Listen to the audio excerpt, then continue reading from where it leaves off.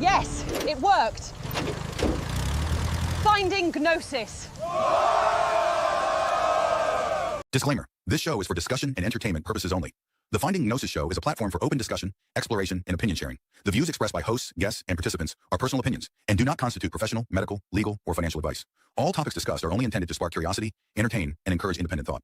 If any subject interests you, we strongly advise conducting your own thorough research using reliable and professional sources. Critical thinking and due diligence is key. Stay curious, stay informed, be well, be lucky, and don't be an arsehole.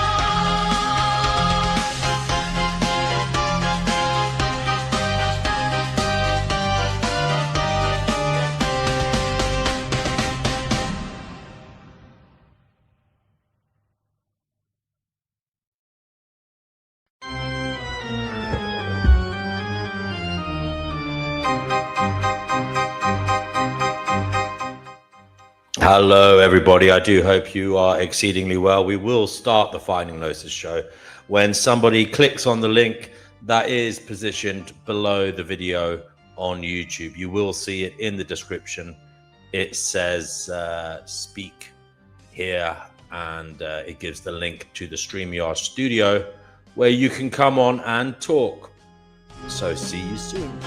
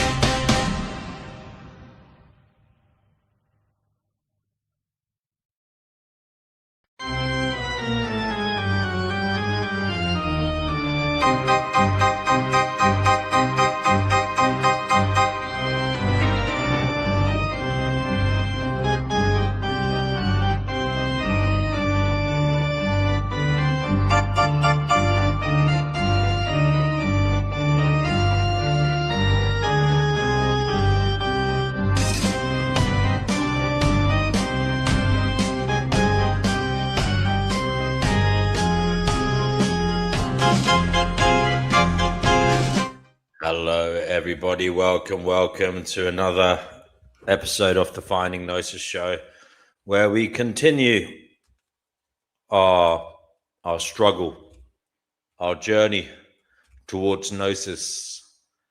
And by Gnosis, I mean understanding, knowledge, and outlook that will help us in our journey through this strange existence to understand what it means and to give us inspiration in relation to what we should be doing whilst we are here. I want to say hello to everybody that's already here. There's about 18 of you watching. If you are watching, do give us a share. Share the show on one of your social media accounts so that we can bring in new voices to help us with our journey towards Gnosis. The more voices, the better. We can compare and contrast. We can eradicate bad ideas, and we can form better, more informed outlooks that will hopefully help us as individuals and as a collective. Chickpea has clicked on the link.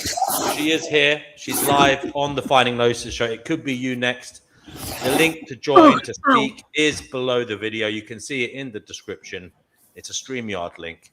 You just have to click on that, and you too will be on the show, and we will work towards Gnosis together. Chickpea, how is your Gnosis hunting going today? Okay. Yeah, I'm all right. I'm fine. How are you? Yes, I'm okay. It was did you stay up late last night? No, not really. No. Not really. That's good. So you're well rested today. Yes. Yeah. Oh, yes. And are you still feeling elevated? Because yesterday you said you were healed on the Finding Gnosis show. No, Are what's you happening? still? Yeah. Well, I'm not. Yes, my soul feels my soul feels very light. It's really Wonderful. weird feel, and it feels like when I was a little girl, I used to be able to hug my soul. I know there's gonna be people in a minute saying, "You didn't have to talk some shit," but when I was young, I could remember when I used to go to bed and I could hug my soul. It was, and that's back. You could That hug feeling. your soul. Interesting. Yeah, I So could you hug could it when I. envelope your inner core. You could give yourself self-love. Yeah. Yes, it was there. Yes, it's back. Interesting. My soul used to cuddle it. Wow. Hello to Black Hole, who says he's walking the streets of Oklahoma City listening to us. Peace to you too, brother. Good to have you with us as you saunter around in Oklahoma. I hope it's going well over there. Hello to T from you. You are here too. Nice to see you, T from you. Roz says, hi, the only piece of advice from a book which stood the test of time for them is to eat only when hungry and estimate how much to eat based on the extent of the hunger. He's right there. And they say it was Susie Orbach, and she said it's fine to eat what you crave, fancy, as long as you are actually hungry. I believe they call that grazing. Is that something? That's something you do, isn't it, Chickpea? I graze. Yeah. Yes, I graze. You only eat when you're hungry, and how long have you been living like that? Oh, since I stopped the whole cooking thing. I've been living like this for years. I've always done it. Decades. Yeah, decades. 3 decades? Yes, 4 decades? 4, 5 decades, 6 decades, 5. 5 decades. When I had control of my own life, then I started just the whole grazing thing. So you have been living as a grazer for 50 years? Yeah, since I've been in charge of my own life, yes. I've always done it. Because I don't... I am a herbivore. I don't care anybody else's, but I am a herbivore, and as such... I know. Yeah. I know. Me too. Yeah, and... Chickpea, what is the best advice you ever received? Who told you it? And what was its effect on you?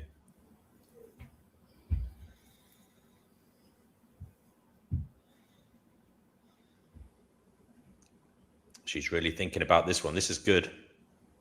You are still there, Chickpea. Yes. You're thinking. Sorry, you said... sorry. I asked you a question. What is the best advice you have ever received, and who told you it? What was its effect on you? Take your time. Don't answer glibly. Really think about it. And Team Fleeca, I'm going to ask you next, so please be thinking about the question.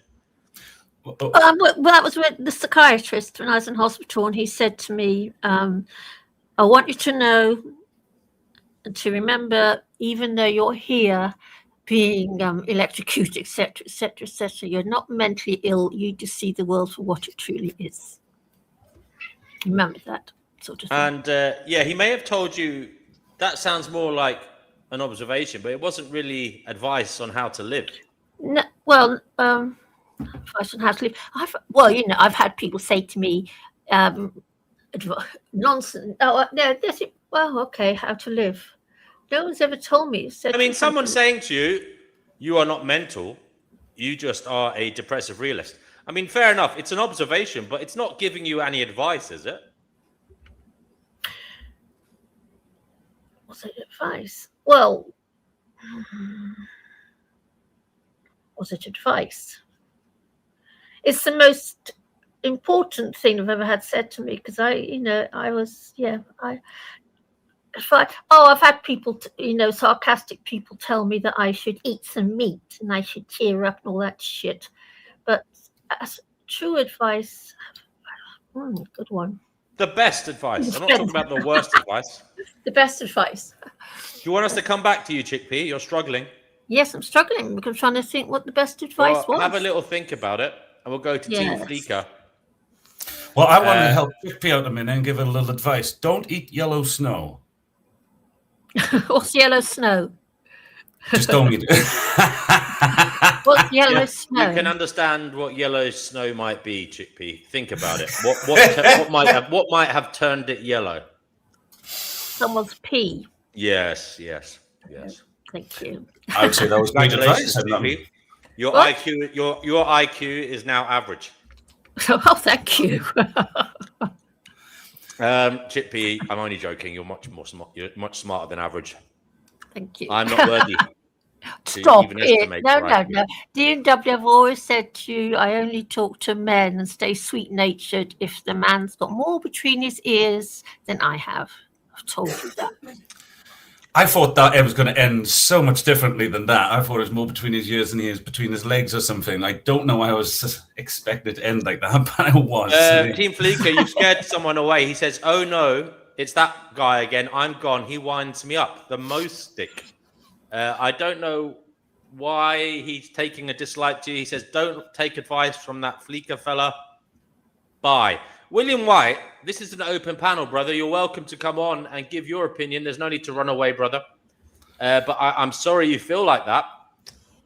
But, if we're going to be adults here, we have to accept that people bring different stories, different opinions, different outlooks to the table. I agree with them. And we are just human beings sitting around talking and trying to compare and contrast our outlooks for a greater perspective. Sorry, Team Fleeker, what did you say? I would say, I should say it fully. I was going to say I agree with him just in a theatrical sense. But of course, I don't agree to leave the room or not join or continue telling us why he feels this way. I think it's interesting. But I do agree that you shouldn't ever take my advice. I don't even take my advice. I just listen to it and see how it works out. If it works for me, it does. If it doesn't, oh well. I share how I see reality with people. You can take his advice if you want to, unless, of course, he was referring to the don't eat yellow snow, and somehow he enjoys yellow snow. I don't know. I don't know. But the advice I was given, the best advice I was given, just don't take things too seriously.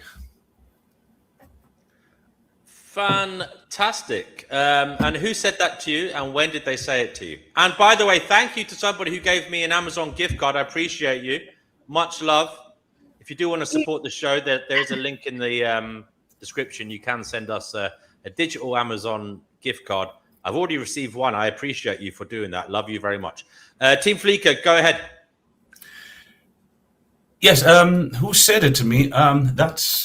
It's difficult. The question would be who would be the first to say it to me, because multiple people have told me the same advice. I think my granddad was one of the first ones to give me that advice. His name was Johnny Marshall. He was a fat, and I say fat because he liked to be called that. He used to call himself the fat scrapman. And he used to go around, he used to like his Euclid, he used to love his cooked dinners, his gravy, and the man worked, but I don't know how he got so fat, to be honest. He was a grafter, but maybe it was his diet and his drinking. Maybe. No, it definitely was his diet and drinking, I think, but I'm just not a doctor. So, he gave me that advice first, as much as other different advices he gave me. He was part of an old gypsy clan, so he had lots of little bits of advice to give. I didn't get most of them. Especially the two heads thing. He used to say, my dad used to have the same thing said to him. I used to say to my dad what it meant. He told me what it meant. Yeah, and I still didn't know as a teenager, but he used to say things like, how can you be so bloody... I'm going to swear because it was his words. I don't want to. He used to say, how can you be so fucking stupid with only one head, boy? That's what he used to say to us. And that's how I was raised, the gypsy and military broken home sort of.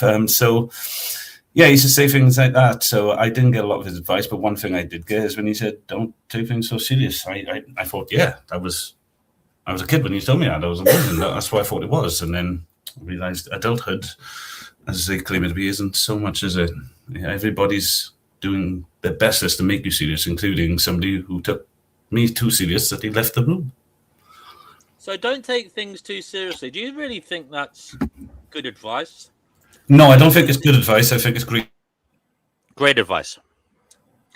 I've lost him. Can you still see him, Chickpea? No, he's on He's hold. disappeared. Yeah. The god against the glib has eradicated him. Yeah. We're waiting for Team Fleeker to come back. But I do speculate that perhaps the god against the glib, that one of the greatest deities that lives above in the clouds, has eradicated him for being glib, saying that the good advice is not to take things seriously, when clearly some things need to be taken seriously, don't they, Chickpea? Yes, yes. What would you say needs to be taken seriously? Well, you know me, the usual rant of mine. I think people should take the suffering of the 92 billion a bit more seriously. Team Fleeker's back. He's loading. Kenny's here. Kenny, do come on. Kenny is getting a little bit serious. He's taking it seriously. Team Fleeker said, don't take it seriously, Kenny. You're taking it very seriously. Because Kenny says, so Chickpea just came on into the studio just to hold court without having an answer prepared, because she's using this show as her little therapy session. What a fraud. Misery loves coming. I mean, Kenny, well, you know, can I say taking something? It a bit seriously there, Kenny. Why don't you listen to Team Fleeker, who says, don't take it seriously? No, Kenny, I didn't say that. I said don't take it too seriously. Don't take it too seriously. Okay. Yes. Well, you're taking it a bit too seriously there, Kenny. Would you like to come on here, Kenny, and tell us the best advice you've received, what it was, and why you feel it was such wonderful advice? So anyway, the best advice Team Fleeker has received. Oh, I'll give Chickpea a right to reply, Team Fleeker. Go ahead. I think I should have the right to reply. In the subject, as far as Kelly's concerned, if Kelly liked me, I don't want to be liked. Kenny, whatever his name is, I wouldn't want to be liked by Kenny for all the tea in China, okay? Because at the end of the day, to have a man like that, like me, would be, well, he's a bit of a trash head, in my opinion. Well, he says it's Saturday night and he has a date, so he's off to get his end away. Well, you know, I cannot believe that as a female is actually so desperate to go out with him, because I wouldn't touch him with a barge pole. Oh, he's got a certain charisma. No, he has not. He's got a good head of hair. But he doesn't have many brain cells between his. Imagine having to listen to that idiot for 3 hours. Oh, good old. He's incredibly boring. Well, the proof is in the pudding, and his pudding is going to be in some lady tonight.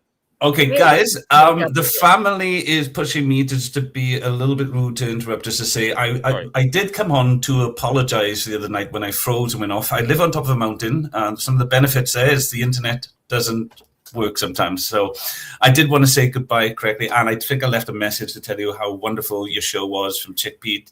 I fell in love with everybody. It's kind of my space. But tonight I did make promises. I will always try to get around and speak to people as long as you let me come on. And I do appreciate sometimes I'm not going to mix with others. You can go take a look at, I'll write it in your thing. It's a metacognitive IQ that I have. It can seem robotic sometimes. Like today, I'm really chilled. I'm really relaxed. I'm ready for this movie night with the family now, and so I hope I answered your question. Sorry I can't be there to continue. I really do. My wife's there going, and I'm like, yes. And I think that's some good advice from your wife. You know. So I want to say thank you both. I hope to catch up with you soon. How long have you guys been together? Oh, me and Lissa together over 16 now. Is it 17? Coming 17 years? Oh, you lucky people. You lucky things. And we've been married for half of that. So lovely stuff. Lovely stuff. Well, look. She's on the wall behind there. That's in Caerphilly Castle in South Wales. We got married. Nice. What film are you watching, guys? That's actually undecided. They're ready to go do a little lottery. What we're going to watch? We think something more from the 90s for our son Carter to show him what we was abused with as children. Okay, well look, have a lovely time, folks, and come back and maybe give us a film review at some point. We definitely will. Even if you guys are still on mad for it later on, I'll see you and maybe jump in. If not, I'll catch you again. Okay. Thank you, everybody, and I appreciate all your patience with me. Bye-bye. All right, take care, buddy. My son is shouting goodbye in the background. Say goodbye, Daddy. Bye-bye. There you go. Take care. Have a lovely time, folks. Bye. Bye all. We have Perpetual Pleasures is in the live chat. He says fixation on every little thing there is to be grateful for. Someone told him that, and he says that's the best advice ever. Did somebody tell you that, Perpetual Pleasures, or did you come up with that advice yourself? Do come on to tell us, please. Kentia says, all you lucky people. Well, Kentia, I'm sure you're lucky in many ways too. Draw out your own gratitude list, and you may be surprised what you have to be grateful for. Kentia, what is the best advice you have ever received? Who told you it? And how has it helped you in life? Or what is it that perhaps is motivating you because of that advice? Kenny says, yes, he can sing. Oh, my goodness me. He hates me because you know what? He doesn't like you. He doesn't like you. He called you an envious vampire. How can I be jealous of a man? I don't understand. She doesn't like men. She's a misanthrope. Jealous of a man, D&W, I said. How can I be jealous of a man? I don't understand this. Jealous of women, yes, that's quite possible, but not jealous. Divine Hazel tells Team Fleeker to have a beautiful family movie night. Yes.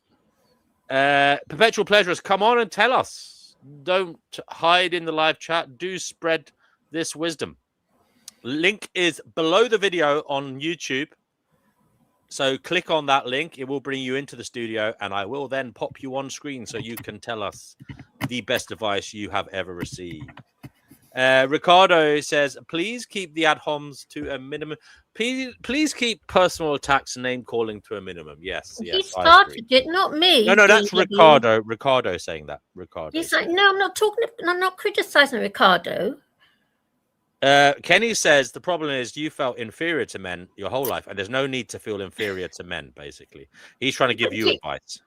How D&W stop it? He's being a nasty little spastic to me. Actually. Oh no! Don't say that word, Chickpea. We told you not that word. There's a few words that are quite harmful. But it's okay to call somebody a CUNT. Yes, that's not. No, that's not okay either. That is obviously that's on the list of words that are problematic as well. CUNT. Don't say that either.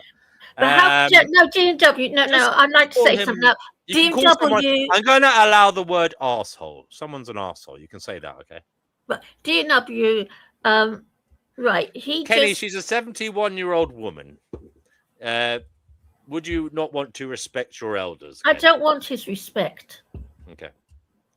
If I had someone like Kenny liking me, I'd be very worried about myself because he's a. I'd be very worried. I wouldn't want his approval. I wouldn't want his approval for all the anything. All the tea in China, as you said. Yes, I suppose you could say that. I'm quite fussy about who approves of me and who doesn't, because at the end of the day, I do not want the love of a walking, talking, living graveyard. You know how I feel? Daniela says, Kenny, leave Chickpea alone, you nasty thing. Hello, Danielle.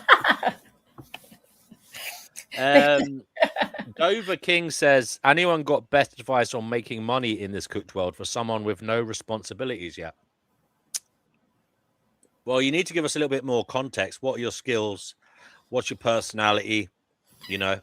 Are you willing to commit crime, etc.? No, I'm only joking about that last bit. But yeah, do come on, Dover King, and perhaps we can chat about that. That's if you're an adult. Adults only, obviously, on this stream. Ricardo says, the best advice he ever got was take it easy. And also someone told him to stop shouting, you attention seeker. Sorry. Who said that to you, Ricardo, and why? Okay. Chickpea, have you come up with any advice yet? Anybody giving you some good advice in life?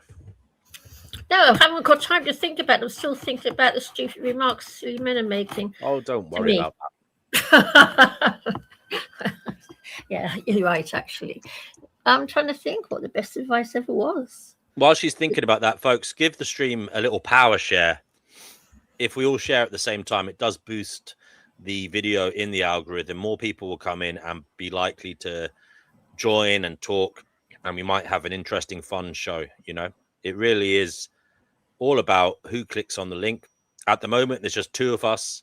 We need more in the room, folks. So give it a share and bring more people to the table so that we can compare and contrast more thoughts and have a fun, engaging, and maybe inspiring and educational conversation.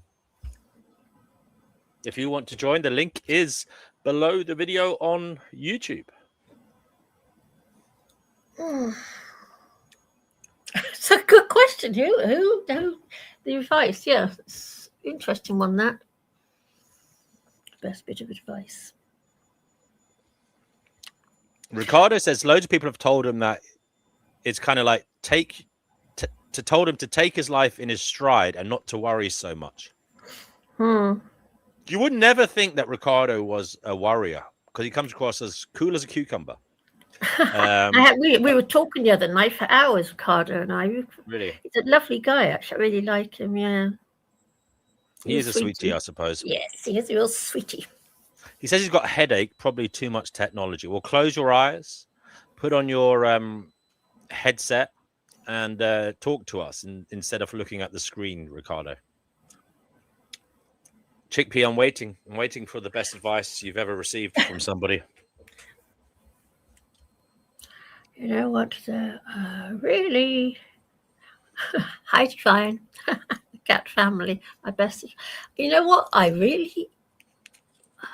I tend to live life very much on my own terms, and I just do what my soul tells me to do. And so if my soul doesn't, because I don't follow my brain, I follow something, some sort of intuition. And, you know, intuition is not to do with brain, with logical behavior, is it? So I always follow my intuition, and more often than not, I appear to be doing things wrong. But am I doing them wrong? I don't even know anymore. I don't know, dear W. I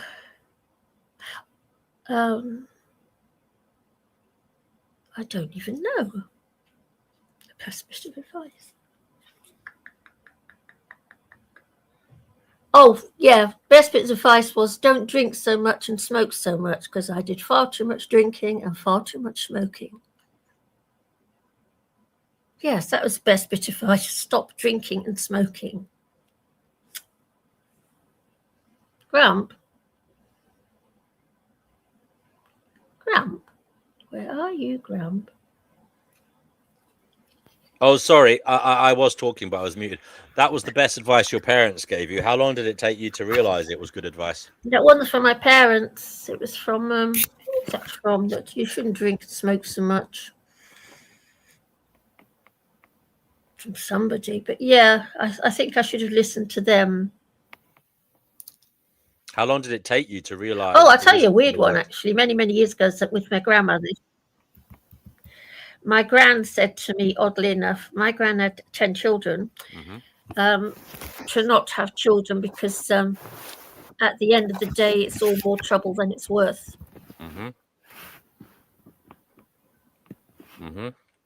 But I didn't plan on having any anyway, so. So what was the best bit of advice you ever received? Hard one, isn't it? Yes, it is a hard one. I would say I mentioned one of them, and that is that I had this friend called Michelle when I was about in my 20s, early 20s, and she was a heroin addict. She was much older than me. She was in her 60s. She was a lesbian, and she had a cat called Salem. And she was a real cockney. Okay. She also was a what they would call a rough diamond. You know. Yeah. She was lovely. But real kind of bit of a geezer bird, you know what I mean? Anyway, the point is, sorry, yes. She said, it's simple advice. She said, be nice to the girls and be cool with the guys. It's simple advice, but it does carry you quite far as a man be nice to ladies, and be cool with guys. And by being cool with guys, it means don't show too much emotion. Don't show too much emotion. Don't don't be don't bend over too much for people. Just be chill, man. Just don't get too worked up about other guys, what they say to you. Yeah, be cool, because at the end of the day, your energy, when you get angry, when you get upset, it does feed some people, and they get off on it. Also, Yes. it gives them power over you. So be cool. Be cool. Do you know that there are courses out there or lessons out there that you can take that tell you to use series of words and this and that and the other to win all arguments, literally to win the stupid argument? Kenny says nobody would want any kids with a lunatic. Why is he saying that? Do let us know, Kenny.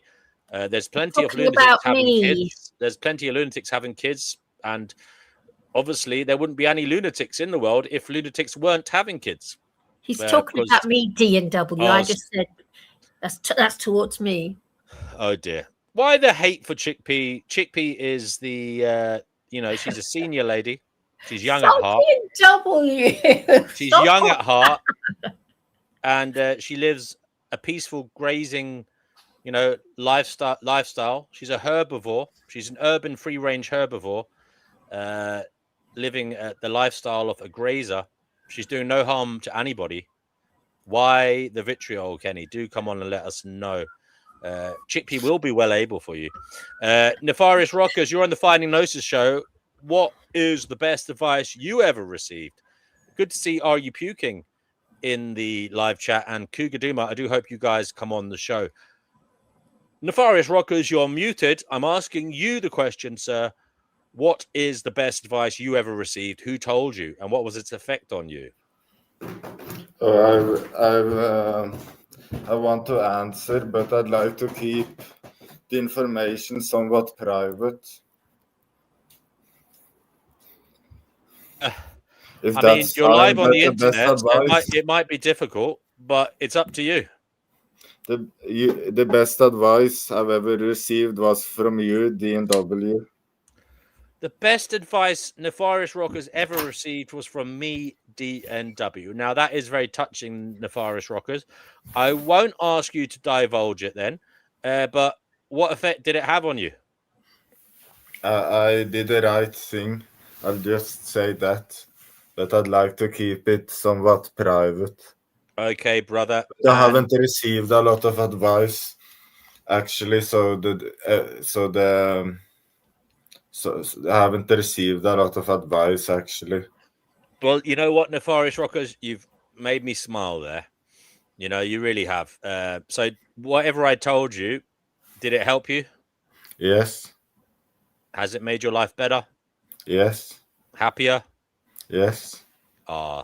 That's wonderful news. And obviously that stays between me and you. And I am glad, brother, that you're doing better. And this is it. Spread some wisdom. Try and help people. And you can lift others up. Chickpea's been lifted up on this stream by somebody else. I think it was Witchy Bitchy that helped her out. Yes. Nefarious Rockers said I helped him out. It's wonderful stuff. It just goes to show people can inspire others and lift others up. Who said there was no hope?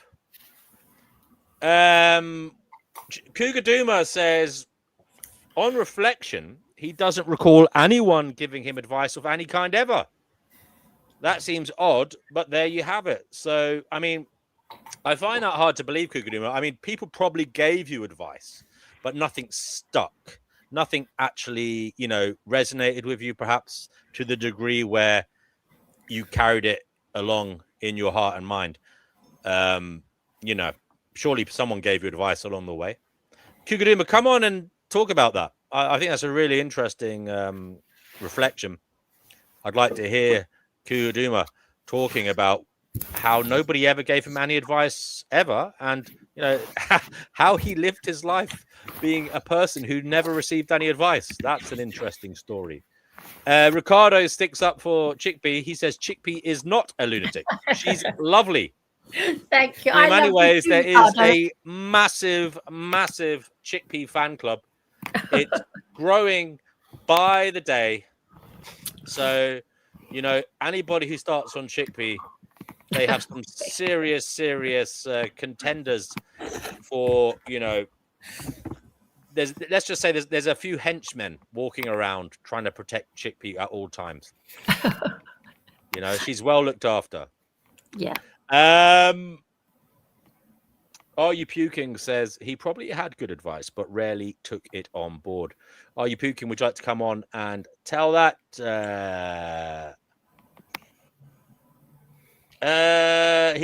Kenny's really on one today. But Kenny, I won't read that out. There's no need for that, unless you want to come on and say things. I don't know why he's getting ready for his date, but he's very busy lambasting. I can't believe that anyone would actually go out with him, I have to say. I'd have to get completely plastered to spend any time with him.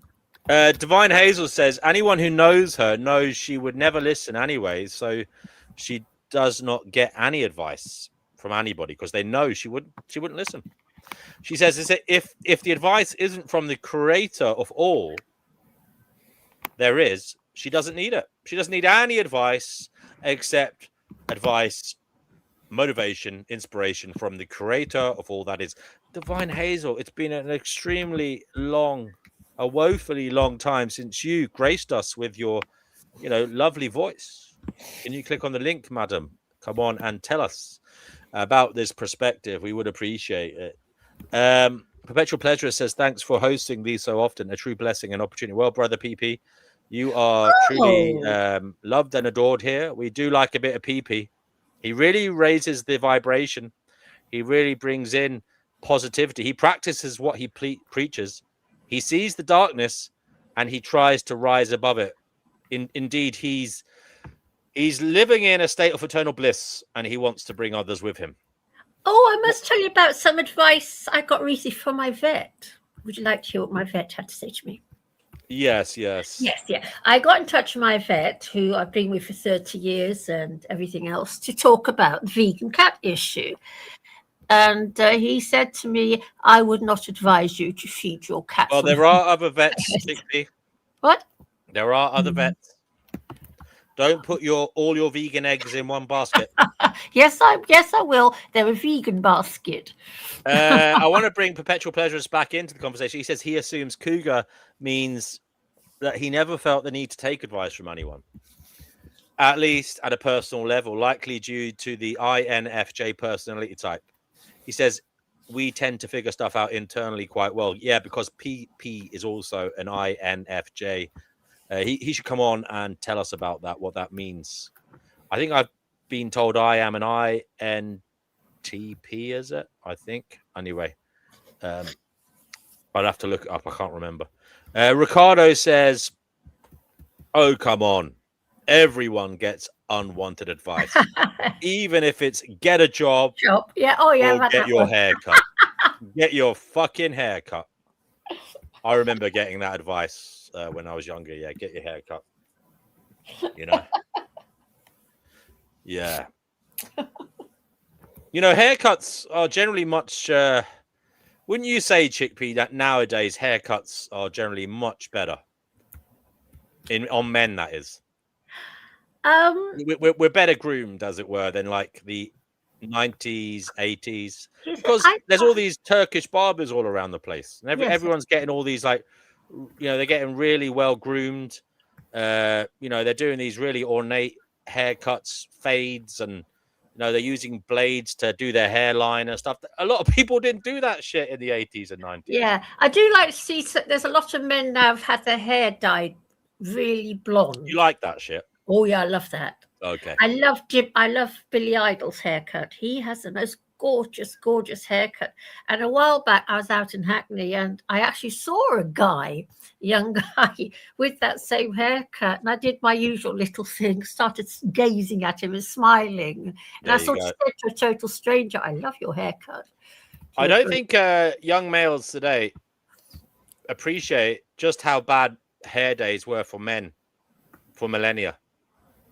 You know, we're kind of living in a time of, you know, great hair civility.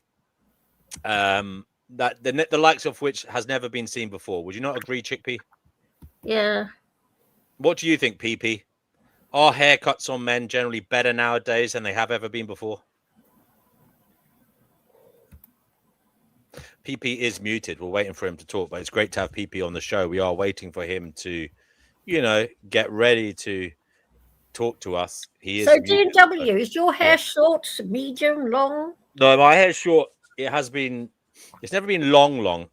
It's been kind of like indie pop, kind of Gallagher brother, kind of when I was younger. You know what I mean? Like indie pop. You know that kind of Beatles hair, the hair kind of. Yeah. Look? I did have Right. Oh, that yes. for a while when I was younger. I think I can talk now. But audio. now I've got the kind of one on top, fade up the sides, short hair. Yeah. All right. You ever dyed it? No. No blonde hair then? No blonde hair for me. What was And my natural what hair was he color asked about? is dark brown, but Alright. it's fading. It's fading every day. Yeah. Oh, you're getting old. gray. Linda. Getting grey. Going grey. They do say that dark-haired people, particularly dark-haired Northern Europeans, are the first to grow grey. It's one of the curses of being a Northern European with dark hair. You generally are one of the first people to go grey. Yeah, that's what they say. All right. I don't know whether it's true.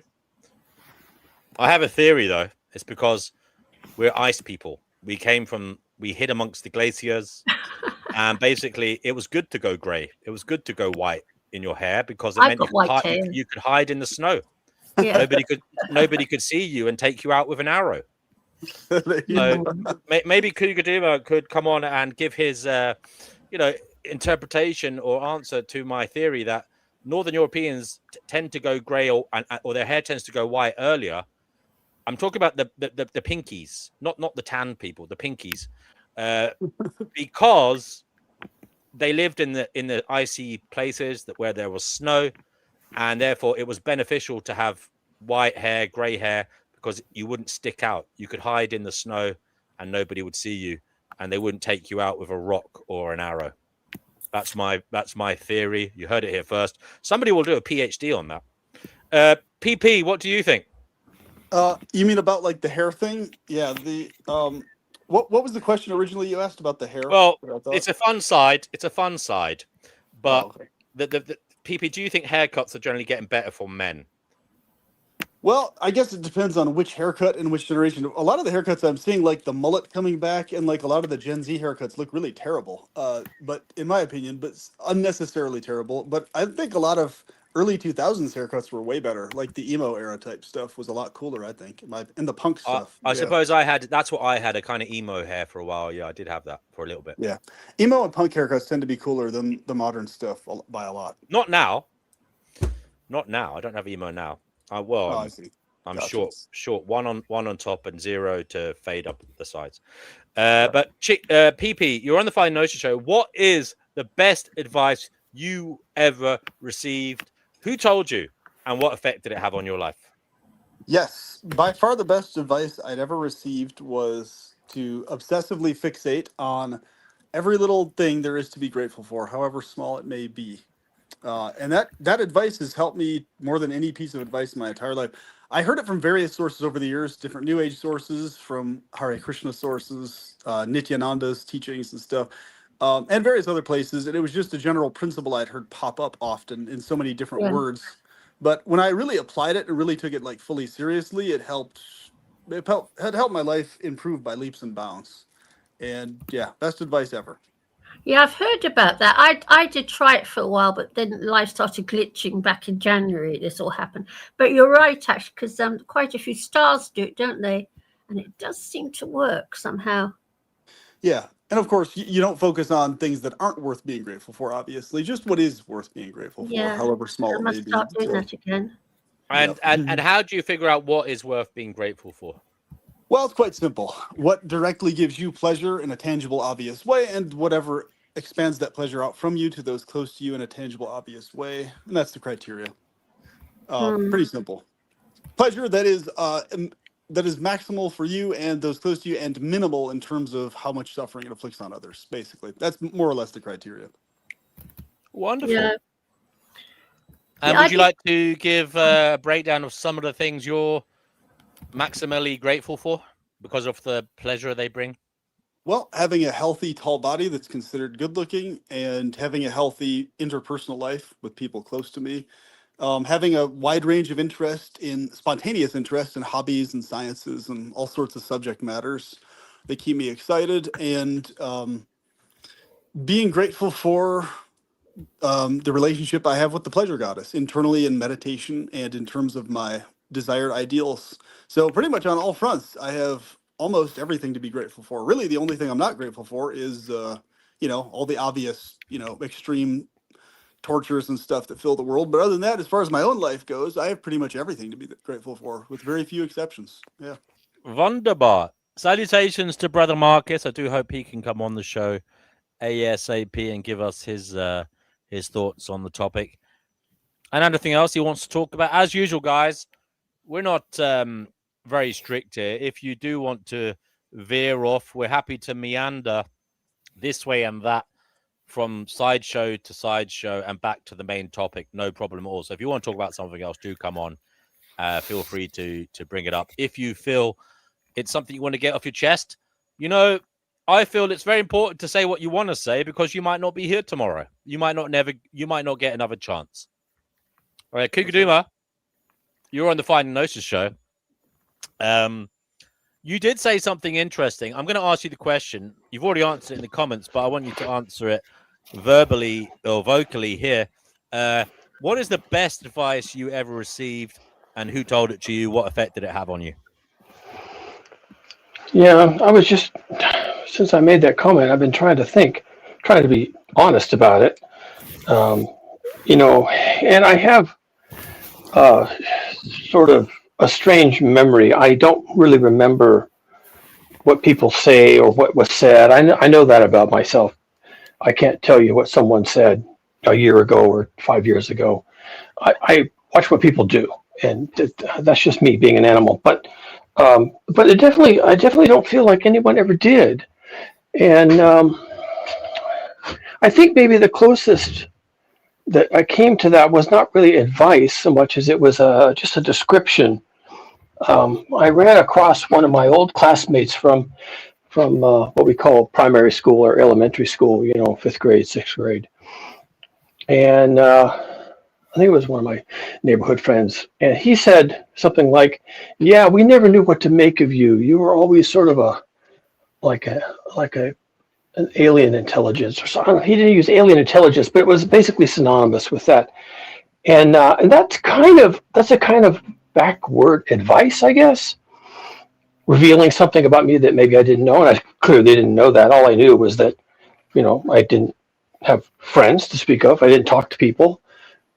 Teachers liked me. I mean, I did my assignments. I participated in everything that I was supposed to participate in. But, I didn't hang around with people much and never got any advice.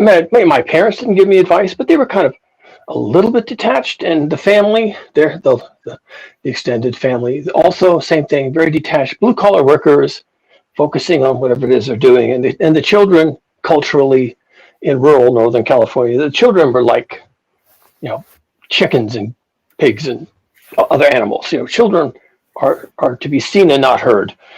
So, I never got much from those people, but I don't resent it. That's just the way it was. And I figure I turned out okay. I'm married now. Pugaduma, I'm going to say the same thing to you that I said to Chickpea. I don't think that was advice. That was just someone's observation. Yeah, that's how I kind of feel, but maybe it's someone trying to tell me. We may have even been in a conversation like I made just what I just said to you. Like, yeah, I kind of, do my own thing. I don't really pursue people. And I think someone said, yeah, and we always sort of thought of you as a kind of an alien from space. And how to interpret that? I don't think that it was a good friend. I don't think it was someone being mean, but it's like, oh, I definitely didn't know that about myself. So was it advice? I don't know. It was an observation. Read into it what you will. Yeah, I mean, look, it's only in your view, it was advice because it inspired you to think about something and live differently. But not everybody has that next level way of thinking. So I don't think we could classify that as advice. It was an observation that inspired you to think differently or to think differently about something. But again, I don't think it was advice, Kugaduma. Has nobody ever said to you, do this or do that with your life, or don't do that? No. Well, I have the first good piece of advice for Cougar Doomer. You ready? Sure. The first ever official piece of advice. Can you speak louder into the microphone there, PP? Yes. Yes. Can you hear me okay? Yeah. Yep. Keep being an absolute badass for the rest of your life. There you go. There's my first piece. Okay. Well, that's probably easy for me to do. Thank you for an easy assignment. And it's not easy for me to do because I'm a badass. It's easy for me to do just because I'm basically bad and I don't care.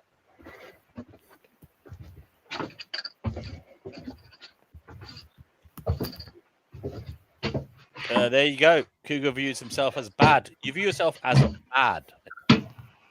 Quite an attack on oneself there, Cougar. Why are you bad?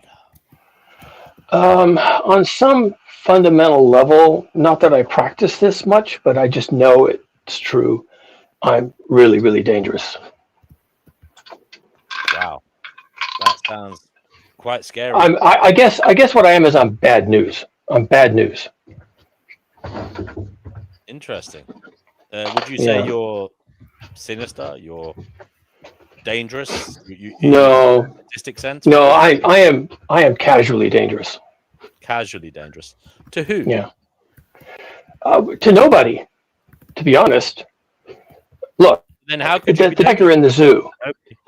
The tiger in the zoo is casually dangerous by nature. So you have the potential to be terribly dangerous. Are you a... No. I am always terribly dangerous. I have the capacity for absolute ruin.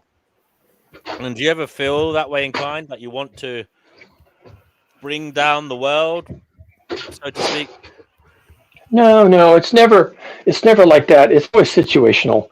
I just find myself in a situation and all my instincts just go from nothing to 10. And at that point, you don't want to pursue whatever it is you're doing because I'm really dangerous at that point. Interesting. PP, what do you think of this dangerous man? Have you got any advice? PP, he says no one's ever given him any advice. You just gave him some advice. Kugaduma, PP just gave you some advice. I don't know if you are aware of that. So you have actually received some advice. He said, keep being a badass. Yeah, I think at this point, I'm about to turn 67. It's too late for me to be anything other than a badass. But just to put some context on it, here's how my badassery plays itself out. I had a shop that I built, a 10 by 12 shop that I was going to do cabinetry in, and it was up on whatever we call them, pier blocks or cinder blocks for a foundation. And I thought, okay, I'm going to dig a basement under this 10 by 12 hut. It was fully framed, floor, big ceiling, everything. It was like a little house. I'm going to put a foundation under this, and it's going to be deep enough for me to walk under comfortably. And I'm 6'2", so that was my thought. Now, I know how to do that. I just know how to do that. And I bought the tools, and I bought some special screw jacks to hold up the building while I was digging the dirt out from underneath it. And so I did that, and it took me like 3 years. I have a Dodge pickup that's also a dump truck. I converted it. Oh, more badassery. I converted my 68 Dodge 1-ton pickup to a dump truck. Okay, I just did that. And then I hauled all this dirt to the truck and dumped it at the landfill. And over a couple of years, I built a basement under the shed. Never moved the shed, never lifted it, never set it sideways, just built a complete full basement underneath. It's wired. It's got water. I ordered a toilet. It's going to have a toilet. I'm thinking of it now as a fallout shelter in case things get really hairy out there. Now, I call that being a badass. I just tackle things like putting a putting a dump kit in my truck so I can haul dirt to the landfill. Then digging a basement by hand and hauling that to the landfill. And I just do things. It's a kind of badassery. When people see what I do, they're like, Jesus Christ, you're an animal. And it's true. That's what I am. I'm largely harmless, but on the other hand, people who can do things like that and be completely successful and be completely confident from the first thought to the last execution, people like that are like MacGyver. Just bad. I'm bad. I don't know if it's a good thing or a bad thing, but I'm bad. I thought Michael Jackson had joined the stream there for a moment. I'm gonna say, we got Wild Heart here. Wild Heart, you're on the Finding Gnosis show. What's the best advice that you've ever received? Who told you, and what effect did it have on your life? Oh, that's a good question. What is the best advice I've ever received? That might take some thinking about. You might have to get back to me on that. I might have to think about that. What is the best advice I've ever received? Was it when I told you to give up drinking because it slows your thoughts? Yeah, that might be it. Yeah. I genuinely don't know. I think the best advice you can have is to learn like new things, you know, to get a good education. Yeah. Keep learning. Yeah, but I don't know whether anyone told me that. Who told you that? Yeah. Who told you that? Me that? No one told me that. I'm asking advice that people have told you. Yeah, that's what I'm trying to think of. Okay, well, look, we'll leave it with you. I know you came unprepared. You just popped on here, and that's okay. We'll move back to Nefarious Rockers. You haven't said anything for a while. Do you feel compelled to enunciate anything right now? I haven't really been told that much advice.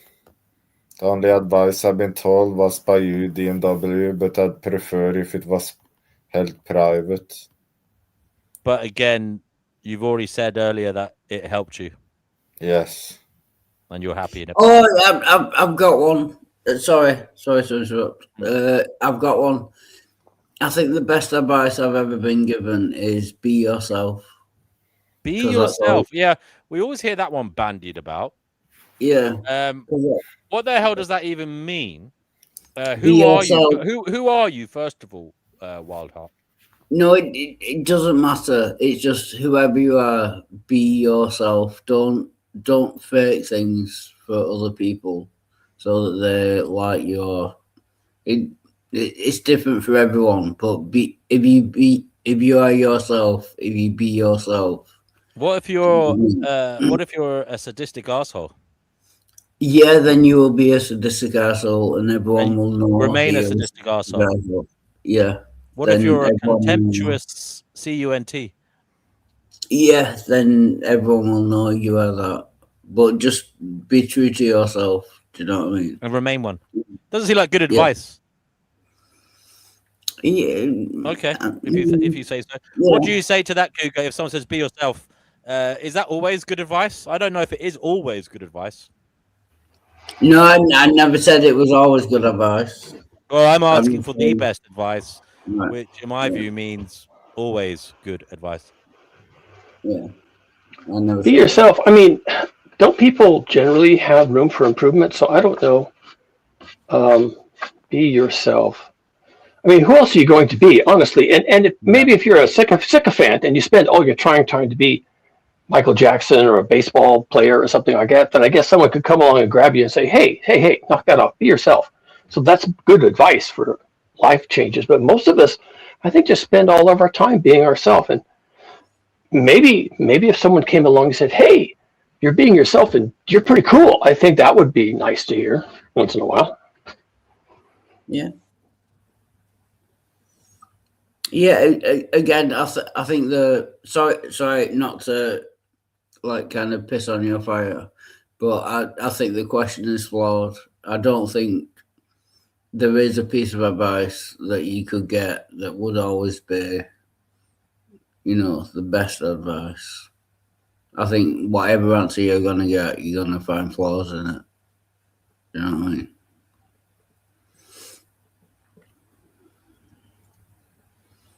Not to piss on your fire. Chickpea, have you had any inspiration as to what the best advice you've ever received was? You've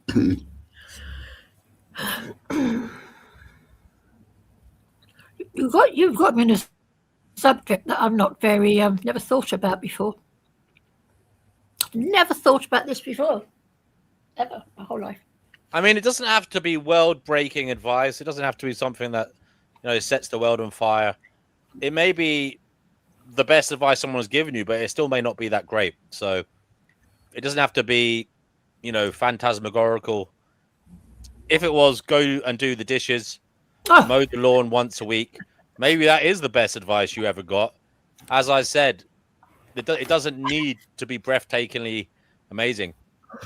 So don't get swept up unnecessarily worrying about this. Yeah.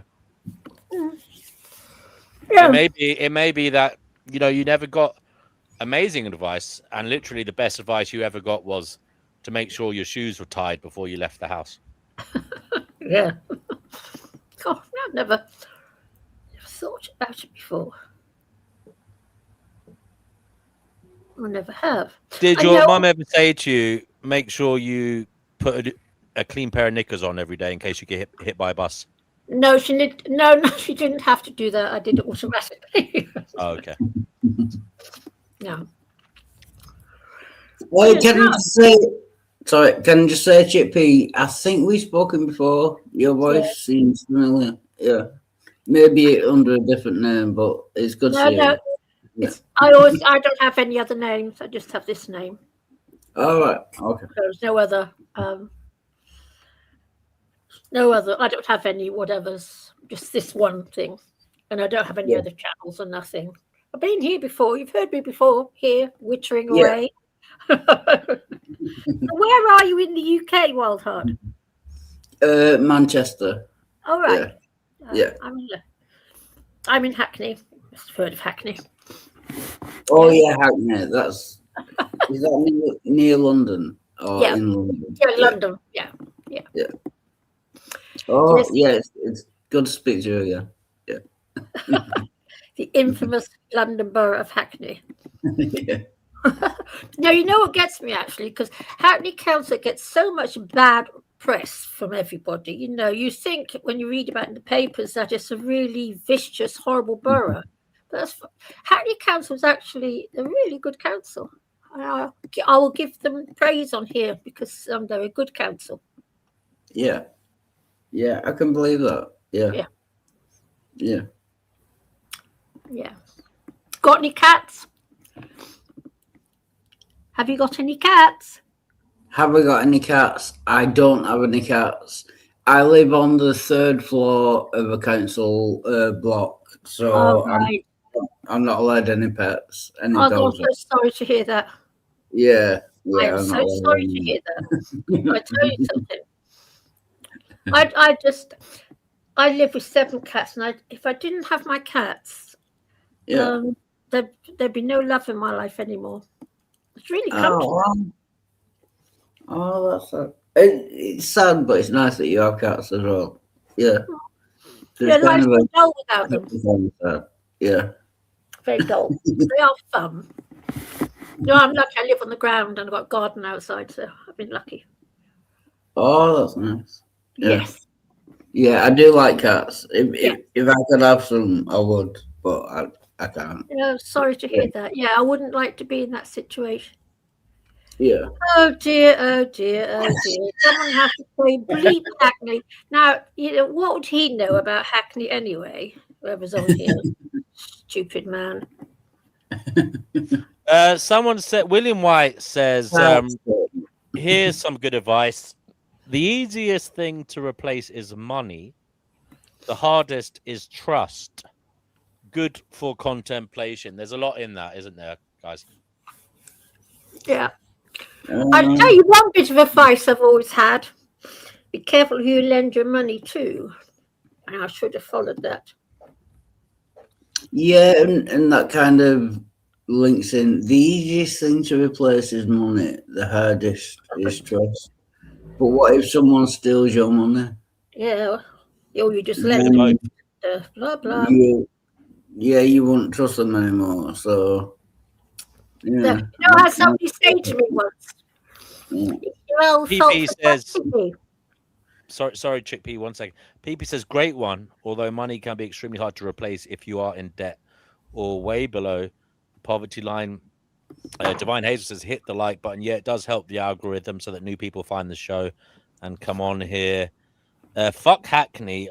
Someone just felt compelled to say that. KFA, is it? I don't know why they felt compelled to say that. Maybe they had a bad experience with Hackney. Perhaps you could come on and tell us, KFA, why you felt the need to say that. What happened in Hackney? What did Hackney ever do to you? Do let us know. That makes me so cross because I tell you something. This is actually not a bad borough to live in, for all its faults. I'm guessing it's got something to do with the male public toilets. Do you know what I mean? No, I wouldn't know about the public toilets, so I wouldn't know. I don't use them. I've got this weird bladder, and you know what? I could go out and not get the loo all day long. It's really weird, so I don't use public toilets. Yeah. Yeah. I wouldn't know anything about public toilets. Give your best advice to those watching, Chickpea. Give your best advice to those watching. Stop. I won't say it, D&W. You know what I'm going to say. You can say it. Stop being party to the murder of the 92 billion. Go vegan, folks. Oh, I've got to ask the question. What is the 92 billion? Sorry, 92 billion land animals we bring into being every year and then slaughter in the slaughterhouses, etc., etc., etc. I'm a radical vegan. I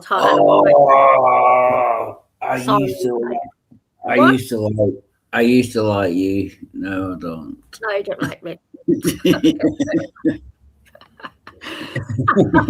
Yeah, I'm very radical. It's my main grudge in life. And if the meat eaters weren't here, I'm talking about the human meat eaters now, not the animals eating meat, I would be a happy lady on this planet. But because of what goes on, I'm unhappy. But wait, first of all, why are you a vegan and why are you unhappy about other people? I don't like cruelty to animals. I just don't like what we do. Yeah, but it's not really cruelty to animals, is it? Oh, really? Isn't it? How would you like if someone did that to you? No, but animals kill animals. Yeah, I know that. But, I'm not going to compare myself to an animal, okay? I'm a human being. I've got you know human beings are animals.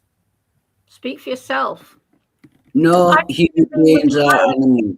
Yeah, but animals do not thank Whoa. Do you agree that human beings are animals? Most are, yes. 98% are. No, all human beings are animals. No. 98%. No, Did you come up with that number? 98% are meat-eating trash, in my opinion. That's your opinion. That's not fact. Do you agree that human beings, Homo sapiens, are animals? We are part of the animal kind. Do you always compare yourself to a creature with an IQ of 15 or 20? No, I'm saying, do you agree that? No. Okay. Now, a cat. You're not answering the question. No, You're not answering the question. You're not answering the question. No, do you agree that Homo sapiens are animals? No. You might be, but I'm not. So I am the same species as you, and you are not an animal, and I am. I don't think like an animal. I've got a higher IQ than the average animal. Sad, brutal reality. I've got So empathy you, and yeah. respect for life that the average lion even doesn't have, which is Right. So you think you're not an animal? not in the same way as other. Oh, for goodness sake! All right, I don't be funny, says to you, okay? But a fox can kill a hen and eat it in 1 or 2 minutes. I'd like to see you catch a fox. That's nothing. That's nothing to do. That's absolutely nothing to do with it. Do you believe that you are an animal No. as a Homo sapien? You think so? So what? Sorry. Just that So you know what? what? Fuck off, KFA, okay, you stupid, stupid little man. Yeah, KFA really has a bee in his bonnet about Hackney. He says Hackney is a dive. Really? There you go. A dive where the average house or flat cost you £400,000. Yeah, that's how much of a dive it is. And I'm sorry. I'm not trying to be unkind or unpleasant to anyone. But I know I'm right. That's the problem. So you're saying you are a Homo sapien, but are you saying all Homo sapiens aren't animals? Actually, I think the average Homo sapien is an absolute bleep hole. That's what I'm saying. So more. Are you saying most Homo sapiens are animals, or all Homo sapiens are animals? Because that's what defines. I said bleep holes. Okay. Yes, I'm very So, radical. I'm very. Thing is, okay. Animals do not factory farm each other. Okay, they don't. I'm not opposed to. yeah, we do. Do you agree that humans are animals? You might be. I'm not. The answer is yes. No, you are. I'm I'll not. give you a clue. You are. I'm not. I even No, my faults. no. I'm on a If higher I'm level. if I'm a human and I'm an animal, and you are a human, then you are an animal. That's how it works. No. I am a bit of a higher being stuck in a meat Well, bag. you are higher. Oh, that's offensive. So you are a higher being than me, even Yeah. though we are both humans. Yes, I'm afraid I do think that actually. Yes. You are a high. You are a high. I'm not a living, talking, walking graveyard like you are. KFA says Hackney has no consciousness, whatever he means by Oh, that. for fuck's sake, stupid man. Yeah, Hackney's one of the liveliest places in London.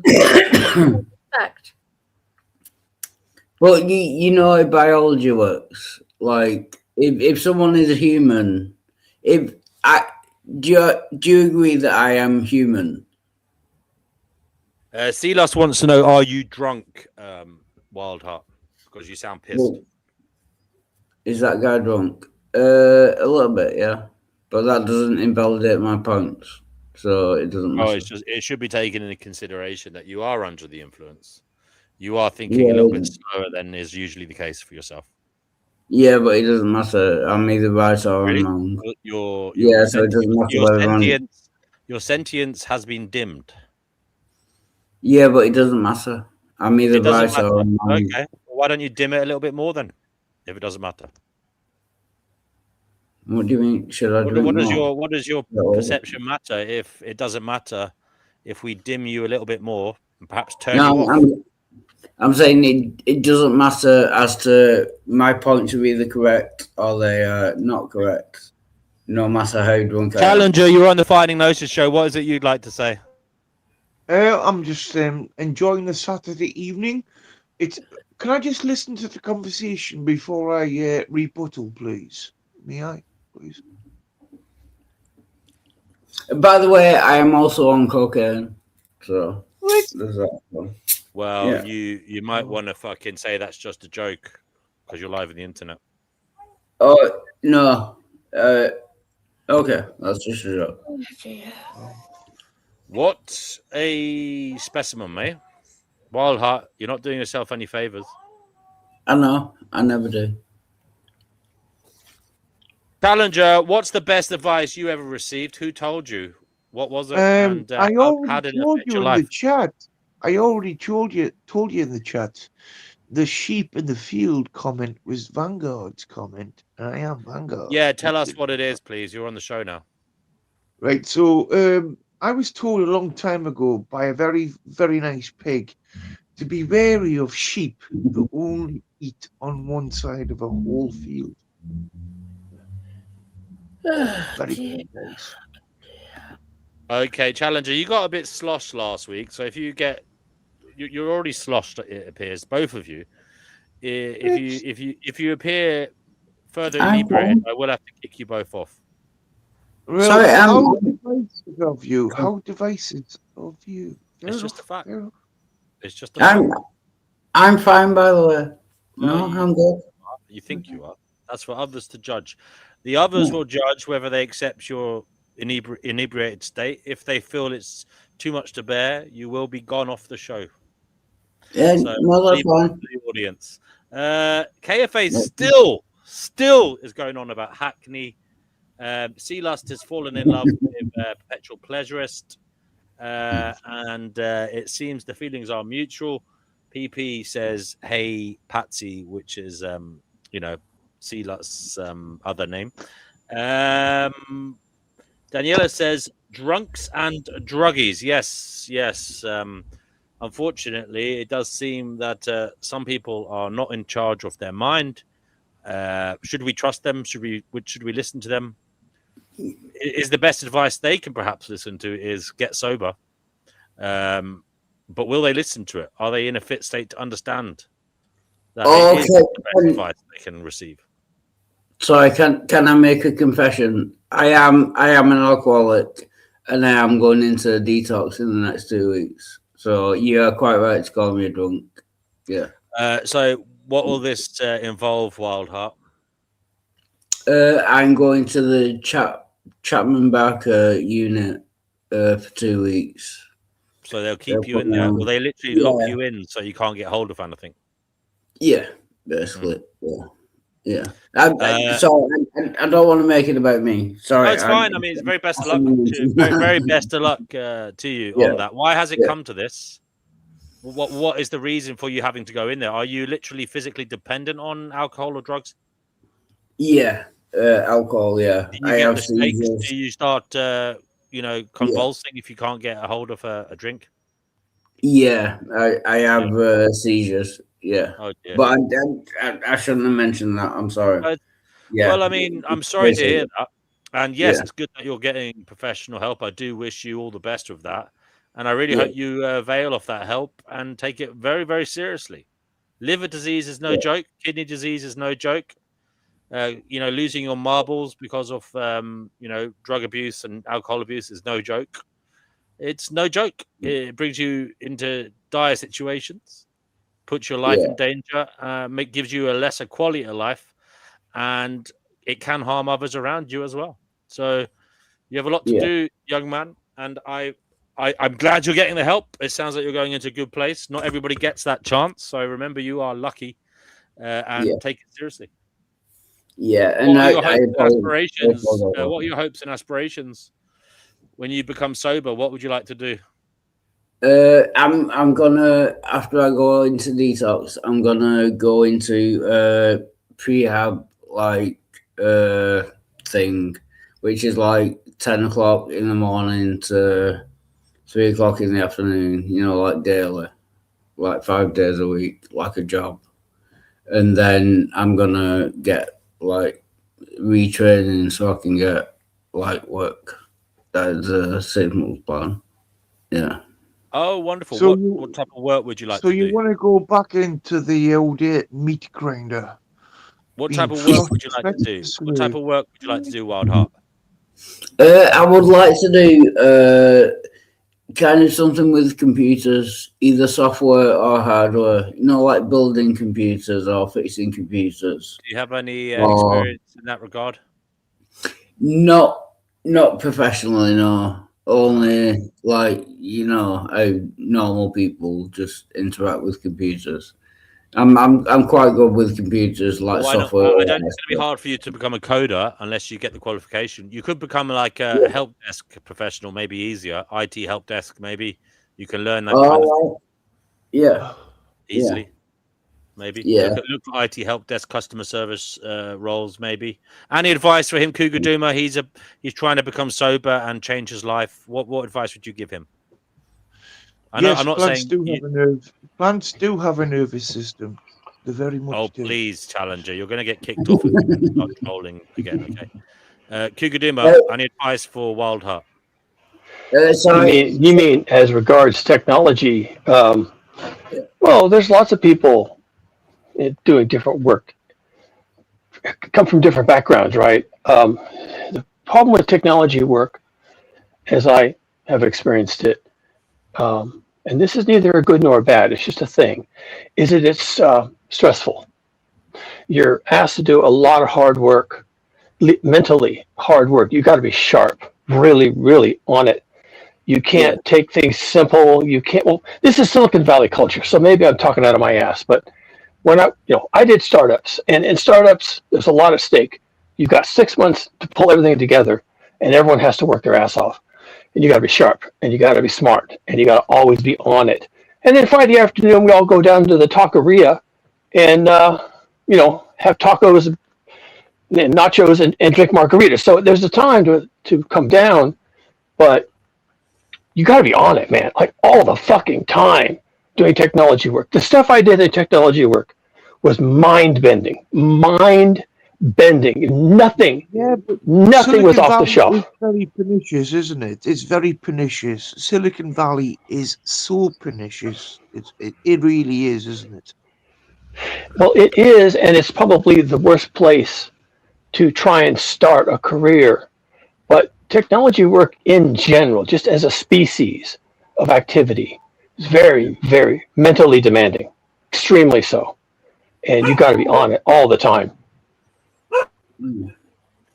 Just to be clear, if it helps, excuse me. I was like a plasterer for like 15 years. I'm a trained, qualified plasterer. But I can't do that anymore because of my back. So I've got to kind of switch careers. So I was thinking of computers.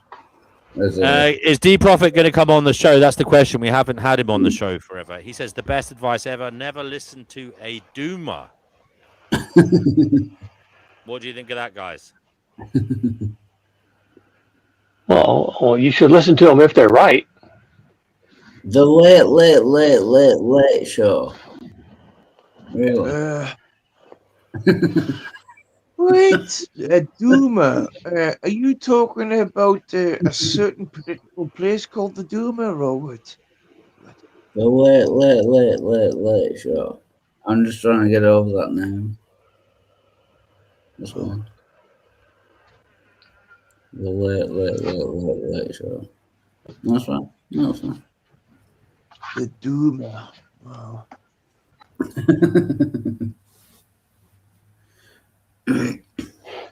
So I guess I do want to clarify something. I'm a technologist, but I came into technology from doing data analysis, and I did data analysis as a environmental scientist. So I'm not a doomer. What I am is I'm a realist. And if I think you're fucked, and I have good data to cover that, then I want to tell you you're fucked. I will also tell you that you're doing the right thing, but there's a time when we have to be honest. What I am is optimistic. I think people can do a lot of really amazing things. I've seen people do amazing things. My time in Silicon Valley doing startups taught me that people can do amazing things. Seriously, I was in the room when amazing things were going down. And I have a lot of optimism in people. Some days I don't. Well, that's most days for me. Humanity is not very optimistic at all at the moment, is it? Can I just ask, what is your metric for deeming someone as being, as you put it, fucked? What is your metric for that? As to Okay, fair enough. I actually don't have opinions about individuals. I think most people struggle and they Yeah, do the but you best they said you're a can, and data that's fine. analyst. When You said you're I a data own, analyst. Look at the data. You just have to browse at the data. Humanity's pretty well fucked, isn't it? So far. yeah, I think so. No, but he was talking about individuals being fucked. I'm optimistic about no. I'm optimistic about individuals. I don't really feel like people as individuals are fucked. I think people have a lot of capacity to do amazing things with their lives. Where it becomes sketchy is when you find yourself in an environment where either the tools aren't available, the resources aren't available, it's violent, there's oligarchs everywhere, there's no rule of law. And I think even if you're a very capable individual and you love your family and you love your community and you go to church every Sunday and all that, I think you can be capable and plugged in and even optimistic, and you can still be fucked. And that's where I draw the line.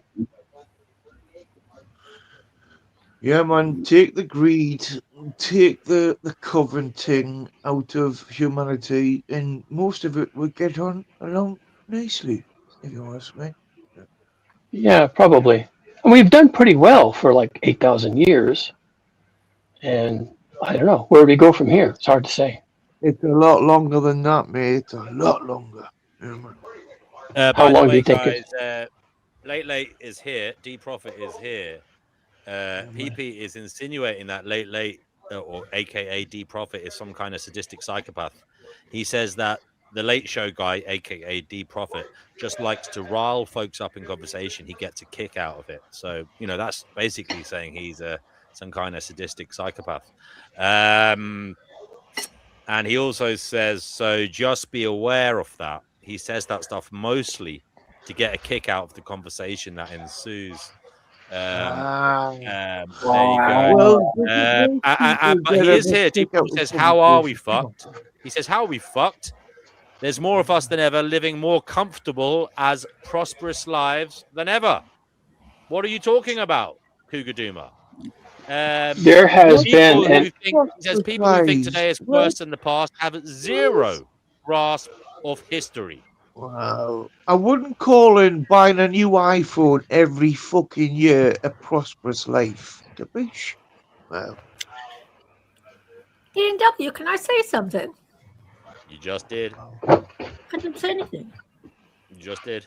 That's two things you've said now. Who, me?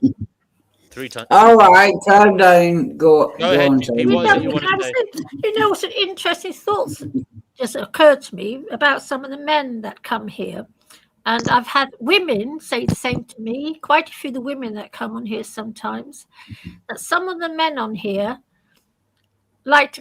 are very, very anti-female, I've noticed, and very bullying and very ill-mannered and all the rest of it. wow. And I'm not the only female that has said that. I'm not the only female that quite often leaves because certain men are on the panel. I hate to have to say that to you, dear W. But you wouldn't say that about any of the men here, would you, right now?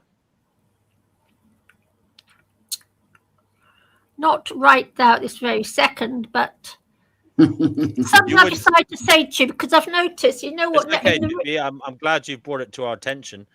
No, we will delve into that matter, and we will, I'm not the only female carefully, forensically look. Stop being so can I- facetious, D&W. No, I'm being serious. I don't want women haters.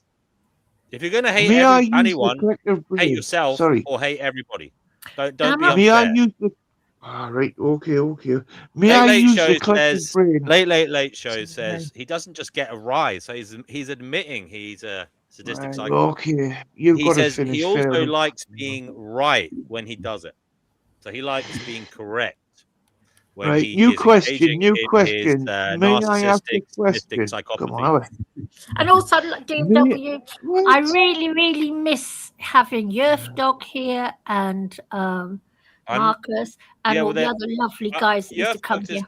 Hasn't been around for a few days. I hope he comes back. Marcus is here. Wow. He'll come on later, hopefully. Life abolitionism says he takes up. He says I take up for the women. I'm not sure what he means. I take up New for question. maybe New he gets question. taken Totally by off the women. string of What the hell do threads. you mean by that Totally statement, threads LA? fucking Come on break. and let us know. What the fuck? New Can I question. Can I ask the collective brain here, what was the European Parliament called? The Duma? Was it Polish or some sort of previous Soviet region? I just remember there was like a parliament called the Duma before. Does anybody know that one? No. No. No. Global Solidarity says 1.5 degrees Celsius above normal today, 2 degrees Celsius by 2050, 3 degrees Celsius by 2100. There is no return to normal. And Late Show, who is hiding in the comments, he's hiding in the comments. It's easy to fling mud from the comments section. Come on here and say it, D-Prophet. Well, maybe somebody in chat will says, know sorry if the I'm previous aggressively European right. Parliament called the Here's Duma. another one. Challenger, I'm The talking, juicy sorry. styrofoam. Oh, for fuck's sake. Late Show says, sorry if I'm aggressively right, Chickpea. I'll try really hard to wrap the truth in They're styrofoam. always right. I've There you go. noticed that. What a cheeky monkey. The men always think they're right. If you're right 51% of the time, well, congratulations for you. I think it might have been Poland, you know, the Duma, but it wasn't D-O-O-M-E-R. It was like D-U-M-E-R, D-U-H-M. Yeah, Special no. Treasurer says he means he takes up representing their challenges if they can't. So he's talking about LA. LA is apparently the savior of womankind. He takes their points seriously. He battles for women all over the world, and but he doesn't battle for their right to be mothers. So is he truly a friend of women? I don't know. Maybe he could come on. I'm just saying, DD&W, you get quite a few nice little male bullies on here. I suspect in the real world. I mean, look, isn't that the way of the internet? Isn't that the way of the world? You go anywhere, there's going to be bullies. There's going to be nasty people. I mean, it's not Yes, but just I've noticed here, these are characterize men this who place as in any way different from anywhere else. You know, the link is not in the chat, just so you know. We've changed it. It's below the video. It says it in the description. Below the video title. It says it in the ticker here, below our video on YouTube, and it says it on all the banners I've been showing. The link to join the show is below the video, and that's how everybody got here. Even Global Celebrity now is just posted the link, the streamer link. Everyone wants to So Vegan Equilibrium just joined. PP, you've come back, but Vegan Equilibrium, what is the best advice you ever received? Who told you, and how has it affected your life? The best advice I ever got was to get a vasectomy. My oldest brother told me, and yeah, it was definitely the best advice ever. Your oldest brother told you that? Yeah. How long ago? Years ago. Well, can I ask you a serious question? Are you a Christian? Who's being asked? Yourself, who has had the procedure of tying your tubes. It's not tying. It's not. But no, I'm not a Christian. Right, fair enough. But anyway, what about abstination? And in other words, why would you want to mutilate yourself not to have any more? It's not a mutilation. It's not a mutilation. It's actually an improvement. A mutilation is when you mangle or completely destroy the integrity of an organ or something. This is a surgical procedure that very carefully and intricately separates the vas deferens from the epididymi or whatever it's called. And just don't have any more children without and it's not in any way a mutilation. A mutilation is if someone fucking puts a knife Mutilation. in their balls and just twists. Can I just point out the hypocrisy of someone? I presume you're Christian. Claiming. Wait! Before you do that, why the hell would I abstain when I can have sex without having to worry? I can have as much sex as I want. Why would I want to abstain from that? That's ridiculous. What do you mean before I say that? Why did you interrupt me to make that? I just wanted because I wanted to finish. He had said something. I wanted to finish my point about having a vasectomy. I understand, mate. I understand, but anyway, when you slice any human part to stop a natural function, it's a mutilation. Circumcision. So you're against circumcision? No. It's not a mutilation. So when you get a life-saving surgery, is that a mutilation? Wait. Christian, there's a guy to my left. I can't see him there. But are you saying you are against circumcision? I'm against circumcision because there's no good reason for it. I'm asking him. Leave the helmet Are on, you mate. against Leave the circumcision? helmet on. Are you against I'm a big circumcision? foreskin. I love foreskins. Foreskins should be left alone. Leave foreskins. Damn, this guy loves foreskins. This guy likes foreskins. He said it. Right, so you are a Christian and you are against circumcision, so you're going against the word of God. Leave foreskins alone. Leave foreskins alone. We all need foreskins. Are you a Christian? Are you a Christian? Who, me? Yeah. No, mate. I'm a pagan. Oh, that's fine. No. Yeah, that's fine.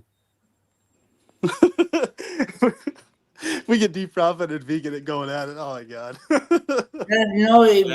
Deep Prophet says, imagine not wanting to inseminate a woman. Yeah, imagine getting to bust inside her all you want without ever having to worry about one of those screaming, disgusting, needy, fucking gross little creatures ever falling out of her. Wow. And having to spend at least $500,000 to get them to the age of 18 and then to be stuck taking care of them the rest of your life. Wow, I'd still left my tackle left alone. Capiche? All right, if you want to abstain from having sex because you hate having sex that much, then go right ahead. I don't. LA comes out of nowhere and says he's glad said he has I'd prefer my tackle intact. I prefer mine's intact too. Mine's well intact. Except for the fact that I don't have a foreskin, which I am annoyed with my parents about that. So, are you Jewish? Yeah, it's a good job. My family's Jewish. It's a good job that you're a pagan, not a Christian, because if you were Deep Prophet says raising kids isn't that big of a deal, bro. He also says grow the hell up. He's smoking the copium. Wow. Perpetual Pleasure says circumcision of infants is hellish and evil. What kind of pagan are you? Like Wiccan or? Are you talking to me, Mr. Spectacles? Yeah. Mr. Spectacles. Yeah, I'm just interested. What kind of pagan are you? I'm very much a Viking Scottish pagan. I mean, not a pagan. So, what gods do you believe in? Odin. What gods do I believe in? A lot more than you believe in, because you believe in monotheism. I don't believe in monotheism. I don't. Why did you assume that I believe in a god? Because you assumed in what I believe in. Fuck off, will you? No, I'm an atheist. I don't believe in any gods. What gods do you believe in? There's not anything to assume. So if you assume, I will assume. Capiche? Wow. But does pagan not mean? Does pagan not mean that you believe in multiple gods or multiple deities or something. Monotheism, polytheism, not monotheism. Yes. Yeah. So I was correct. I wasn't assuming. You said you were pagan, which means you believe in multiple gods. So no, I was not assuming. I was going based on what you said. All right. Well, I'm not so much of an arsehole that I won't pick on that one. But anyway, crack on. So which So I gods? asked what gods you believe in. It's not. Sorry. It's not like an aggressive thing. We're just asking. By the way, We're just asking what gods do you believe in? It's not like just a general question. What gods do you believe? All I've got to say to you is, in the old gods and the new gods, I find We believe in the old gods and the new god.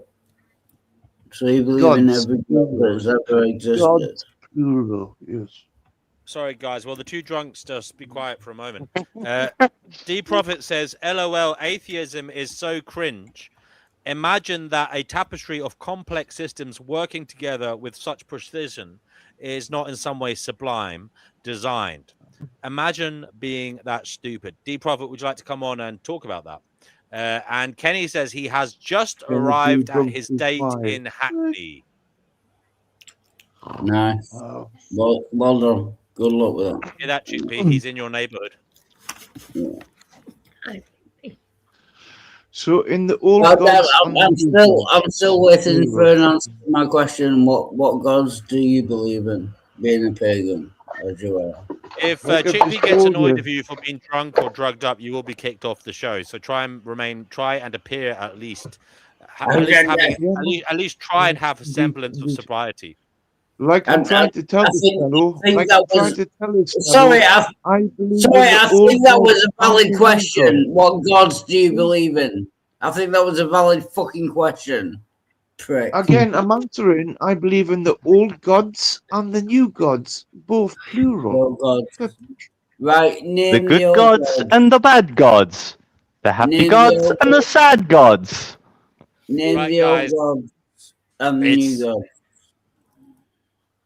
I think it's time you got your taxi home there, Wild Heart. Oh no, sorry, you are at home. I don't know what you're going to do then. I am at home, yeah.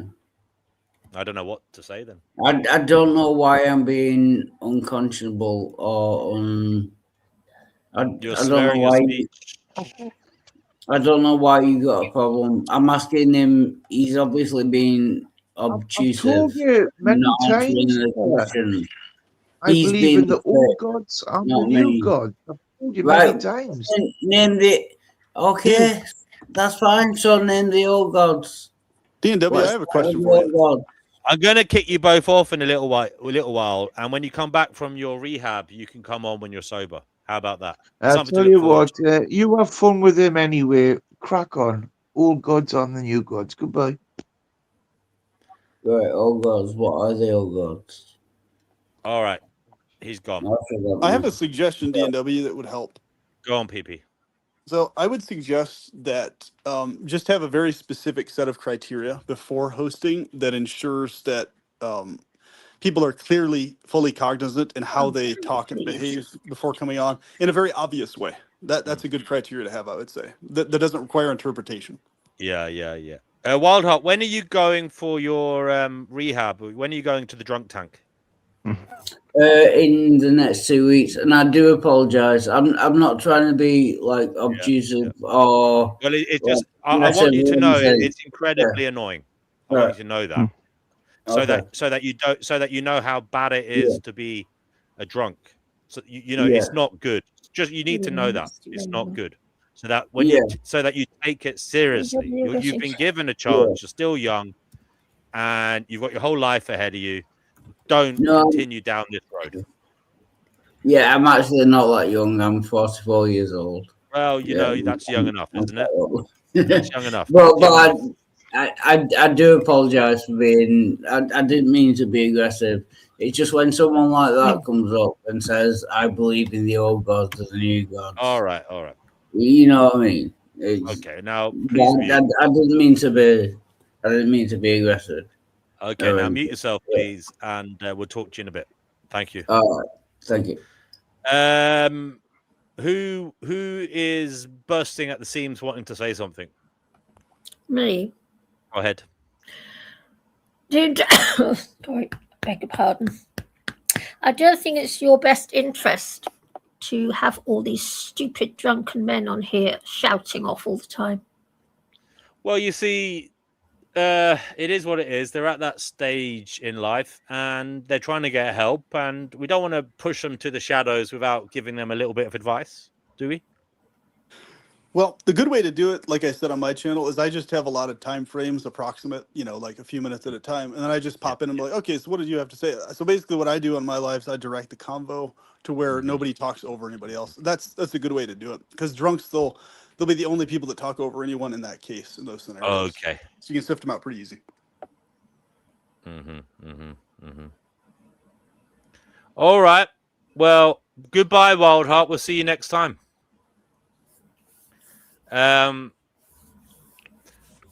This is a safe space for drunk men, says Yawn God. Virtual fists can't hurt like real ones. Yes, that's true. Silas says NGW. drunk or druggies do not intend to be offensive, but they are. Not necessarily offensive, just a little bit annoying sometimes. Yeah, that's something I've noticed. It's like there seems to be a lot of people who like, they just have a really, really hard time with like alcohol. It's just, that's what I encourage people. It's like if you notice at all on any level you have a hard time regulating alcohol intake, definitely tamp down on that and notice that, because it just becomes a really big nuisance in their life with other people. Brother Marcus brings up the Greek god Dionysus is the Greek, and Bacchus is the Roman. They are the primary god of wine, ritual madness, and drunken revelry in classical mythology. So there you go. I had I have this ex-girlfriend. She was by far like the hottest girl I ever dated. She was so beautiful, and she had this fantastic Southern accent. But she was a fucking alcoholic, man, and I could not fucking deal with it. It sucked so bad. It sucked so bad. And I just so I just had to, I don't know. I had to move on. It's really sad, man. It's really, really sad. It does suck, man. Yeah. It fucks people's lives up badly. D Prophet, you coming on yet? That was I don't know if Cougar Doomer has ever talked to D Prophet, but just Cougar, ahead of time, heads up. D Prophet is I've had many conversations with him directly. D Prophet is known for bringing up topics that he knows for sure will rile people up emotionally. Obviously, that's not the sole reason he does it, but he definitely enjoys. He gets kicks out of the rile up factor way more than I don't get a kick out of that part. What archetype is he, PP? Archetype, I would say some hybrid between like a jester / Joker archetype and a something else. I just haven't been able to pinpoint the other side. Like, so here's the thing: D Prophet, he actually is a guy who has intelligence. It's just that I noticed that he has that pattern of like enjoying the rile up factor for its own sake versus really trying to focus on points of agreement as his main interest. Are you saying he's wasting his potential? Yes, that's how I see D Prophet. I see that he's unnecessarily does that with people, but I guess he gets a kick out of it for some reason. So it's like, I've had good conversations with him. I've had some not so good, some lousy, but I just wanted to let Cougar know that as a fellow INFJ, to don't take convos that might come up with D Prophet. Don't put any weight into them emotionally, I would suggest, knowing that he's... Yeah, that's fine. I appreciate that. One of the things I'm learning how to do is just to completely ignore people. Door slam. Right. Ignore. Door slam. Yeah. If people start bringing up points that are just flatly false in terms of, scientific things that are not true or whatever, then that's the point where I kind of tend to do the same thing. It's like, it's kind of beating your head against a brick wall at that point. It's like, all right, well, there you go. And sometimes in general, I don't care what people think about anything, honestly. Same here. Well, you know that he's like just trolling a lot. Like when he had the when he was debating vegan gains, like he does this thing where he'll be like he acts like he has this gotcha, and then like vegan gains made a very obvious like rebuttal that shuts down his point, and then Deprop's just like, well, actually, you're right, that is true. It's like he knows. You know what I mean? Like, he knows what he's saying is ridiculous. I think he, like you said, he just likes to rile people up and be a nudge. That's why I've gotten to the point of I just tend to chuckle and laugh when I hear him going back and forth between somebody, because it's hard for me to take it fully seriously, really. Right. The only ones I can take seriously are the ones where it's literally just me and him. That's it, because I can actually tend to get somewhere with him. But if there's an audience, like, or other people talking, it becomes just a laughing stock when I hear it, you know. But the best combos I've had with Deprop have been the ones where he's been on with me just one-on-one. We've gotten actually pretty good ground that way. But in any other scenario, it seems to be just, the ridiculousness factor seems to take over. Are you saying Deprop is ridiculous? Not necessarily. He just enjoys the ridiculous factor, I think. I mean, because based on the convos I've had with him, we've actually covered a lot of good ground, and we do agree on some key things, certain areas. So it's not that everything he says, at least in my opinion, that is off the wall. It's just when I noticed that was his pattern, and he kind of more or less admitted to that, I was like, okay, my main focus really is on focusing on points of agreement and coming to, helping each other grow in knowledge and, skills and things. But if I notice someone's main kind of interest in talks is more interested in the debate side, or more interested in the being right aspect itself side of things, then I'm like, well, this isn't really as much a convo. It's more just like I'm talking to someone who wants to be right and to basically slam their points down and or just get people riled up as the main focus. So it's like, it kind of breaks down the convo at that point, if that's really the Okay. impetus, Vegan Equilibrium, did you answer the question? What was the best advice you ever received? Yeah, I said to get a vasectomy, and my older brother told me. You did. Yeah, okay. Right. I think the time has come to get our update from Cougar Duma as to just what the hell is going on in this world in terms of what he terms global heating. Have you got any news for us in that sense, Cougar Duma? Yeah. Yeah, the situation is not good. I wish there was good news, but there isn't. Hawaii right now is in a catastrophic situation. I think they're calling it historic for the islands. They're supposed to get something like 8 feet of rain. We're measuring rain in feet. They're supposed to get 8 feet of rain in the next 48 hours. Holy shit. Sorry, where's that? Wow. Hawaii. The state of Hawaii. 8 feet of rain in 48 hours. Yeah.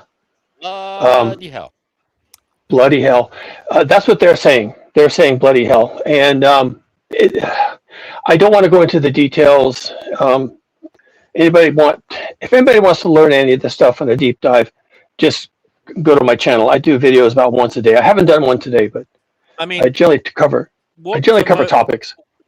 In terms of deluges, what's the kind of like the norm? Like, do they get like 5 feet of rain sometimes?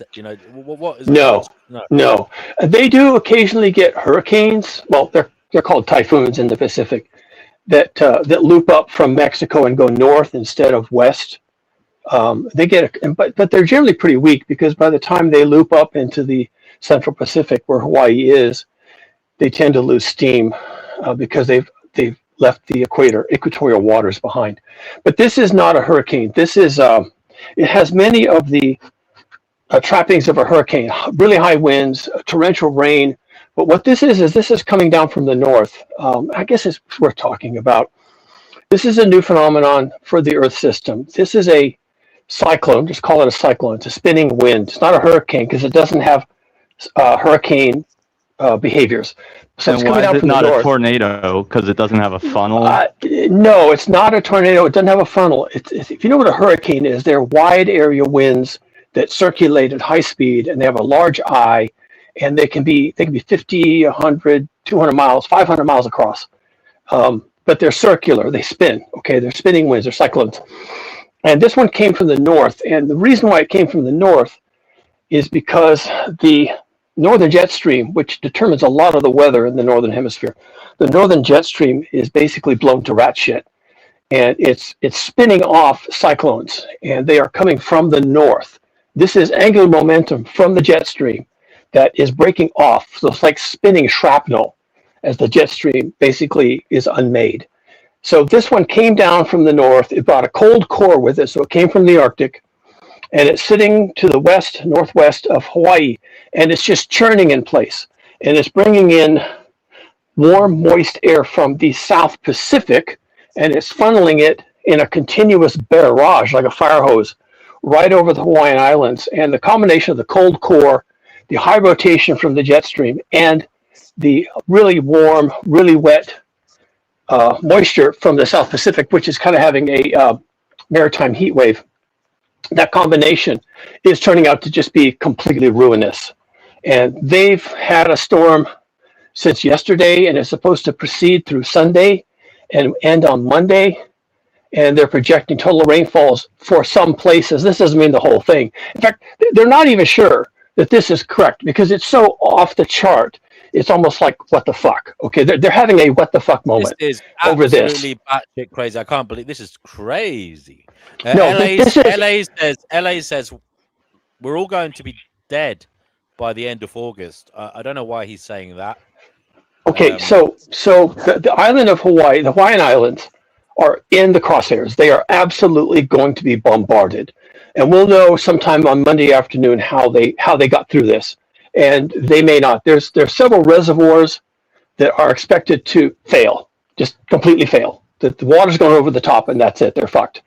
The other thing that's happening is somewhat related because it's also related to the jet stream behavior.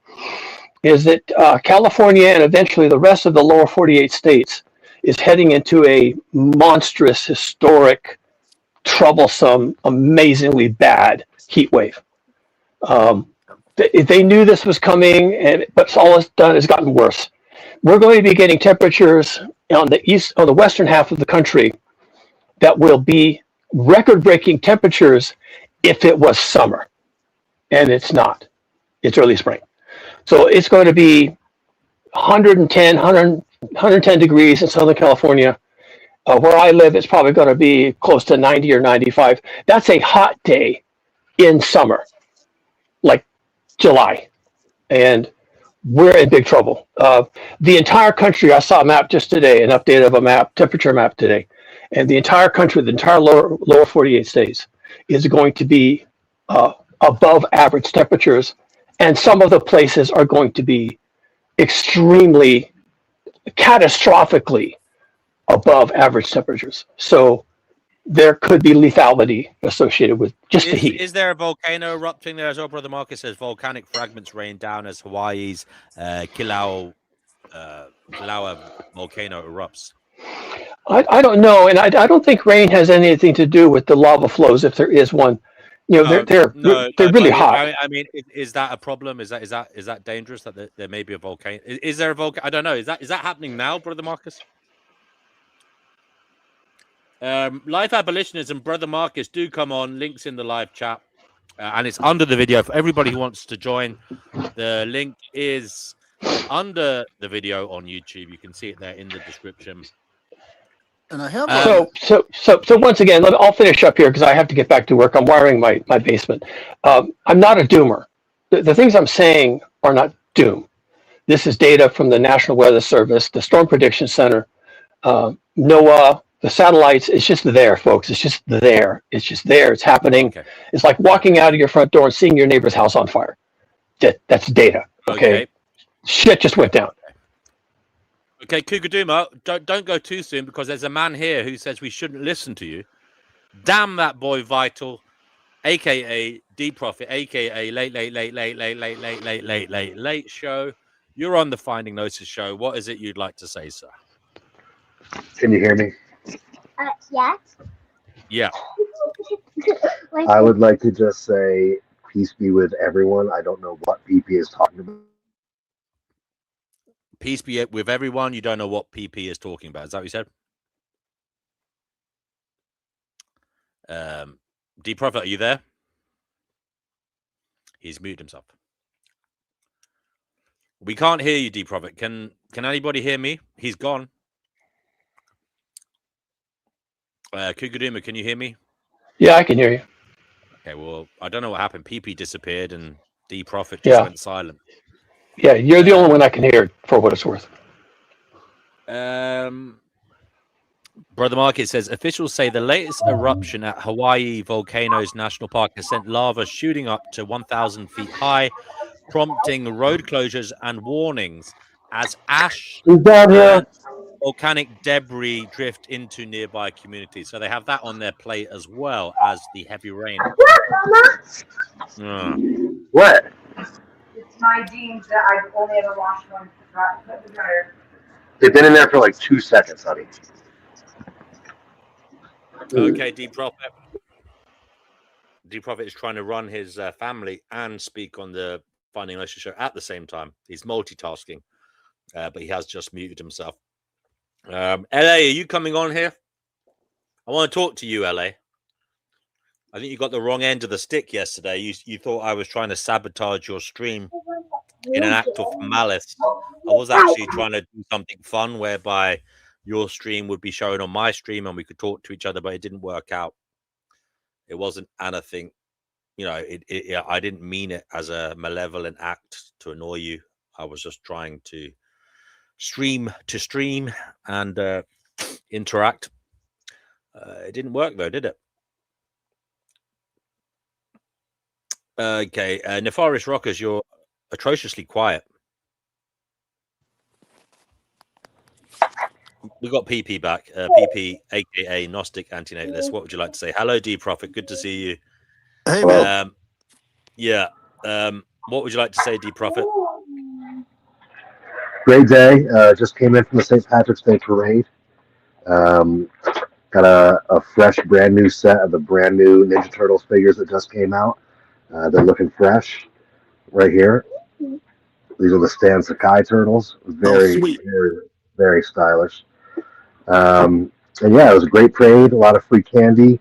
A lot of celebrating my Irish heritage. And it's been a great day so far. How about you?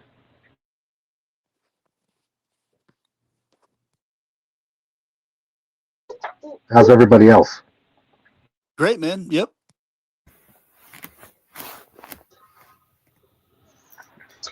You got something you want to say to me, Buckaroo?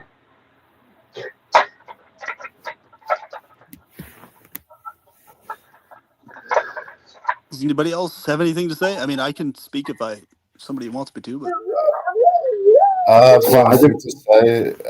It was one time I was offered advice by someone. Oh, yeah. So there was someone I caught up to a while ago, more than a year ago, and this person had this website on that it was like a fake dog meat website. A fake it's like a fake dog meat business, I mean, where there was a website about selling dog meat, or obviously it was to prove a point about speciesism, so it was a vegan who had the website, and he had just finished watching Schindler's List, and there was this former Nazi on Schindler's List that helped the Jews escape. But that former Nazi felt so much obligation and so much compassion exhaustion from just doing that, and he said it's never enough. And this vegan I talked to identified with that former Nazi, and he had a lot of compassion exhaustion, so he asked me whether he should take a break or not, or what he should do, since it was overwhelming him.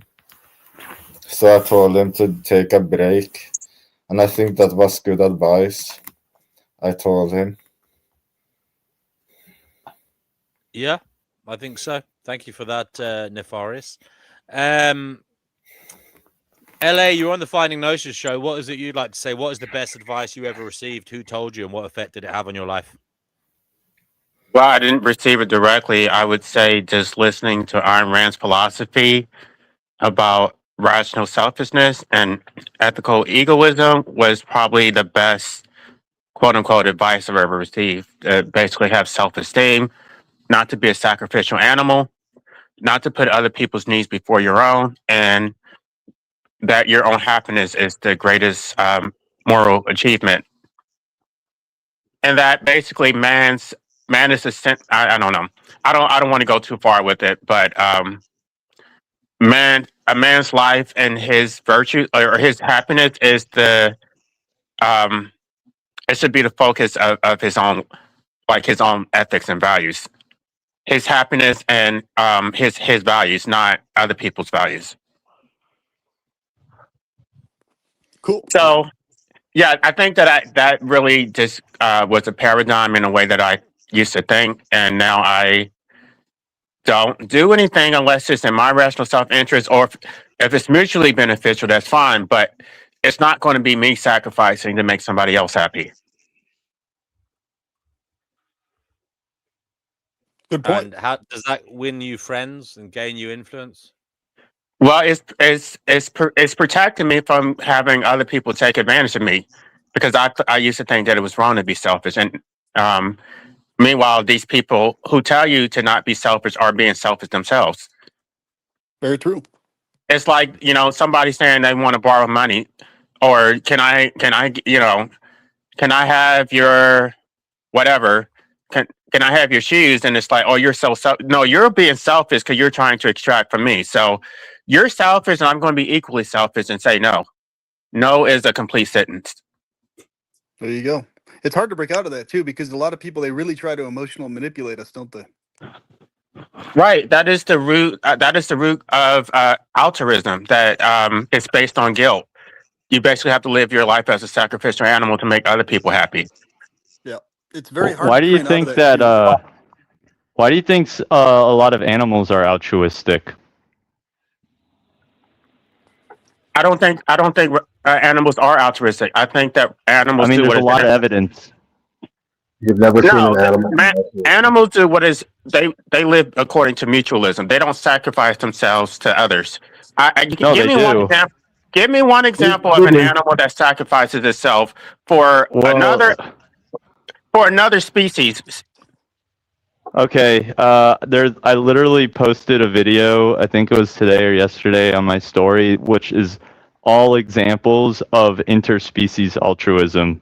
Like different species, like helping an elephant, helping a gazelle out of a drowning gazelle, a horse pouring food out for birds, That's not sacrifice.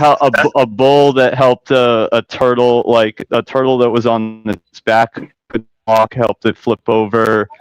And in terms of that's not sacrifice. That's not altruism. I think you. I'm not sure. I think you haven't listened to Ayn Rand the way that she defines it. I think you're talking about something completely different.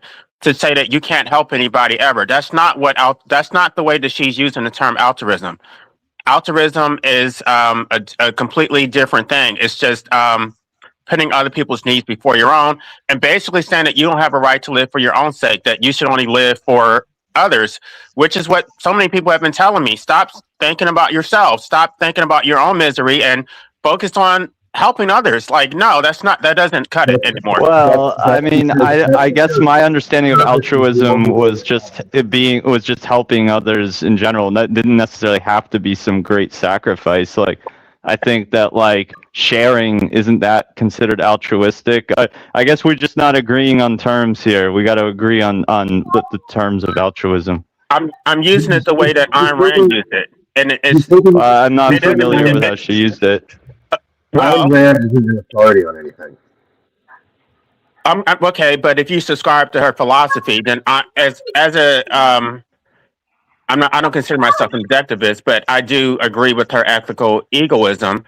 The way that she used it is basically you can help somebody if it's in your rational self-interest, if that person has value to you or whatever. Like, you care about your brother, so you should help them. But you don't I mean, so that, for example, if a random stranger wants your money and you only have $20, there back in the day, I would think that I should feed the homeless stranger and I should go without. I don't think that way anymore. I would help my brother because my brother would help me. That random stranger is trying to extract and does not care whether I starve or not. So what does that have to do with anything? Well, if you've been told that you should just give to others because Jesus is going to reward you in the end, then you would just give them the money and then hope that Jesus will provide for you after you have already get thrown your pearls to swine. So I don't do that anymore. That's not Jesus' philosophy. You literally just said, "Don't put your pearls in front of the swine." So you got it. You're just like Okay. nobody's telling you have to be altruistic to like evil people, but you are steadfastly saying that you shouldn't be, and that it's more moral to just be altruistic to yourself, which is kind of That's you're not okay. I'm he asked me what was my advice, what helped me the most, and I'm telling you that philosophy helped me. If you guys disagree with that, that's fine. You probably have your own moral standards that help you, but it helped me. So I'm telling you what helped me. fair enough. Yeah, hey, I got it. The best piece of advice I ever got was to banish all thoughts, to banish my anger, and to forgive my mother. Forgiveness is powerful. It can be, for sure. Big time.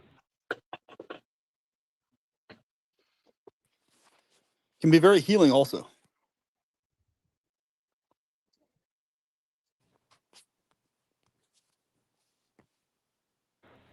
But yeah, Anne Rand was a fucking retard.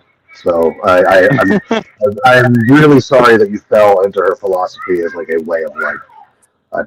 That sucks. Well, actually, what she says is that altruism ultimately calls for the sacrifice of your mind. So you're not allowed to think for yourself or have your own values or evaluate ethical principles for yourself because other people want to have primacy over your mind and they want to dictate you what your ethical framework should be. So you should reject that. And other people tell you things to do that serve their interests and you disagree with it. You can think for yourself and you can reject it. The guilt tripping does not work if you have self-esteem. I agree with that part. I mean, that's, I'm not, yeah, that sounds right. But isn't that the whole approach that I'm not going to be specific, but you guys like to guilt trip everybody. Well, it's kind of like just put it in the human context and then ask if it would be, ask if you'd feel the same way in the human context. You're going to have to convince me based on reason, not on emotions. I don't.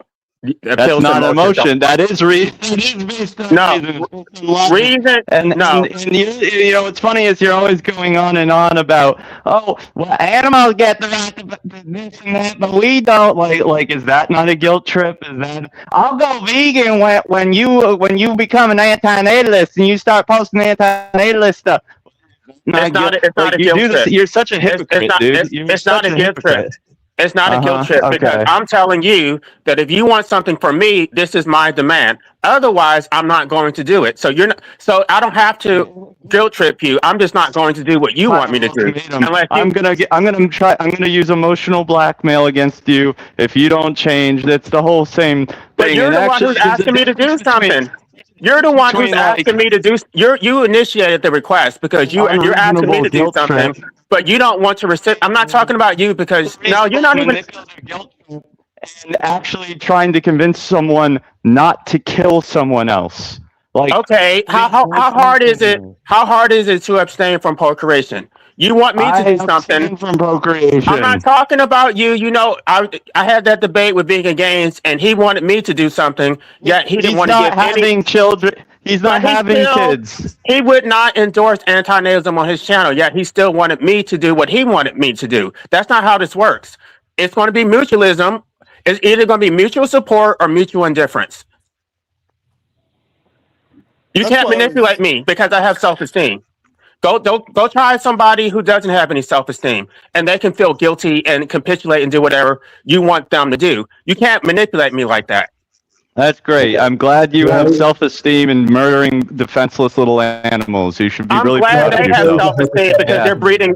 I'm glad your You vegan should be parents, you should friend, feel real proud of yourself. they should feel real proud of themselves for breeding human Wow, beings into hell, you're so and confident. and for their human speciesism, because they'll openly say that they prefer animals to humans, and it's speciesism, There we go. All right. inverted against humans. I'm gonna check out of this one. We know where this goes, Great, and it's great. nowhere. Job It well goes done. nowhere. Job well done. This wasn't even supposed to be an argument, by the way. This was me Yeah. saying what. Okay. This was me saying what helped me. Ayn Rand's philosophy helped me. If it didn't help you, fine. This wasn't supposed to be a debate, but you want primacy over my mind Yeah. to tell me Okay. how I should Sure. think. That's not how All this right. works. Right. Okay. And that's why That's right. I suggest to D&W that the way we would actually be able to cover a lot of good ground very consistently in these combos better, more effectively if the topic remained on points of agreement as focus the whole time. And if D&W moderated combos in that specific way. That's how I do it on my lives, and it works really good. I personally, I'm saddened to often see it seems like D&W that you leave it to just descend into chaos organically, which can be prevented, is preventable. And I really wish these would be Oh yeah. moderated. Let's guilt trip the NW now, everybody. No, I'm Everybody just saying it does could be things done better. differently. No, I'm just joking. I like people to speak and see where it goes organically, see what happens. And I know what you're saying. You want points of agreement. I think points of disagreement are useful because you let the conversation flow, see who wears out, and see if anybody changes their mind. Sometimes it happens. Sometimes what I'm people saying change is- their mind. And also, it's for the listener. The listener can listen, see who's making the better argument, and make their mind up by contrasting, comparing different perspectives. So I think it's good sometimes, not all the time. I will agree with you, not all the time. Sometimes it's good for robust argumentation to happen because it gets the matter out and it allows people to think about things perhaps that they wouldn't have thought about, before, because they're hearing alternative perspectives in a passionate way, in a way that people feel very strongly about. Maybe they never thought maybe they never thought people cared about the matter before, but now they know people care passionately about it. So I feel that's important sometimes. Hello to Yerf Dogs. He's back, guys. Everybody was asking where he was. He is back. He's in the chat. If he does come on, LA, there's no need to run away, as I said. I don't plan on being here very long anyway. I mean, I just wanted to answer your question. I don't need to dominate the conversation. I was just sharing what helped me. Maybe it helps other people. If they don't think that they should have self-esteem, then that's fine. You can have a low self-esteem and let others manipulate you. Yeah, let others manipulate you into not hurting other people. If you have a strong self-esteem, you should be able to hurt others without someone else making you feel guilty about it. It's perfectly all right to stab someone in the throat, or bolt gun them in the head, or rape them and steal their children, as long as you have a good self-esteem about it. I just love how you're still trying to manipulate me. It's not working. It's not working. It has no effect on me whatsoever. Sure. No, I know, because you're a sociopath. Actually, you're a psychopath. You're so triggered. This is hilarious. I haven't even said anything controversial at all. I want to hand the mic to PP momentarily. PP, you've been asked, have you ever had a guru? Do you have a guru? Do give your thoughts on that question. Yes, I will definitely answer that. I'll be right back, guys. I said I'm going to the kitchen, but I'll be back. I am listening. Okay, I just wanted to clarify something though too. Like, it'll probably be better once you get back. So, but regarding the focus on points of agreement, people can fully disagree very passionately amidst a conversation where the focus is on points of agreement. That can still occur and does. Like on my channel, I've had many intense disagreements, but because we were focused on points of agreement as the central topic focus, it never descended into any type of back and forth aggression or anything like this that's ever occurred here. It saddens me because I really love this stream and I love being able to come on, and I know for a fact that we could have way better outcomes consistently every single time we have this if the conversations were moderated in a better quality way. Like, I know for a fact we could have better outcomes for everybody, is what I'm saying. That's what saddens me. Not that, and you can have disagreements, but the problem is if it's just left kind of just willy-nilly and people just bring up this and that and the other, and it always ends up descending into this very prolonged thing where two people are forced to dig their heels in, and it just ends up being this unnecessary thing, whereas we could get a lot more accomplished every one of these conversations, which is what I love to see happen. Like when me and Cougar talk, I feel like we cover a lot of great ground. When me and certain other individuals talk, whoever else, when me and Life Abolitionists directly go talking, I think we cover a lot of ground too, really smooth. And with me and Vegan, even one-on-one, it's just, it seems like there's definitely a way that this could be done better, and I just so wish it would be, because I know the outcomes are going to be better. That's all. I just have a question because I'm sure. What is his name? Noodles. I'm sure your parents are not vegan. Are they sociopaths? Yeah, I think the sociopath label is very unnecessary, and it's not. I definitely do not see that in LA, Life Abolitionist, at all. I do not see the sociopath label being accurate whatsoever. There is very specific vegans criteria for use that. that term. Vegans use that term to shame and shoot people down. It's absolutely asinine.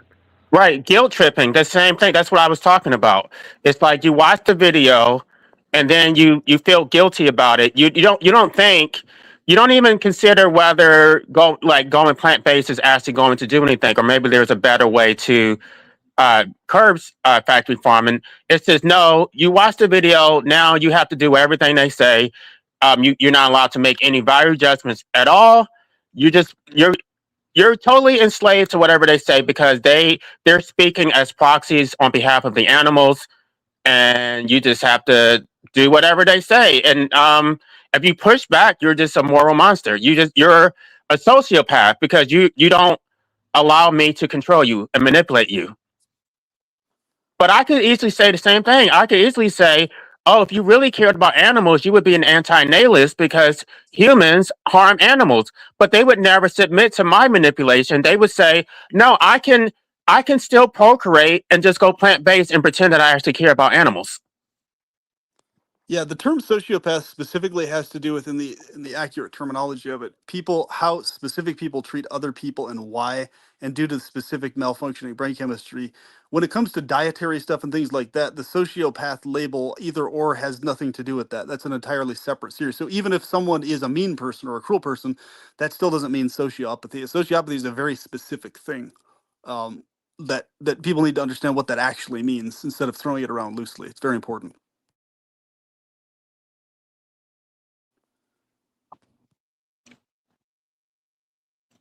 I don't know. I didn't think I was saying anything controversial. I was just trying to share my personal No, you're story not life of. abolitionist. It's just that veganism, he's extremely passionate about the dietary vegan thing and everything related to animal topic. And it's understandable why the passion is there, but it tends to, like I said, this is why I mentioned to DNW, it's an inevitability that things lead to something roundabout connected to that, unless the moderation happens to where it's kept on a point of agreement topic, like even with me and Vital, we've covered a lot of ground really well on my channel, as far as I know. I think we've gone live, you and me, one-on-one, haven't we, Vital?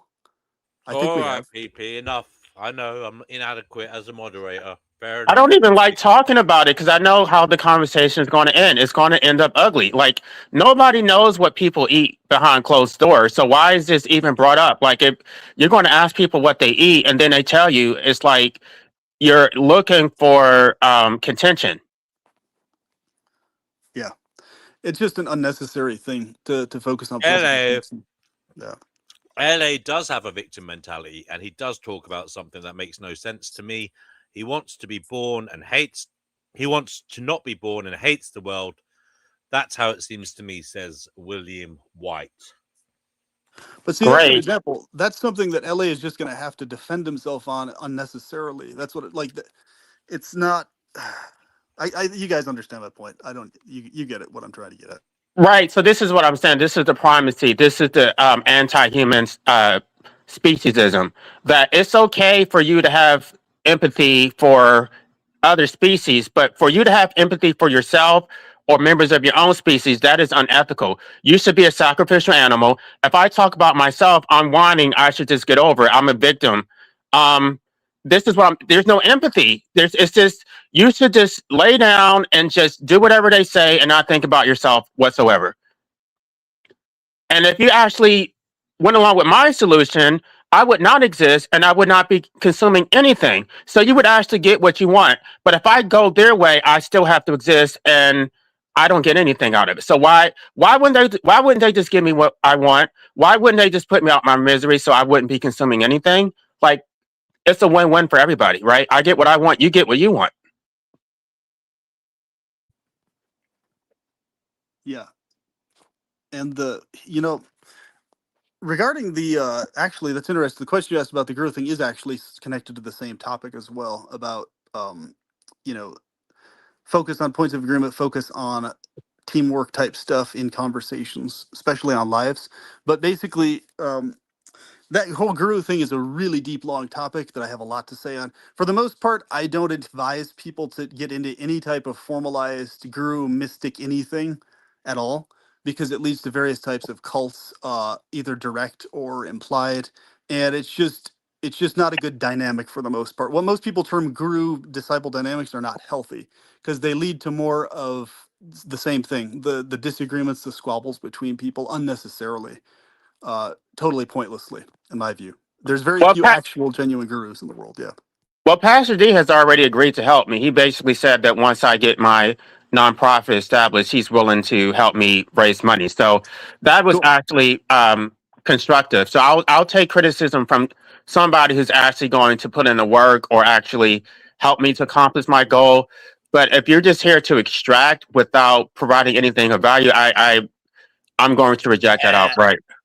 LA, given your outlook, if we universalize your principle, then society would cease to function because everyone would only seek what they want, and to hell with everyone else. That's a view on your outlook from the left.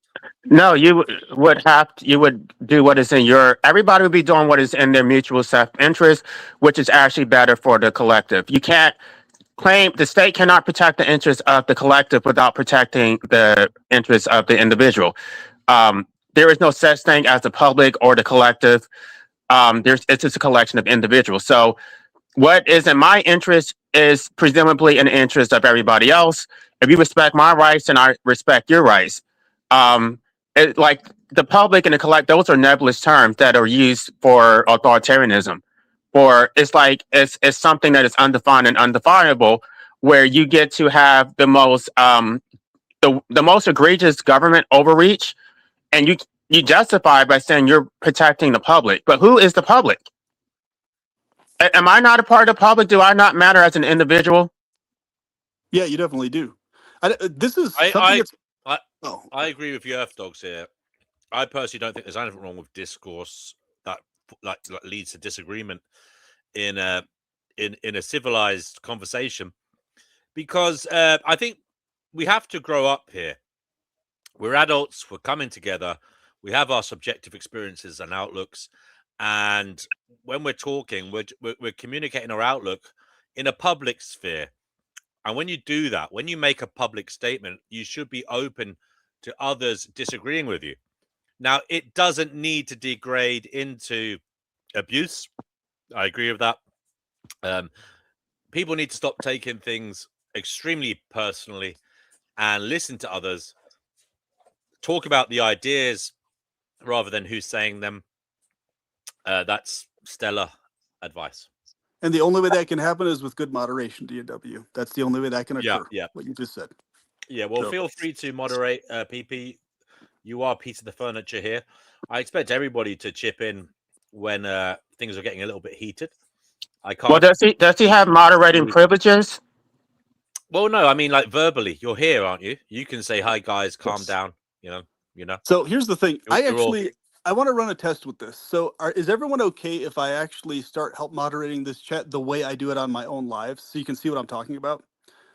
Like firsthand what I'm talking in terms of how it helps the combos go a lot smoother. So basically, step one is we all need to focus on right now, what do we want our main central focus of agreement to be first and foremost, everybody in this chat. So Cougar, Vital, Vegan, Nefarious Rockers, myself, D&W, we have to establish that first, then we can go forward in a healthy conversation. What do we want our main central point of agreement to be that we're inclined to focus on as our main thing first going forward? That's the first thing we have to do.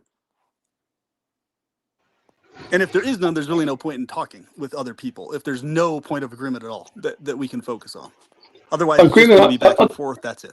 Agreement That's what on I'm trying to what? say. Just turns rules into of an intellectual engagement. boxing match where people are forced to defend themselves. Well, I there mean, is no the central point of show was just about people's the best advice people had received. That was the topic of the show.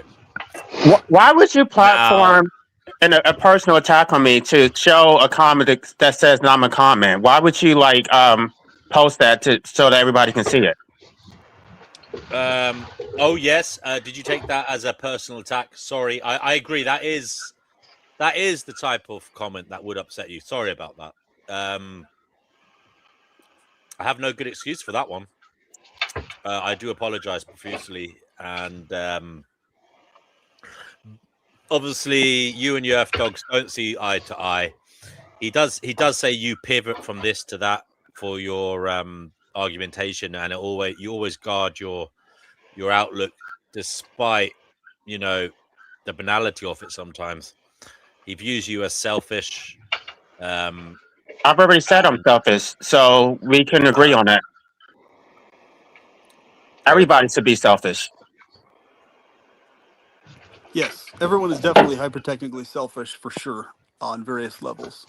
Selfishness in and of itself, inherently by itself, is not necessarily a bad thing or a good thing. It's just what it is, right? So it depends on if the selfishness is cruelly driven or if it is driven by not driven by a cruelty sense or drive, but it's driven by I will simply say one thing. He is right about this, LA. You did threaten to punch his teeth in.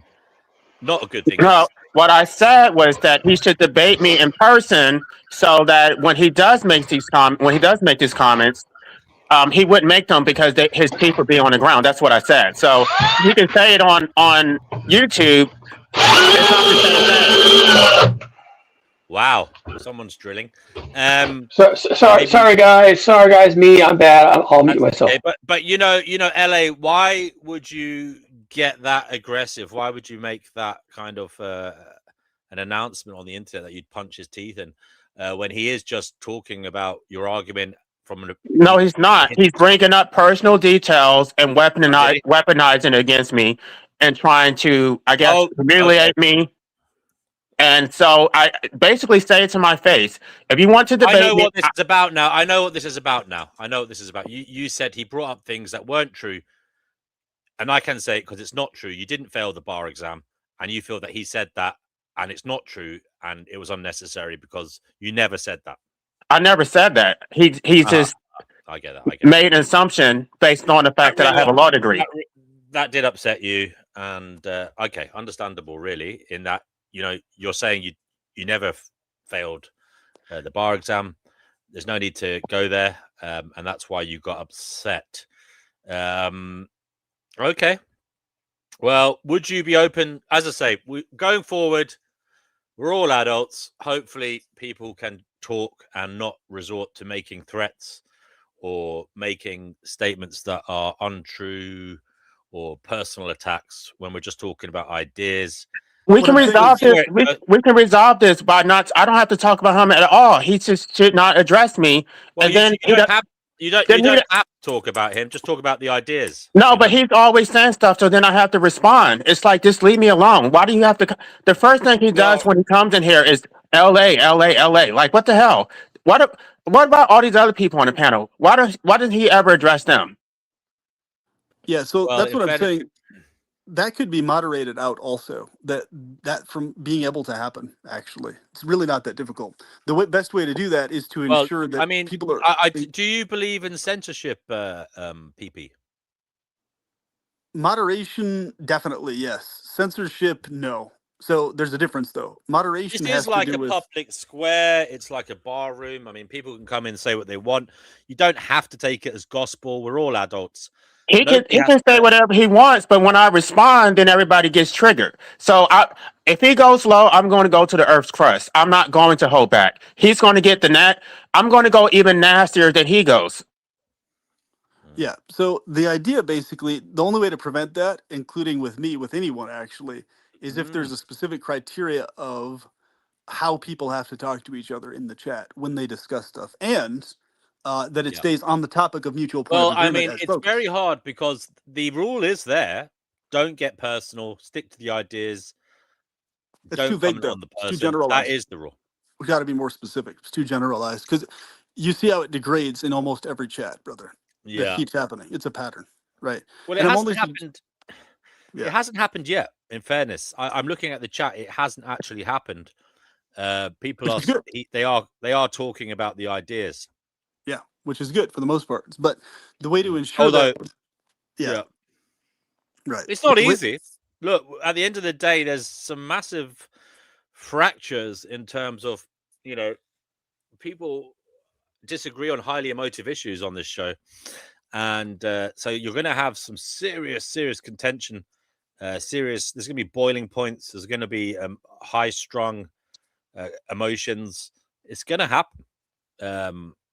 Maybe in some ways, though, it's good to let it happen, a cathartic release, as it were, so that people can walk away feeling a bit better afterwards. There is that side to it as well. It's like a therapeutic in some sense. It's funny that you said that. If I just say something real quick, you're saying that their issues on here are contentious and emotional, and just kind of as an outsider, I haven't found any issues on here that were particularly contentious. There was one time when someone did mention that genocide was kind of okay, and I bridled at that, but I didn't really pursue it. I just thought it was kind of sad. But when you're talking about vegan lifestyles and antinatalism and stuff like that, I mean, these are kind of opinions, so it doesn't hurt anybody. Everyone's doing their own thing. No one's saying we should reinstitute slavery. I mean, I don't understand what you're referring to as being contentious. Well, okay. Well, look, I mean, yesterday we got praised for allowing intellectual conversation and debate without much fighting. Yesterday, we were praised for that by people watching. We had a few subscribers who joined. I mean, let's be honest. There's some panels out there that are much more aggressive, much more argumentative, and it's very difficult. The more bods you have on a panel, I suppose the more the entropy increases, the more likelihood there will be disagreement. It is just part and parcel of it. If you want to have a peaceful, everybody hold hands, the sing kumbaya, that's okay. It probably won't happen on this channel. I'm just telling you now. It won't happen on this channel. We won't all sing kumbaya here all the time. Sometimes we will, but not all the time. Well, I know, for example, that the few times I give a message that's science-y or that hews close to what I talk about in preference, I'm a materialist. People just go completely batshit crazy in the comments. I do know that. I don't take it personally. It's like, yeah, okay, fine. That's what you think, and I would never respond to that. I would never tell anybody you're stupid, you're a troll, you're whatever. It's like, you think the earth is flat. Oh, that's interesting. Please explain, and I don't give a shit, guys. I just don't. I think that's wise, Cougar. And I would say to anybody getting upset, even you, LA brother, I'm sorry to say this, brother, but you just have to be less emotional. I don't have to be anything. I don't have to deal with this asshole at all. I mean, I'm sorry, I shouldn't say that. Yeah, well, there you go. But what I'm saying is it's clearly affecting your neurochemistry, you getting worked up, and that's not good for you. It's releasing cortisol. It's spiking your stress levels. That's causing problems for you. And it's causing a kind of, it's causing you to feel bad. And I have intentionally chosen not to come on here when he's here. So I don't want to engage with him. It's almost like I'm being forced to respond to his comments anyway. Well, I'm sorry, LA. It's a public forum. People are entitled to speak. If they say something, I show it. That's the way it goes. It's fine. But if that's the case, then he can come up and I can leave. I don't have to engage with him. No, you don't have to. You don't have to. You don't have to, of course. But it's hard to say this without sound. I know you're going to misconstrue this as being patronizing. But if there is a way for you to be less emotional, I would say that would help you going forwards. Cougar Doomer does it. How does it benefit me? It benefits him. He gets what he wants. He wants to antagonize me, and he thinks that I should just sit here and take it. Cougar Doomer, You can look a lot less like an asshole. Cougar Doomer, 1 second. Someone is there's an echo. LA, if you don't get too emotional, right? You can think clearly, you can make your argument, because what people hear when you get emotional is someone who seems ruffled. You sound like an animal who's been cornered, who's worried because they're actually thinking that they haven't got the intellectual capacity to back their claims up, and that's why they're making all this big hullabaloo and noise. You're not calm. Calmness, I think, shows confidence. It shows surety. When you get emotional, in my view, you are close to losing.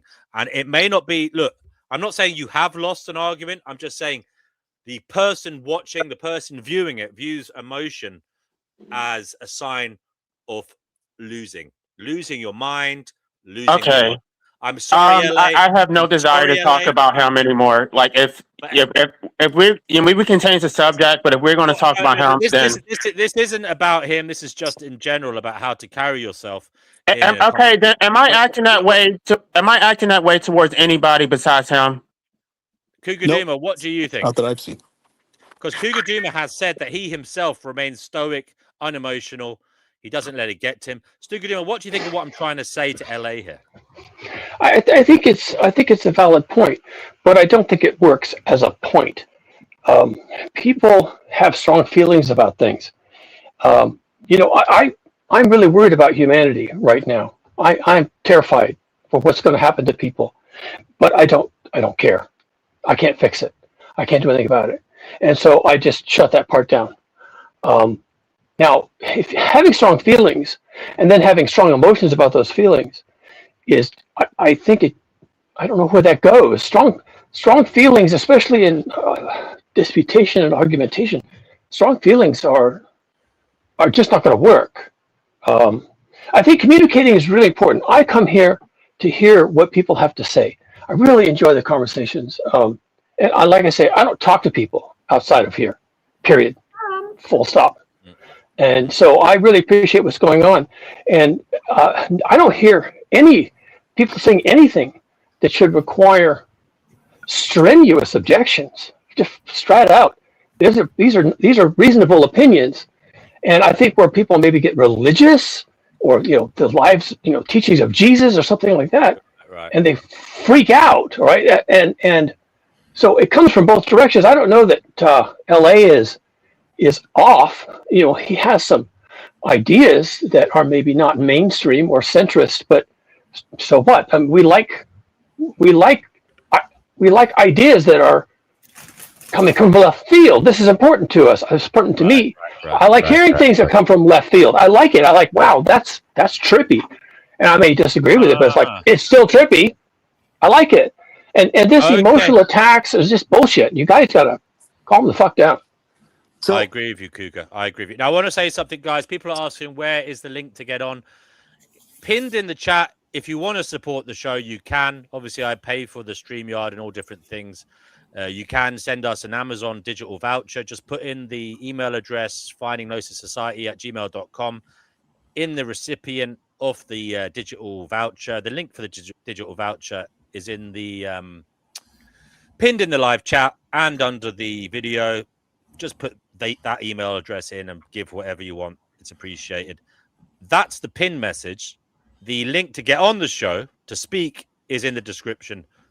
So that's all you need to know. If you want to come on, the link is below the video. We have Witchy Bishy. You're on the Fighting Gnosis show. You've felt strongly compelled to come on, so you've clicked the button to come on. What do you want to say? I wanted to answer the question, the best advice I'd ever You don't need to use Amazon, by the way, to do it. Sorry, go ahead, Witchy. It's okay. The best advice I was ever given was the question. And the best advice I was ever given was, when nothing works, do nothing, because nothing works. There you go. What do you think of that, folks? Interesting way to say it. When nothing works, do nothing, because nothing works. That's very zen. I like it. It's like the sound of one hand clapping. It sounds like a version of don't put excess effort into something that hasn't been working well for you. Basically, another way to say that, more or less. Yeah, stop doing what you're doing because it's not working, and try nothing for a little while, right? Yep. I've had to apply that many times in my life, or I should say, versus doing nothing. I guess nothing is a figurative expression for do something different, or basically don't keep doing the same crazy thing. Like if you do something and it doesn't work, basically that's the definition of insanity if you keep trying to do it, right? Kind of like that idea. Somebody operating a drill, can you mute? Yeah, please? sorry, Cougar, I've muted you, mate, while you're using your drill. But you can unmute. No, I was supposed to be muted. I'm surprised you were hearing that. I really did mute myself. I'm going to try it again. Thank you. And LA, I came up also because I downloaded your book last night and I've been reading it. Oh, well, I appreciate that. And my daughter wants to read it. I have a 14-year-old who's always saying, I didn't choose to be born. And I was like, I found a book you're going to identify with. Well, it's not purely anti-natalism. It's like, I would say chapters 2 and 10. But outside of that, it's just a critique of capitalism and she's also democracy. an anarchist and anti-capitalist. So I would love her. Is she of age? No, she's 14, honey. Okay. No, she just about, wait, what is today? She turns 15 at the end of the month. But she firmly believes in like not having any kids. She's anti-capitalist. She's pro-anarchy / socialism. And she thinks that I handed her a curse rather than a blessing by giving birth to her. Be careful what you fill youngsters' heads with. Composting does not necessarily mean flowers will come out. I wonder how she came. I wonder how she came to this. Like, where did she get that? Did she hear somebody else say that, or did she get that? This is on her own. And my daughter is also. I homeschooled my kids a lot through the early years to teach them to be critical thinkers before I put them into public schools, so that they can wade through a crap ton of propaganda every day and figure out for themselves what's worth actually knowing. D Prophet, will you be buying the book for your family? Would I what? Well, you see, Life Abolitionism wrote a book, and Witchy Bishy bought it for her 14-year-old daughter. The book is about the fact that people No. are slaves. I bought it for myself, but I'm gonna allow my 14-year-old daughter to read it so we can discuss it, because from what I've read so far, and I'm on midway through chapter 1. I read the forward and introduction. Is really well written. It has good argument, and whether I agree with the premise or not, it's a well written legal and moral argument, and those are good what things, book is I this? think. Right. Just to let you know, on my channel, I have read all these chapters 1 through 10, and so I don't know if that is helpful. But you can also the charts are there, so that's helpful too. D Prophet asked you what the book is about. Well, it's my philosophy, which is life abolitionism, which is a synthesis of anti-natalism, elective pro-mortalism, socialism, and anarchy, and it's basically I would definitely let my children read that book 100%. Wow, I'm so glad Witchy just came up here to say that. And it's because I'm raising them, because I have faith that I'm raising them to be smart enough to laugh that shit off the fucking stage. My daughter will give it consideration, and I'll give it consideration. But like I said, you don't have to agree with the premise to read something just for the fact that it's a well-written argument. Like sometimes. Listen, that's true. And hey, look, we're in homeschooling right now. We're going over Greek philosophy. We just talked about Diogenes, who was the guy who lived in the barrel and it was a cynic. I'm already going over your cynicism with my 6-year-old. He gets it. It doesn't work for him. Maybe when he gets older, but I'm like, cynicism isn't some fucking grand revelation. You know what I mean? Have you read the book? I'm not sure how you can have a preemptive conclusion without knowing what my arguments are. I've heard your arguments. I've been arguing with antinatalists and cynics for 3 years now. I've heard it. It's not purely antinatalism. See, you don't get it, and that's fine. You're just not interested. This is what No, always I happens do because get you it. don't get I anything out of do it. get it. No. You have orange flavored cynicism now. I've been reading cherry flavored cynicism. It's the same fucking thing with a different flavor. It's cynicism. Okay? I get it. You Life's don't tough. know. You haven't read it, so I'm Yeah, not dude. interested in the opinion of somebody You who. know what? You are going to write something that's going to blow. It's going to be an idea that I've never heard before. It's going to blow my mind. I'm going to regret having children. I'm going to think all life will No, be that's not about. even what it's about. That's not even about. You're making a lot of assumptions. You're thinking I'm trying to shame people about No, procreation. It's not even about that. listen to me. You listen to a bunch of people on YouTube who read a David Benatar book. Now you've got No, your own it's book, not based which on is David Benatar. the I same actually fucking pushed shit. back against Benatar. Benatar does Yeah, not go far because enough. That's the reason why I wrote this exactly. book. I was just gonna say it's Benatar that's been distilled through fucking Inmendum and some other fucking wig nuts on the internet, and now you've written it down in some philosophical jello that I'm supposed to read and get blown out of my Nobody seat. asked you to read it. Nobody's telling you to read it. I've seen and experienced things that you could Nobody asked you to never read it. imagine. Why I don't need to are you being read such a hater? Why are you being such a hater? because If other people want to read it, let you. them read it. Nobody But asked you. I'm Nobody is not holding a saying gun to nobody your should head. read it. I'm not saying that. In fact, I said that I'd read it to my children. All I'm saying is that that I guarantee you've not presented anything in there that is Just new shut or up. fresh or Just presents shut any up. new Just shut up information. because you haven't read the book and you're These, just talking out your ass. these arguments have been the same for 2,000 years. They've been the same How do you for have a conclusion when you have 2,000 not years. read the book? You're speaking based on ignorance. This is what I was talking about. You sound so fucking retarded. It's ridiculous. You don't get to have an opinion about a book you have not read. LA, please don't use that word. He's attacking me though. You see this? You see how nasty he was? You could say he sounds uneducated, but you don't have to sink to his level. Stay above it. What he's saying is his opinion, and it did come across as an attack, but he hasn't used any ad hominem, and you went to one. Please don't. I'm simply pointing out that there are no new ideas that you can express with criticism. Okay, then That's all I'm basically saying. everybody should stop writing books. Everybody should stop having conversations because there are no new ideas under the sun. We About should just critical stop philosophy, thinking. absolutely. That's ridiculous. Well, to be fair, LA, what I've read so far is presented in a way I haven't seen the information presented before, and I have found it to be a little bit enlightening about who you are at the very Do you have a least. PDF? Send me the PDF. I'll read it, bro. I don't want to send a PDF because then you can share it to other people. I did make it available for free for like 5 days. Why don't you want me to share your ideas? Why are you afraid of me sharing your ideas with other people? It's 10 freaking bucks, and this man wrote 13 fucking chapters. The least you could do is pass him 10 bucks for the time he spent doing it. You give me a chapter free, and we'll see about that. I'm not going to pay somebody for fucking cynical philosophy. Get I'm out of not here. interested. If you don't want to read it, you don't have to read it.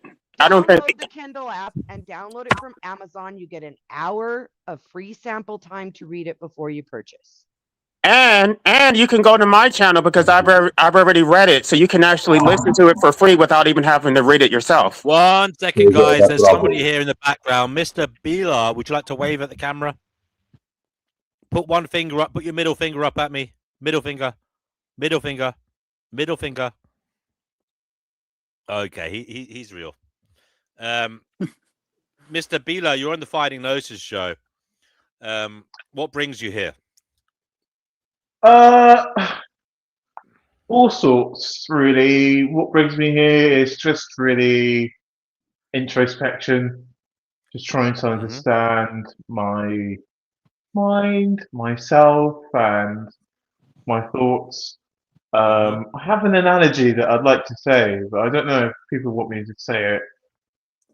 Well, I have no idea until you say it, and that's Let me quite guess. dangerous. Everyone's in a cave, and it's really dark, and there's a light shining on the wall. No, Go ahead, Bila. As long as it's not illegal, go ahead. Oh, it's quite illegal actually. So actually, for me, it's quite illegal actually. For me, Don't say it. I won't say it, but I will either way because so many illegal things happen these days. And just because something illegal doesn't mean it's all like cannabis really. In Are London. you okay, Mr. Beeler? Do you need professional help? I'm getting it. Okay. Well, I'm glad about that. You've come on here and you've said you want to say something illegal and you don't care whether it's illegal or not. That's worrying. No, I didn't say I didn't care. I said that I ought not to think about the illegality of it because of the nature of the way illegality is treated, right? So often, Are you when high at the moment, Mr. Beeler? Have you partaken in the herb? No, I'm not. I wish I was, actually. Okay, Yeah. Beeler, look, can you do me a favor? Seeing as you think it might be illegal, can you say it in rhyming scheme and use metaphor rather than say it directly so that perhaps you can say it in a poetic form whereby it leaves some room for doubt, but we might get the message? I can't do that. I'm too autistic to do that. Oh dear. Oh So dear. I just have to say. Can you say it God as a is story? I can't. I have to just say it. He's disabled. Sorry? God is disabled. God is disabled. Yes, he's a disabled guy. That's what you want to say. Yeah. Okay. That's it. Well, why do you think? And I have to add to this analogy, like a disabled child, he needs tending. He needs someone to tend him, take care of him. To wipe his mess.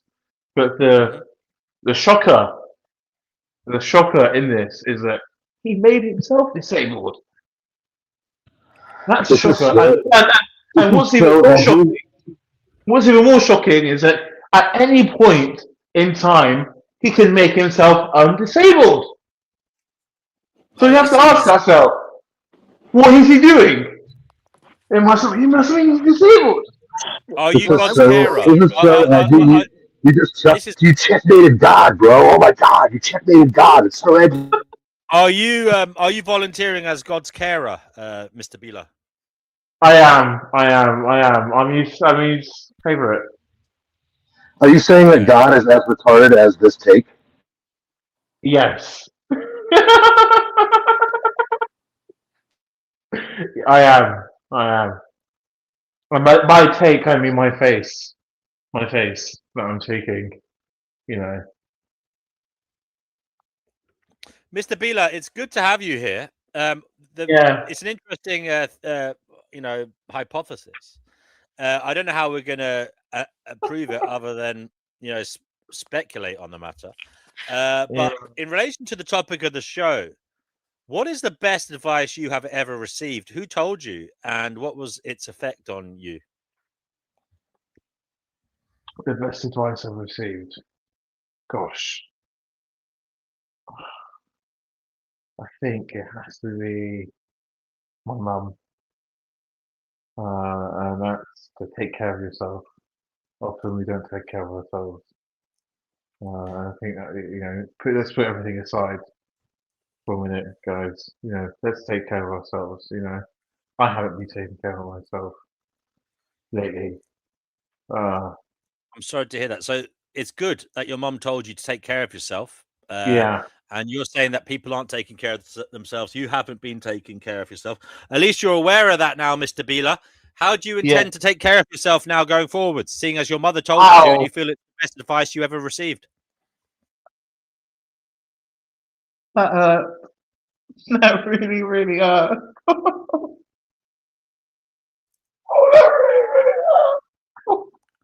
Sorry, did I shout into your ear? No. Yes, but no. What's wrong, Mr. Beeler? Oh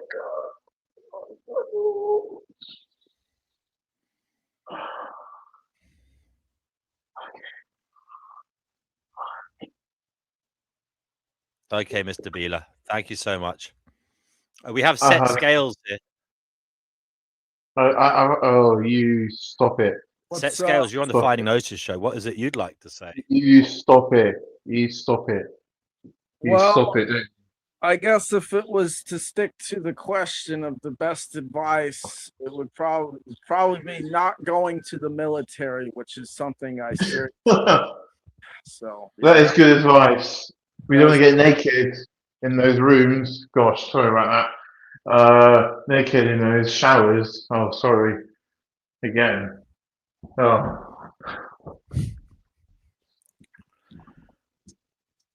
Okay, Yeah. thank you for that, Mr. Beeler. So you were told not to join the military. Did you join the military, Scales? No, I did not. And why was it such brilliant advice? Well, because the military is immoral and they basically create the most suffering on the earth. I would Yes. have been part of that. Yes. Yes. And Even more than as someone, corporations.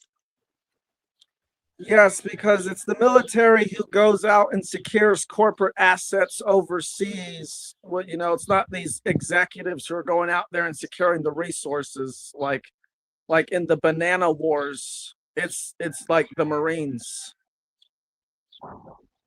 Because they're gonna force people basically to farm fruit for them when they could have farmed it themselves. Yeah. Okay. Well, Set Scales, what advice do you have for everybody else that you feel they need to listen to, and why? guys, can I just say I'm on both sides, right? It's really weird.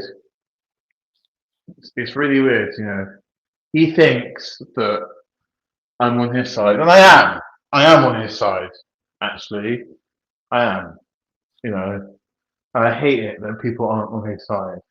But I'm also cognizant of what is going on, right? Because a lot of people like myself in the past weren't. They were quite disabled like him. Does that make sense?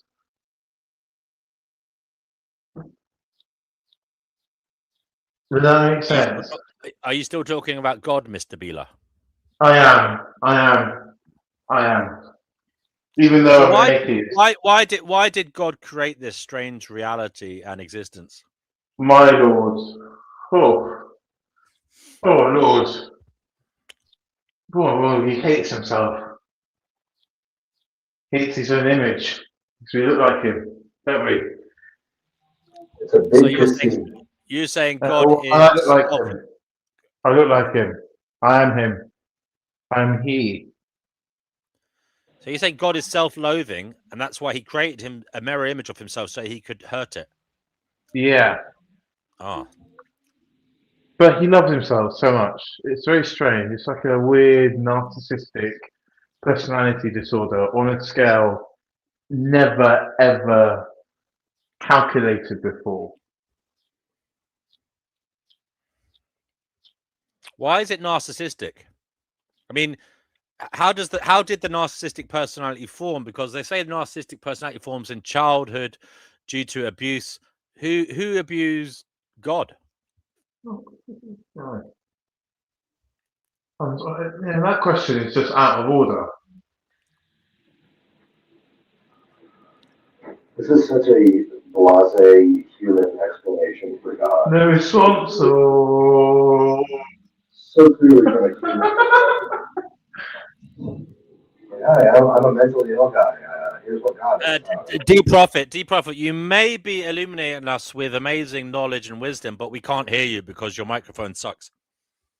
Yeah, it does suck. It sucks a lot. How about now? How are we doing now? That's with a greater gravitas. Maybe Yeah. your words deserve such gravitas. Maybe not. We'll see. What do you have to say? This is just a very human. Nothing else. I'm going to bed. I feel quite tired now here in London. I don't know where you guys are. Are you also in the UK? Yes, I am, and others here are from all over the place. Okay. Well, I feel quite tired. I want to head off to bed. I'm going to listen to some Babylonian music.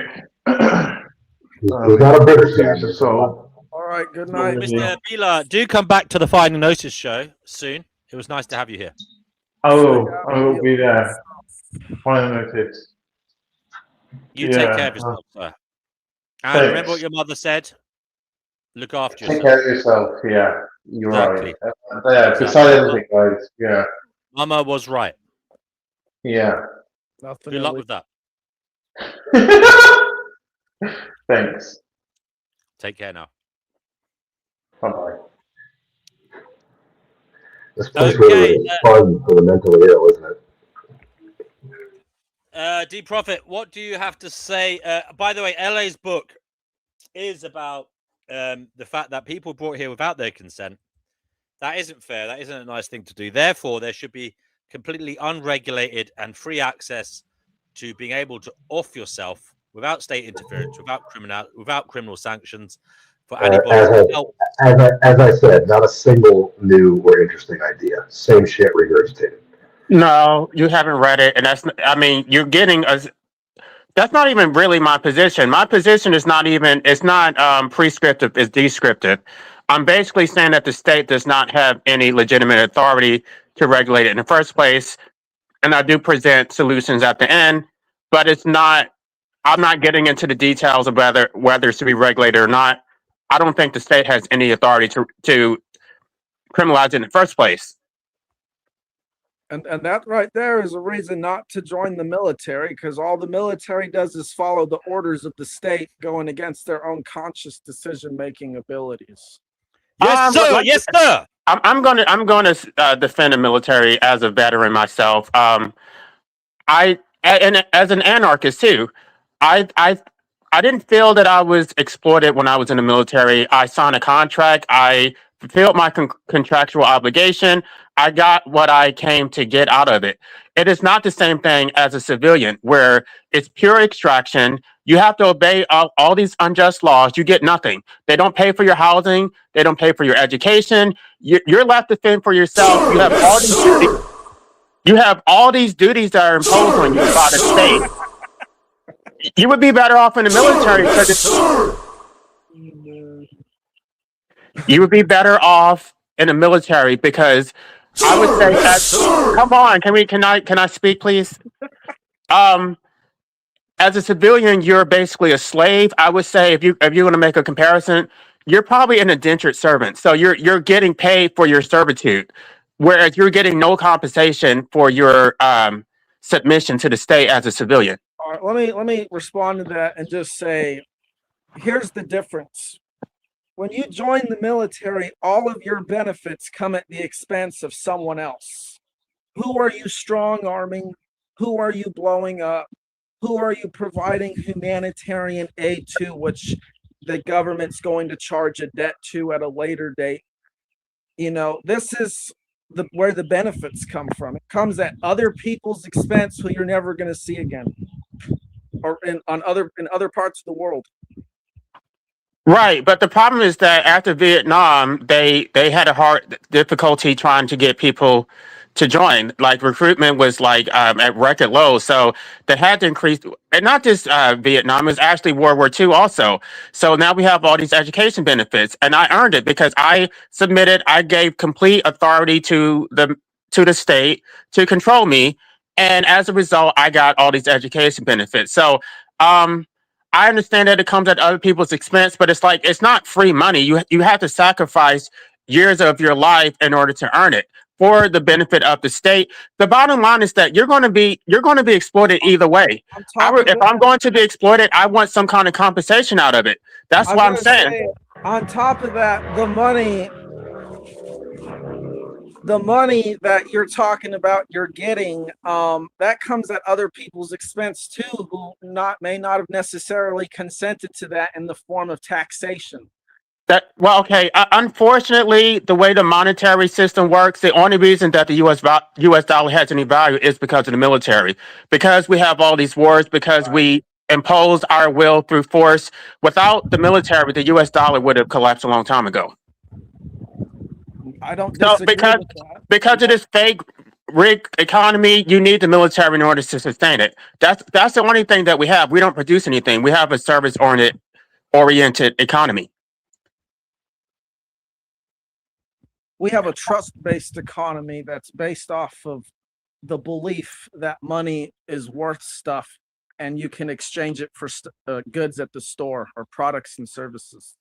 Right, but that's what all these words are for, is to force them into the centralized banking system, so we get to exchange our fiat currency in exchange for natural resources and goods that are manufactured in third world countries. And so this is how we're able to maintain a high quality of life. Without the military, we would be screwed. We don't. I would just like to say, LA, thank you for your service. I appreciate that. I mean, I don't think I sacrifice, but I appreciate it anyway. Well, you put yourself in a place where you could have been called to sacrifice. Yeah.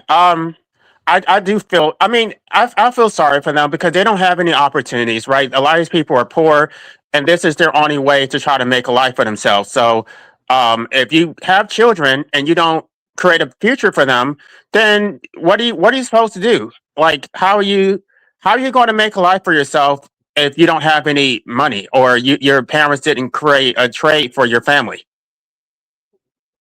They shouldn't even have to figure this out on their own. That's something that the parents should have figured out before they decided to procreate. I have to say, I've been feeling very anti-natalist lately. Well, hopefully you can convince Vegan Gains to endorse it on his channel. But I'm still not sure it's the correct thing. It's a very small ask. Only thing I want him is to give a shout out so that everybody can run the clip to say Vegan Gains endorse anti-natalism, and then you can get what you want out of me. Then I will go vegan. I really would prefer the Vegan Society to change their definition, but I'll settle for an endorsement to include all exportation, not just for animals but humans also, which would imply. They do. No, the definition says the elimination of the exploitation of animals as far as possible and practical. It isn't. Well, yeah, humans are animals. That's not how they interpret it. That's because there's these people. See, I don't agree with it when people are like, "Oh, this is purely about the animals, not humans." I'm like, humans are animals. It is all umbrellaed. When they say animals, it includes human animals too. It's not I'm true. telling you. If it was true, vegans would not procreate because they are necessarily exploiting their animals through procreation by taking their 8-year-olds to these factory farms so that they can pimp them out. By taking what? Yeah, like Shannon. She took her little 8-year-old to some factory farm so she can pimp her son out on YouTube and say, "Look, my cute little 8-year-old went to a factory farm and he was horrified. Now you should go vegan." Actually, he was the one that went vegan and convinced her to go vegan, and he was the one that wanted to start doing activism. As an 8-year-old? Like, are you serious? Yeah. Well, that's very good parenting. She was a vegetarian until he decided he wanted to go vegan. I think it was when he was like 5 years old or something, 4 or 5 years old. And she tried to discourage him, and he said, "No, I'm gonna do it." And then convinced her to go vegan, and he got really into the activism thing. You know what? That's really telling. That's really telling. The fact that an 8-year-old is leading a philosophy, that really says that the philosophy itself lacks any depth. If you're being led by an 8-year-old, then it's really not that complicated. It's really that you saw some documentary and you were motivated by your emotions, and now that is dictating your entire framework. Actually, lots of kids don't want to hurt animals, and lots of kids don't like. Lots of kids when they find out that they're eating animals, they feel very conflicted, but the parents pressure them, and but most kids don't want to hurt animals. They're inclined not to. But nobody wants to harm animals. Even people who consume animal products don't want to harm animals. LA, Right, I but have a kids are really horrified by what happens to animals, like more LA, so than adults. LA, I have a question. You made a point about people being influenced by Witchy, you're watching very some. quiet. We can't really hear you. I have my mic right by my mouth. Oh, I don't know. I don't know what it is then. You're just used to hearing each other yell instead of actually listening to each other. Yeah, maybe, but you sound Just let very her finish. quiet. Just let her finish because I can hear her and I'll answer her question. Elliot, you made a point that they're watching some video and that makes them want to go vegan. Yet you wrote a book attempting to convince people of something. Is it different depending on the media, or should we just not let media influence us at all? No, it's about the underlying reason or the philosophy behind it. That if it's that simple, that you're motivated by an emotional reaction to a documentary on YouTube, that is not the same thing as a well thought out philosophy where you can explain your principles. The problem with veganism is that the definition itself is very problematic. It is specious. It only applies to animals. It says nothing about the exploitation of humans. And then we even had this discussion on my channel last night. We were talking about how most of them are very ill-read. Like they don't read the literature, even the vegan literature, where it talks about animal rights. They keep talking about animal rights, but they don't even know the definition of the word rights. They don't understand that rights can only exist under social contract. They're using the wrong language, and they're trying to. Oh, that's not true. That's not true. Okay, well, I'm answering her question. My problem. I'm explaining the difference between what I'm doing and what they're doing. They don't read the literature. They're only responding to the documentaries and the appeals to emotion. There is no. If the outcome is the same and the message is received and the actions are changed, what's the difference? The difference is okay. If that's what they find, that's fine. If they agree with that, then that's what they should do. But for someone like me who has a problem with the definition and the lack of the philosophy or lack thereof, it is a problem.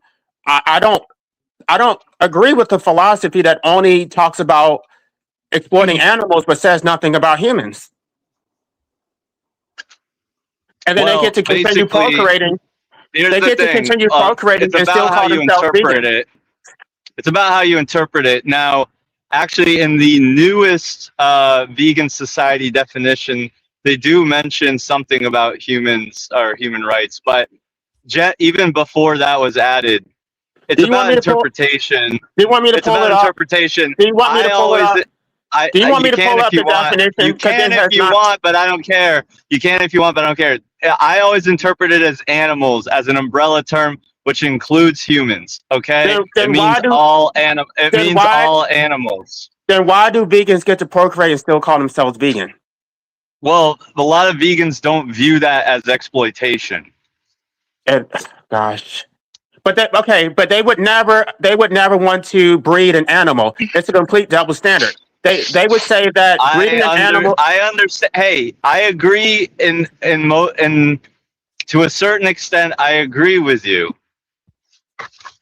No, I want you to say explicitly what you're agreeing with. Do you agree that they are exploiting their children? LA, have you ever thought about starting your own ASMR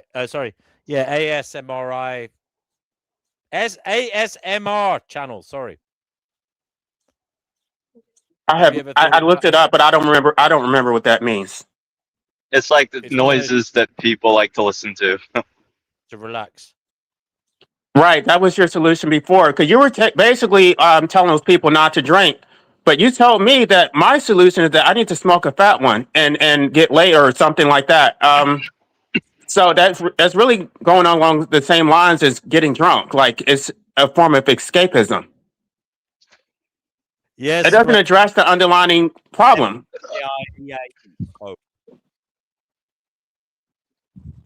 So should I just get drunk? Is that what I should do? And just calm down and just enjoy being oppressed? That's what all the I would vote against that as a recovered alcoholic. I would vote Maybe it's against you because trying you're a any bottom. kind of drugs in your Because spare I'm a time. bottom. Oh wow! But when I say that, That was like so inappropriate. He always talks about being a bottom. He wants to be a pro. Now, are you a power bottom or just a regular I bottom? don't want to be specific with that. I'll leave that one alone. He's submissive by nature, and he is angry about it. I'm not submissive. I'm not submissive at all. I don't think I'm a actually submissive very person. dominant. That's a big deal. I'd say he leans more towards power bottom because I don't see a power bottom What as the hell being is a submissive power per se. It's What the hell someone is a who power bottom? uses who creates their own torque. They're a bottom, but they use their own. They create their own torque. They use a lot of the power. You know, they create. The other person doesn't have to thrust. The top does not have to thrust as much. Maybe LA, this is the problem. You need more balance. Maybe you're too submissive at nighttime, and then you're. No, I'm not. I'm actually very dominant. That's what he's trying to explain to you. The submissive has all the power. A power bottom is not submissive. You learn something you didn't really need to know every day. Yeah, a power bottom is a bottom that's aggressive. But I could definitely see he's aggressive. Well, I don't know. I think we should get off that topic. Can we talk about something else? Wait, you want to get off this topic? We're talking about the state before. LA is very anti-state. Yes, I am. But he supports the military. I don't understand. No, I don't support it.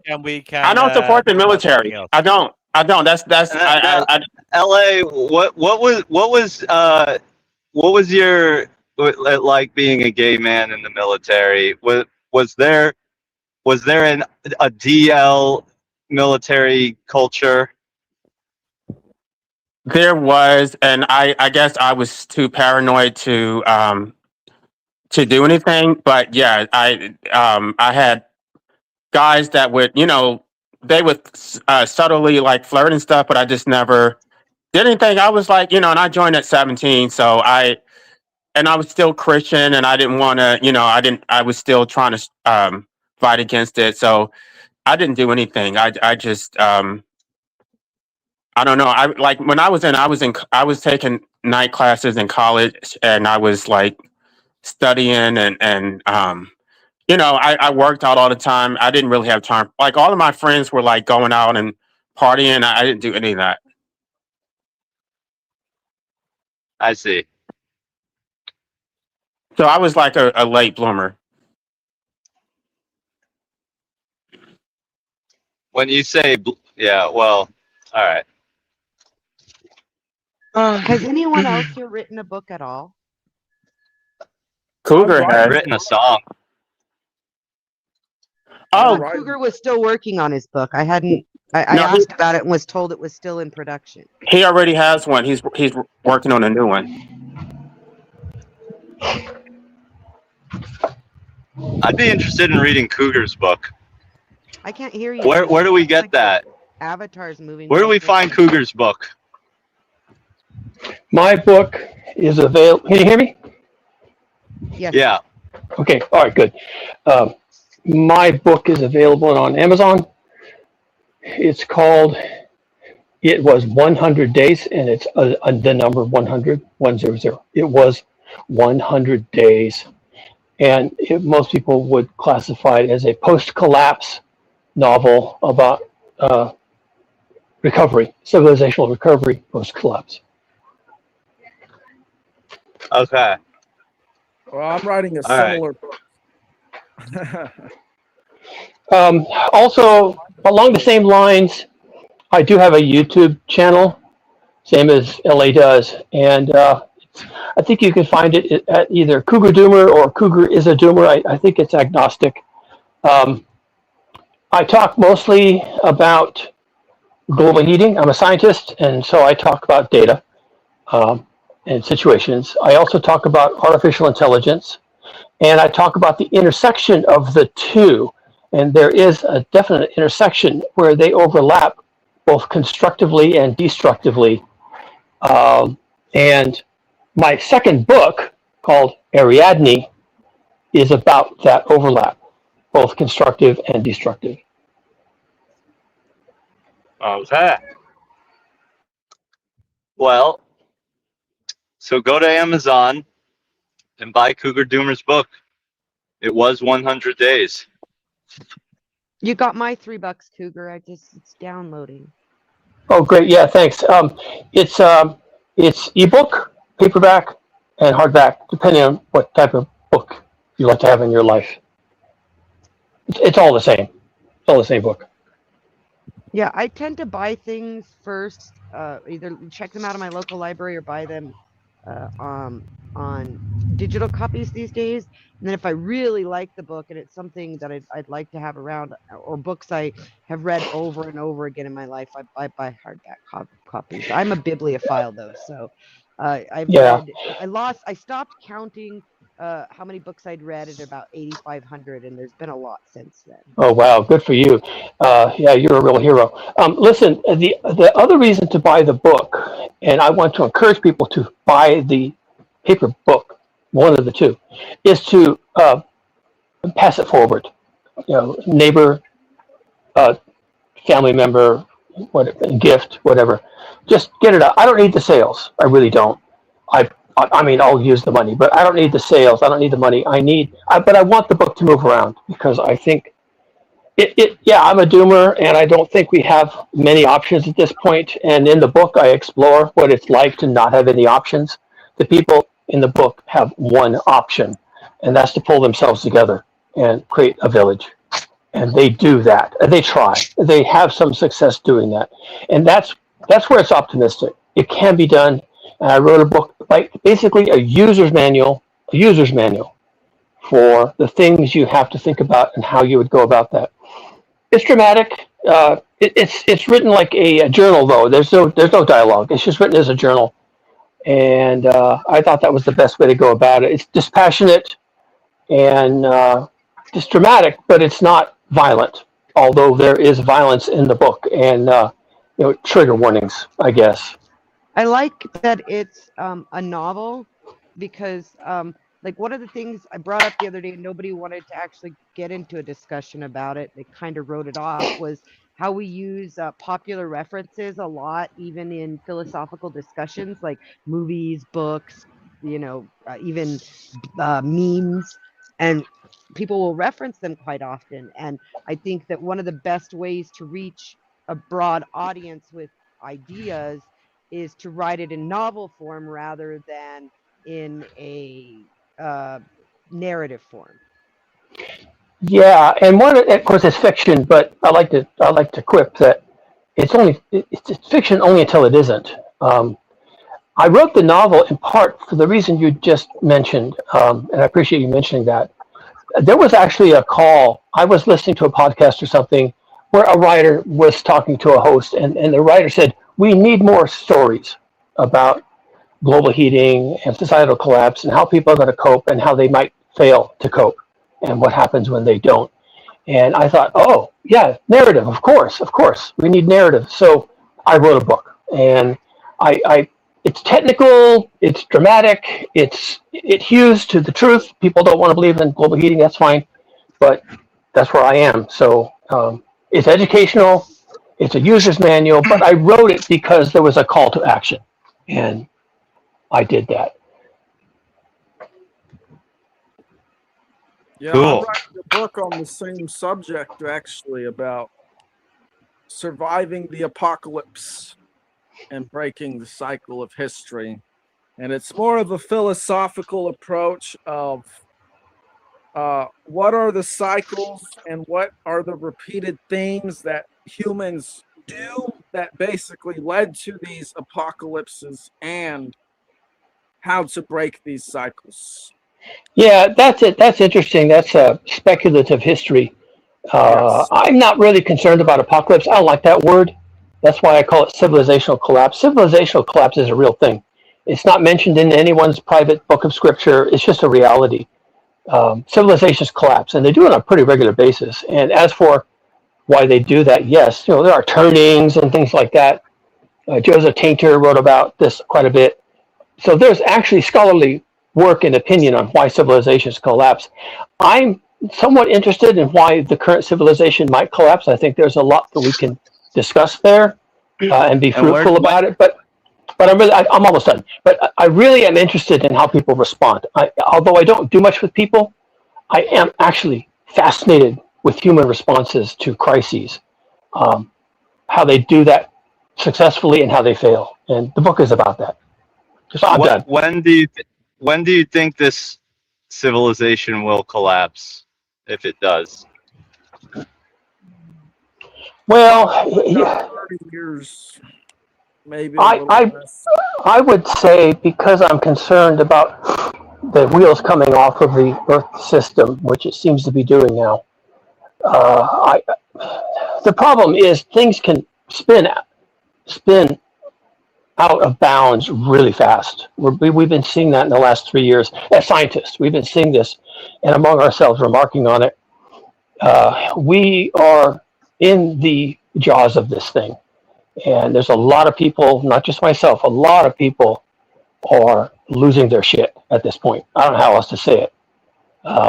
Even hardcore scientists are saying we have to do something, anything at all. Go to Mars, we have to do something.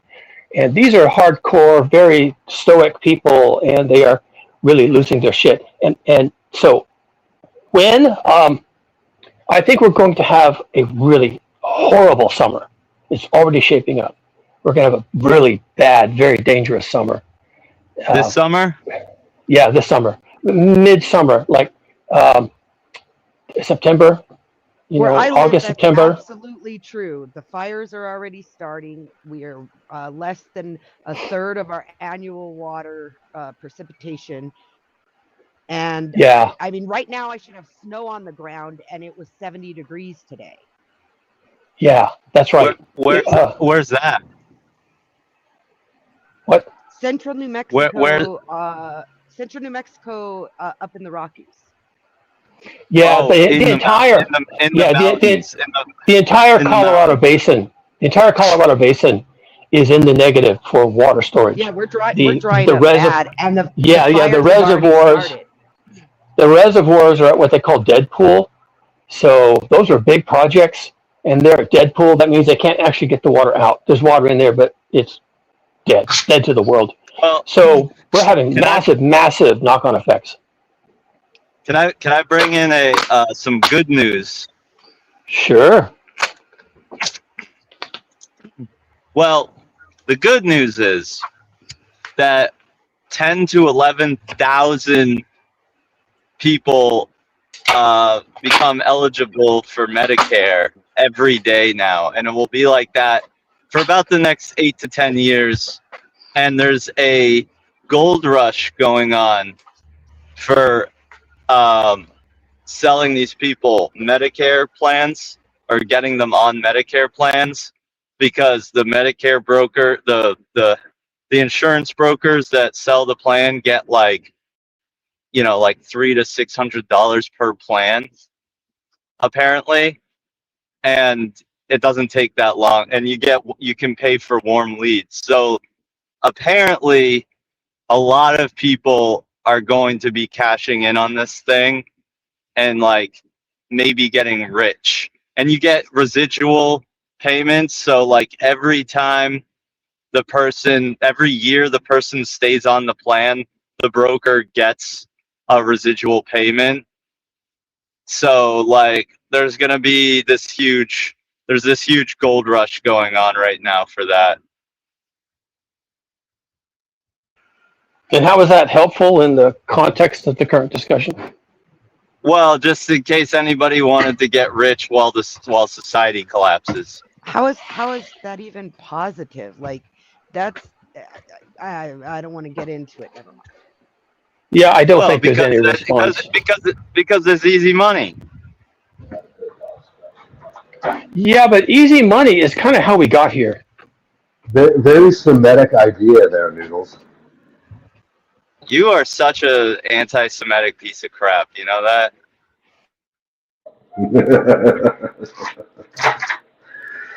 Come on, it's all about the money. Make the easy money. I'm just saying, if you wanted something uplifting, it's not hard to become an insurance broker. I'm not like, I'm not trying to, I think the stereotype you're thinking of would be like the guy trying to hoard it all for himself. Don't let anyone else know about it. I'm trying to help liberate people. I'm saying, hey, look, a bunch of people are about to get old and die. Well, might as well get paid. You're trying to help promote people, drawing the elderly into premiums for insurance that should have already been Actually, provided no, through not Social Security. not premium. Medicare is free from the government.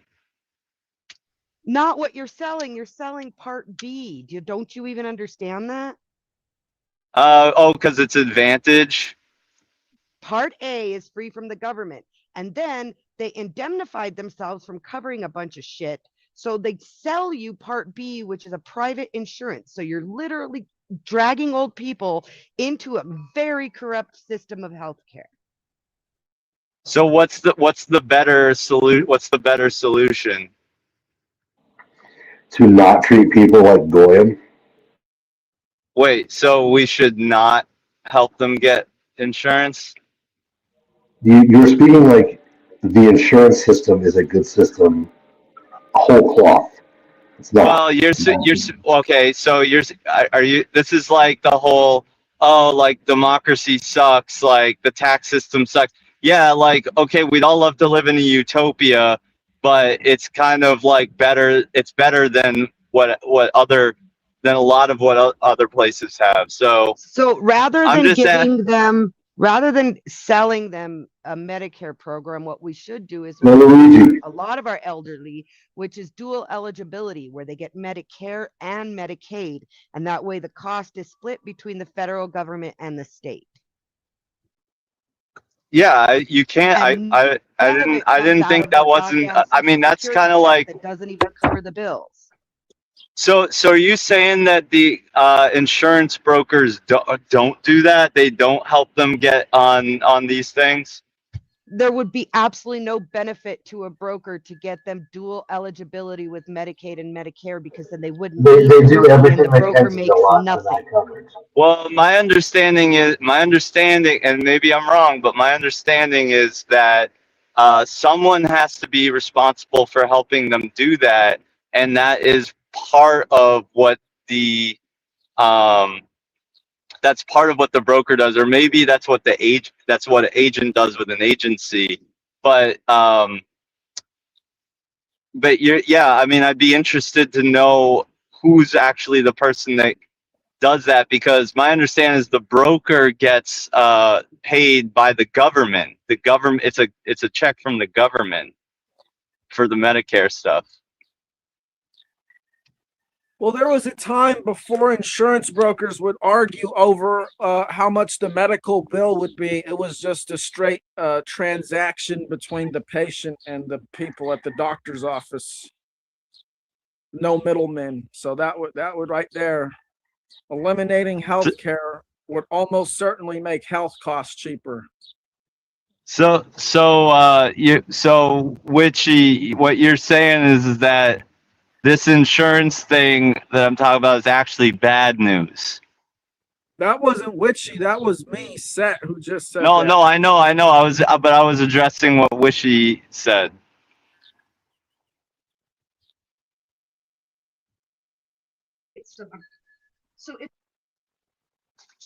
You're really quiet. I can't hear you. She's speaking? No. Oh. You're not going to address I'm sorry, guys. I have teenage children, and one of them walked up and started speaking, so I muted. I missed a little bit there. Oh, I was saying. So what you're saying is so you're saying that this insurance broker thing for the Medicare is actually bad news, because it means that a lot of like elderly people are being taken advantage of by the government and by the people looking to cash in on what the government has done. Yeah, absolutely. That's my opinion. So how do we? Yeah. So you're saying now how? I'm interested in knowing how to get these people what you said, which is get the Medicaid to. Was it? Did you say it was Medicaid that pays the Part B premium? Is that how it works? So if you're dual eligible for Medicare and Medicaid, you don't need Part B. Part B is how they brought private insurance companies into the Medicare system.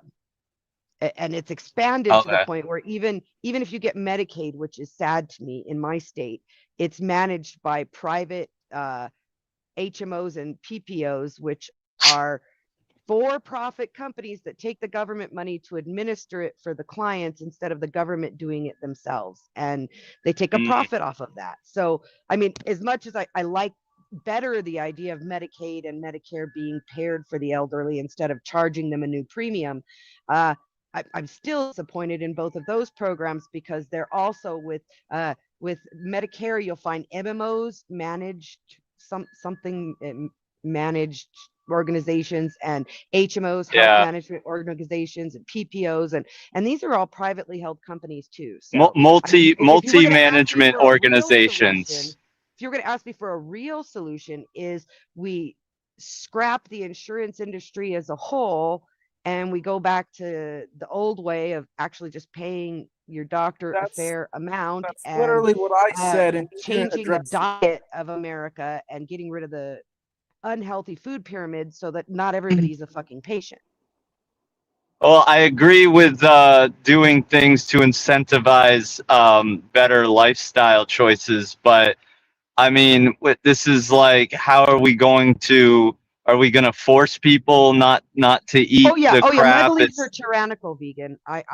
You'll find as you get to know me that I believe in eugenics and I believe in one world government. My beliefs are tyrannical and not democratic. I think we're kind of on the same page. Which I think actually you and I probably have a lot of common ground. I agree with eugenics, and I don't know about the one world government thing, but I certainly, I would certainly agree with a sort of vegan dictatorship of some kind, or some, some kind, something along those lines.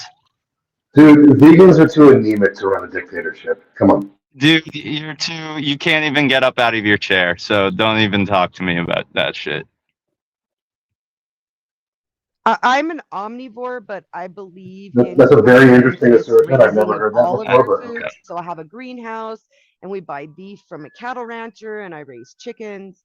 I'm an omnivore, but I just believe in conscientious management. Like we kept rabbits. I need to get more again. We had an outbreak in. I don't want to know. I don't want to know. I don't want to know. It's just going to make me upset.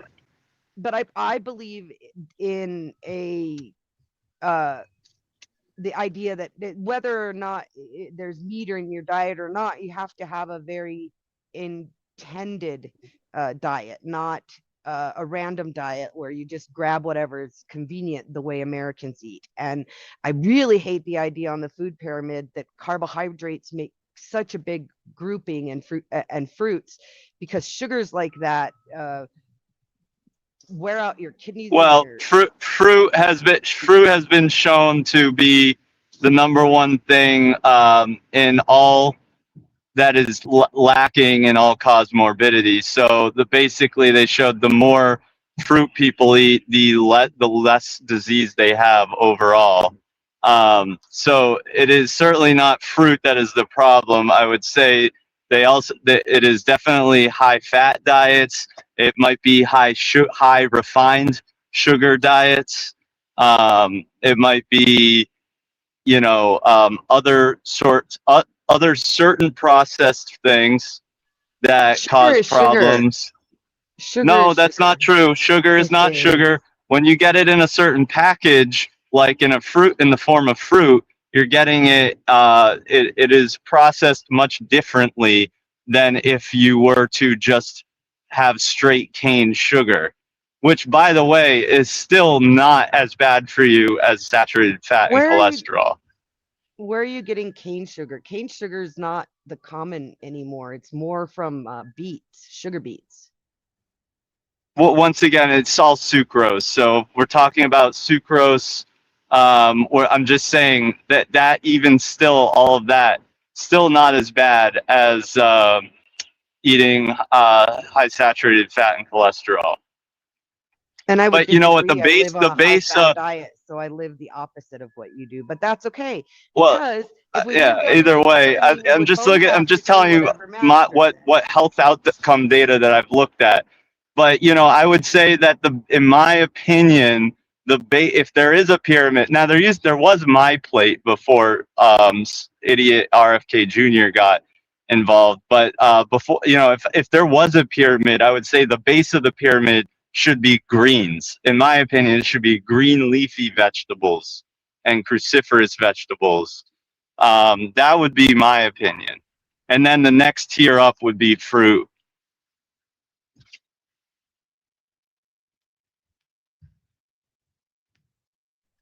Well, if we lived under an actual tyranny, all these people who claim that we live under tyranny and we don't, but if we lived under an actual tyranny, the masters would tell each of us whether we had to be vegan or high fat and what was best for us, and that would just be the end of it. And I'm sorry, but it's my belief that at least 80% of human population needs that. They're sheep, they follow, they need direction. They can't find it on their own. I would agree with that to a certain extent. We have some common ground.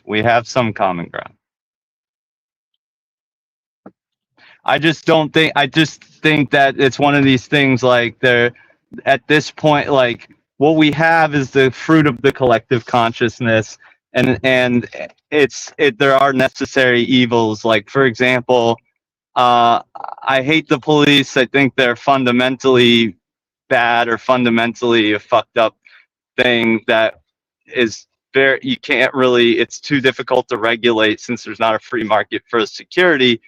But at the end of the day, we still kind of need them. And the same thing with things like insurance or taxes or anything else. Like, I think that they're, you know, and you could say that tax is theft, but in some cases it doesn't matter. We just need to do it. Most of the people I hear say tax is theft don't really pay much tax, because most of them, by the time they file, they think an income tax return is the refund they get. The return is the form they fill out and they get a refund. Most people have very low taxable income when it comes to income tax, or no taxable income when you add in the fact that they have children or they're paying off a mortgage and have interest. Like, there's a lot of things that knock down your taxable income. This is my area of actual knowledge. I have a bachelor's in accounting and a master's in tax law. And the way taxes are set up, the people who pay the most tax are the upper echelon, and it does work to keep the lowest people from falling into the cracks way more than it would have been in the past. Like, people complain about homelessness now. Imagine if we didn't have the social services that those taxes pay for, how many more people would be in that position? Right. So, I mean, would you agree with a socialized healthcare system? Or maybe you already said, people should pay out of pocket, but like, Well, how does that work? Because wouldn't that be extremely expensive? So it would be fine if we had a socialized health system if it was actually run through the government and there was no for-profit entities with contracts siphoning off a profit. See, my biggest problem is profit. Profit translates to usury for me. It's something for nothing. Because as an accountant, I know that every single expense you can is already counted against the product before you see profit. Profit literally But means somebody has to be able to make money, right, for doing their job, right? Yeah, that's part of the cost. If you do a job, you and I do a job, right? And we work putting together Ford pickup trucks. before you count the profit off of that truck, you calculate in our labor cost. Those are expenses. Profit is literally what you get above all the expenses, including paying yourself if you're managing. Right, but isn't it important to be able to accrue some level of profit to in order to save and make sure you can build a bigger business, expand your business, be able to save money and Not if it's a government-run entity. That money comes from tax. For-profit business. Like, I don't have a problem with capitalism and for-profit business. The problem is our government has been leased out to for-profit companies. So our tax dollars aren't fully going to the things that we need. They're being siphoned off of by profiteers. So unless you get rid of that, socialized medicine is not going to be any different than what we have now. You will still have the profiteers privatizing it, just like our prisons, where the guards are contracted out with a company. The food is contracted out. They don't even have prisoners do their own laundry anymore. That's contracted out with a company. damn, really? They don't let the prisoners do that? That's interesting. We should look into that one. That's pretty wild to me.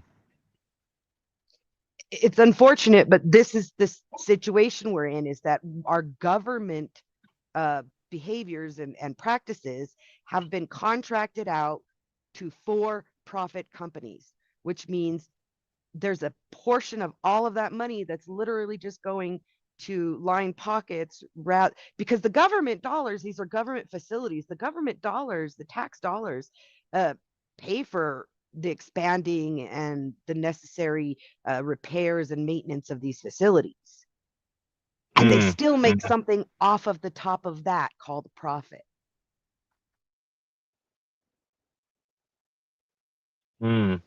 So if you I want have socialized to medicine, you're just feeding into Obama kind of tried to do it, but what he said was we all had to buy in rather than pay tax dollars to buy in. But either way, if we keep the same medical and insurance system that we have, there are only maybe 6 actual what's the word now? See, my brain is shutting down. They're not the lenders, but there's the main banks that lend the money to the smaller banks. And so I have to get off the stream for a second, but I'll be back on. That's okay. Everybody's probably tired of hearing me answer your questions anyway, because I drone on. But thanks for the conversation.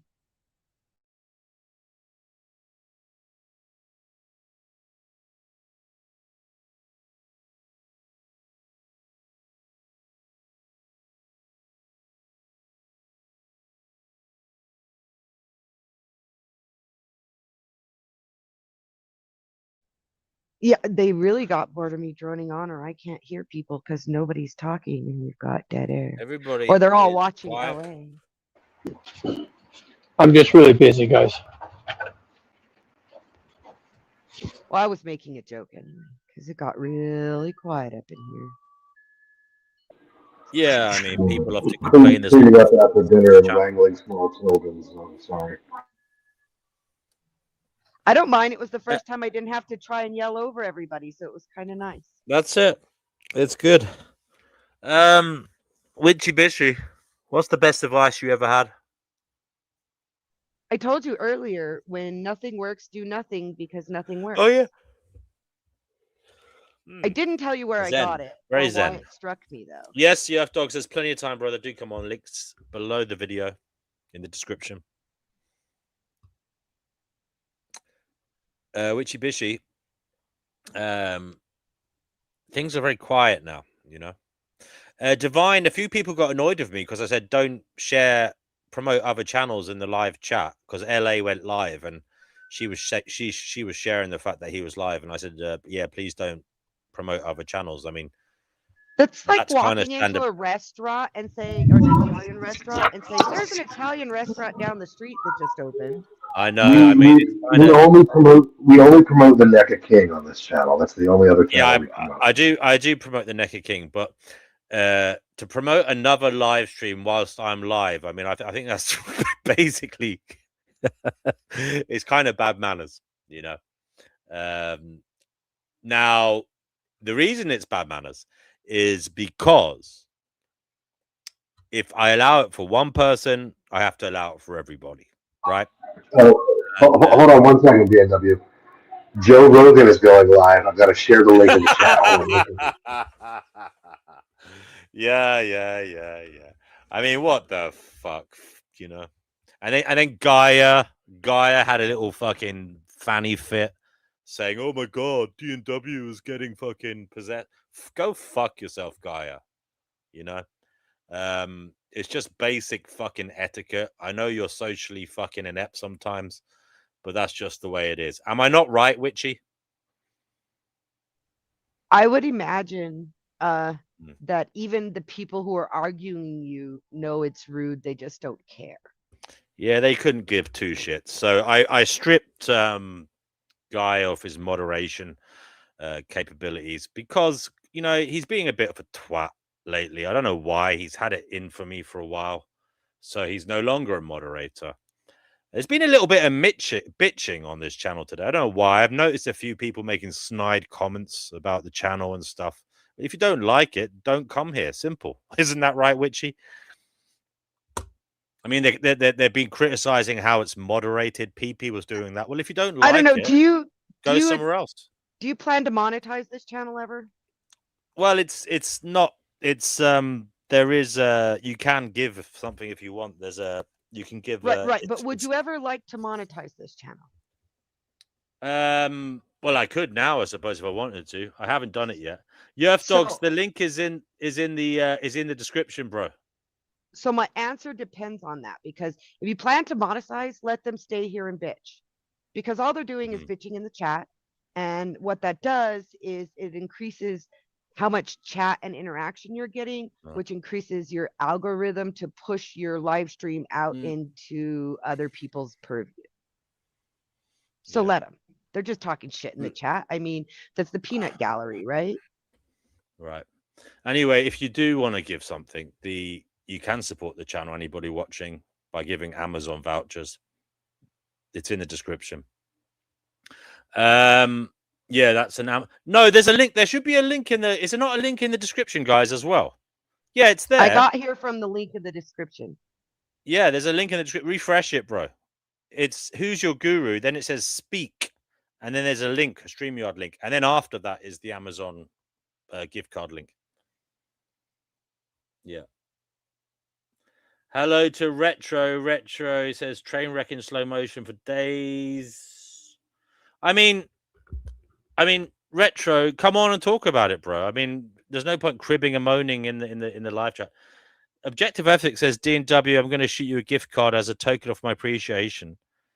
Yes. Oh, that's really nice of you. Yes, Great British Pounds is the right one. Yeah, I mean, the link in the description goes to the UK digital Amazon cards, so you don't have to worry. Yes, the description. Yeah. Hello to Retro. If you want to come on and talk about it, please do. Whoever you're pissed off with isn't here at the moment, unless it's just me. Even then, you're welcome to come on. Yerf Dogs, hello there. I'm a bit grumpy today. I'd like to complain about the way things have gone today. I'm not satisfied with the service. You're not satisfied with a totally free service. Yeah, I know. Nobody has to be here. Why don't you get in the chat and link to a podcast you'd rather listen to? Yeah, exactly. Well, you know. I think Gary is probably going to go live later too, so I might post the link to that. If he doesn't swallow the shotgun, he might go live. Oh dear. I mean, I don't know. It is. I was allowed to promote my book and my YouTube channel, so well played. I think that actually Gary might die at any time. Yes, guys. Skyworks. It wasn't him that posted it. It was one of his minions. Sorry. I mean, and he promotes LA's book and channel all the time too. And there's nothing wrong with LA going live. It's just you don't go into a live stream announcing other live streams. It just like you said, it's like going to a party and saying there's a like, party as down I the say, street. I'm exactly, and I promote everybody here. I let people come on here, and if people want to go and watch other people's shit, you can go ahead. But and speaking of which, if I can interject for a second, I've even shared your channel. Thank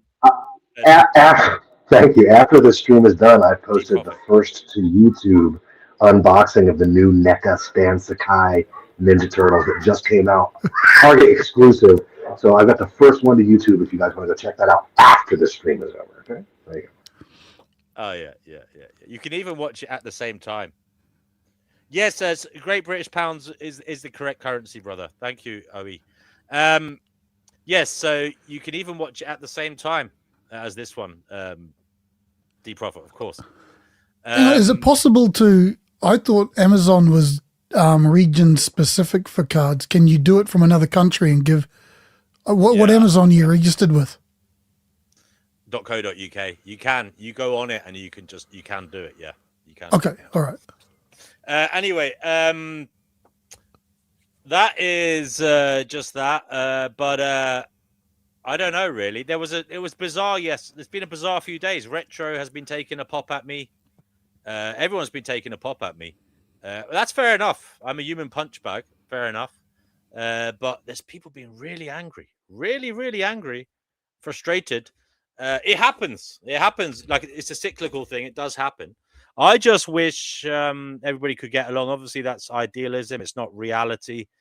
And it's so interesting tonight because people say, like PP came on here saying that this stream isn't being run properly. Everybody needs to talk about points of agreement.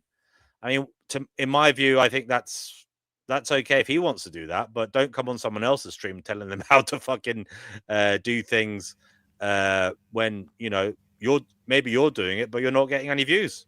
I mean, quite frankly, the chaos of the discourse here sometimes is the reason to be here. It's part of the.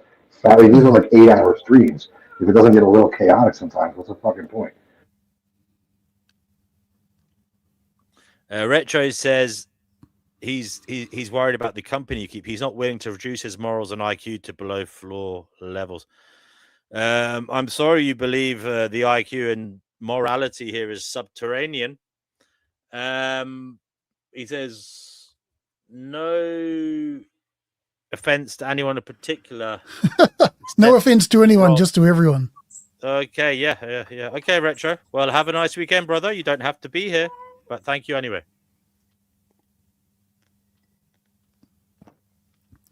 Crikey, I mean, you're not going to like everyone on the panel. I don't see why that's any kind of. I mean, I don't dislike Retro. He just doesn't like me at the moment for whatever reason. Now, what happened was there's a backstory here. There was someone called Denizen was on here, and he was fighting with Chickpea. Now, Chickpea called him a few names. He called her a few names.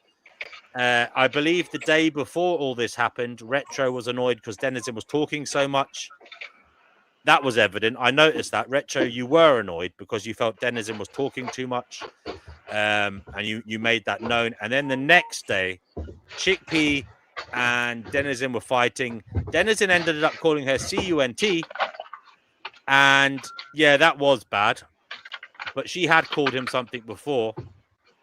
And I believe, Retro, you said Denizen's mother something lay on the bed and took it from you. I mean, you said something about his mum, which is generally called for alarm.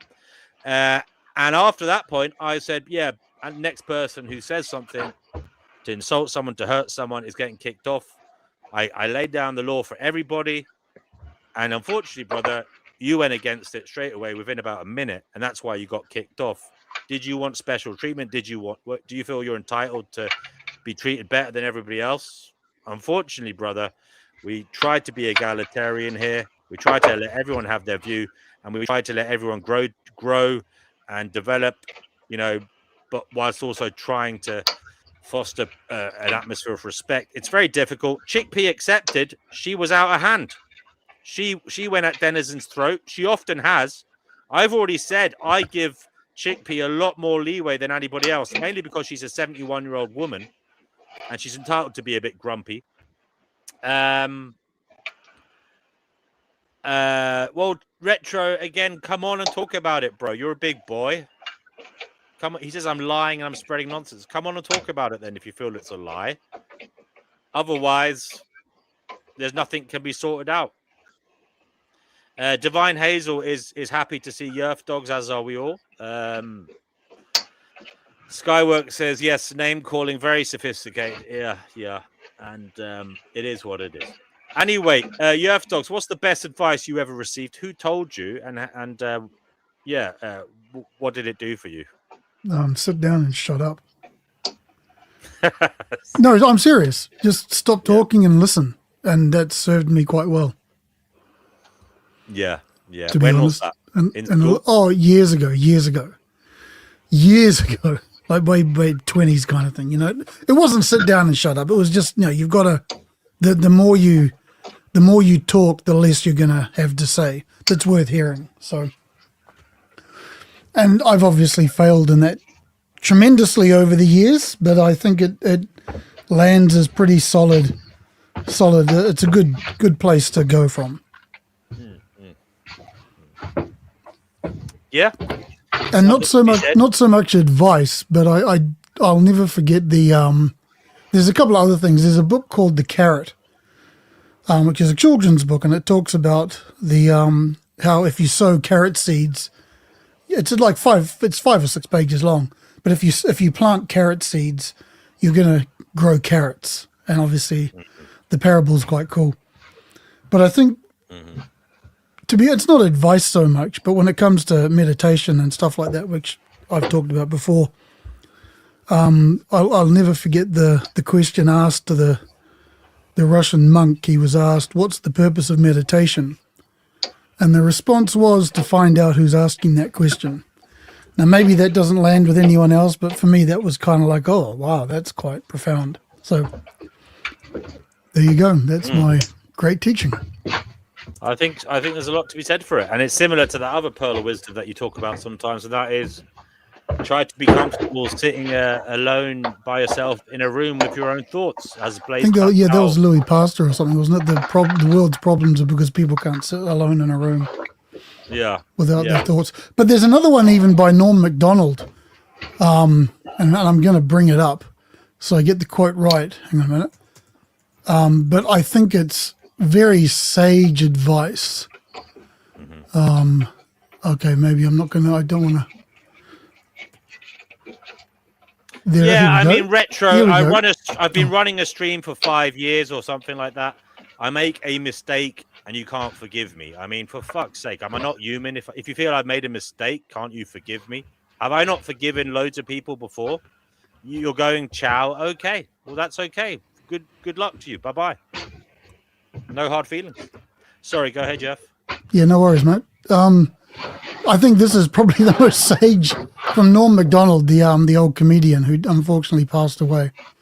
He says, the only thing that an old man can tell a young man is that it goes fast, real fast.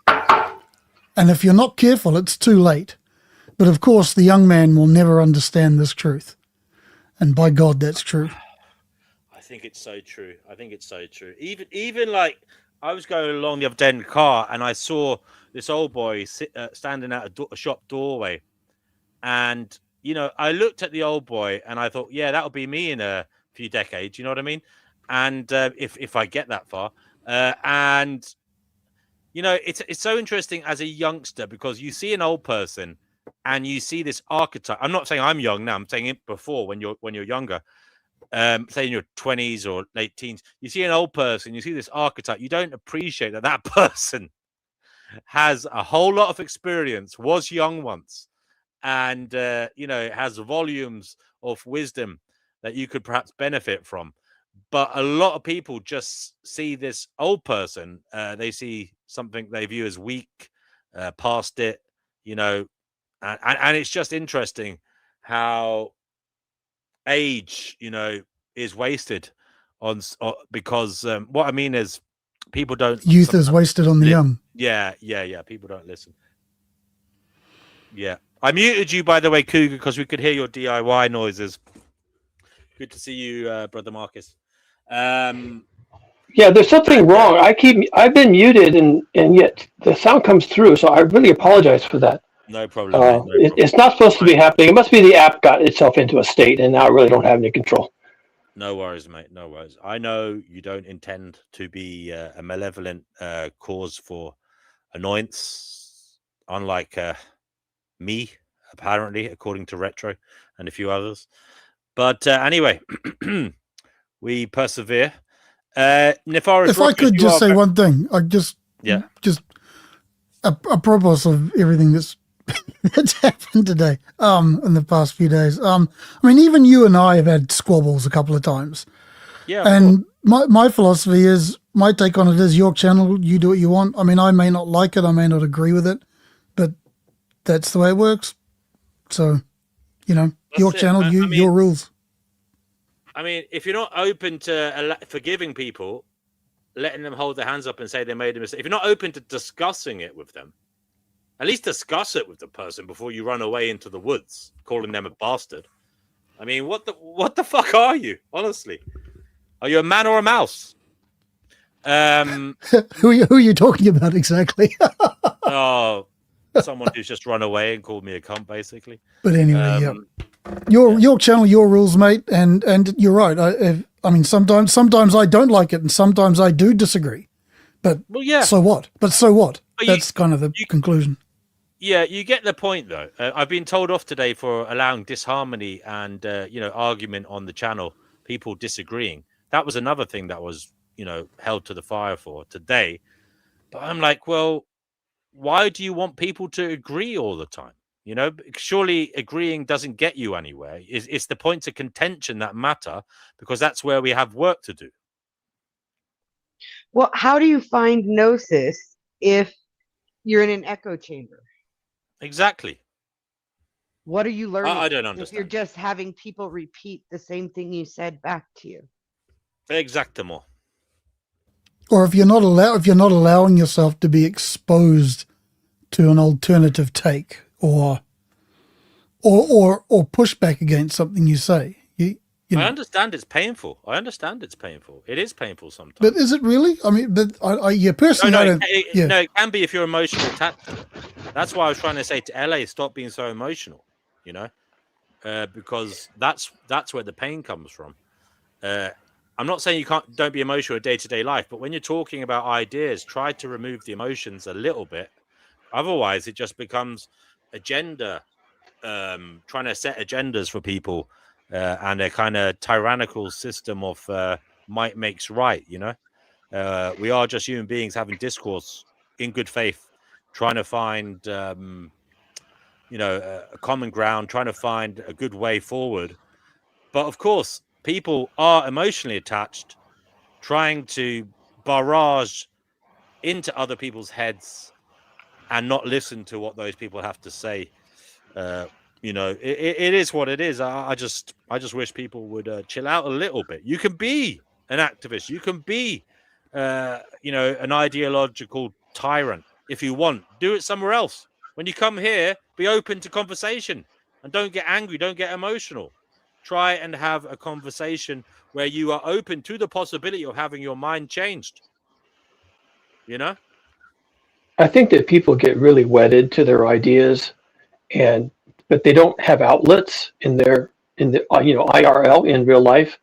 And so when they come on here, there's just a lot of, I need to be heard, I need to be validated.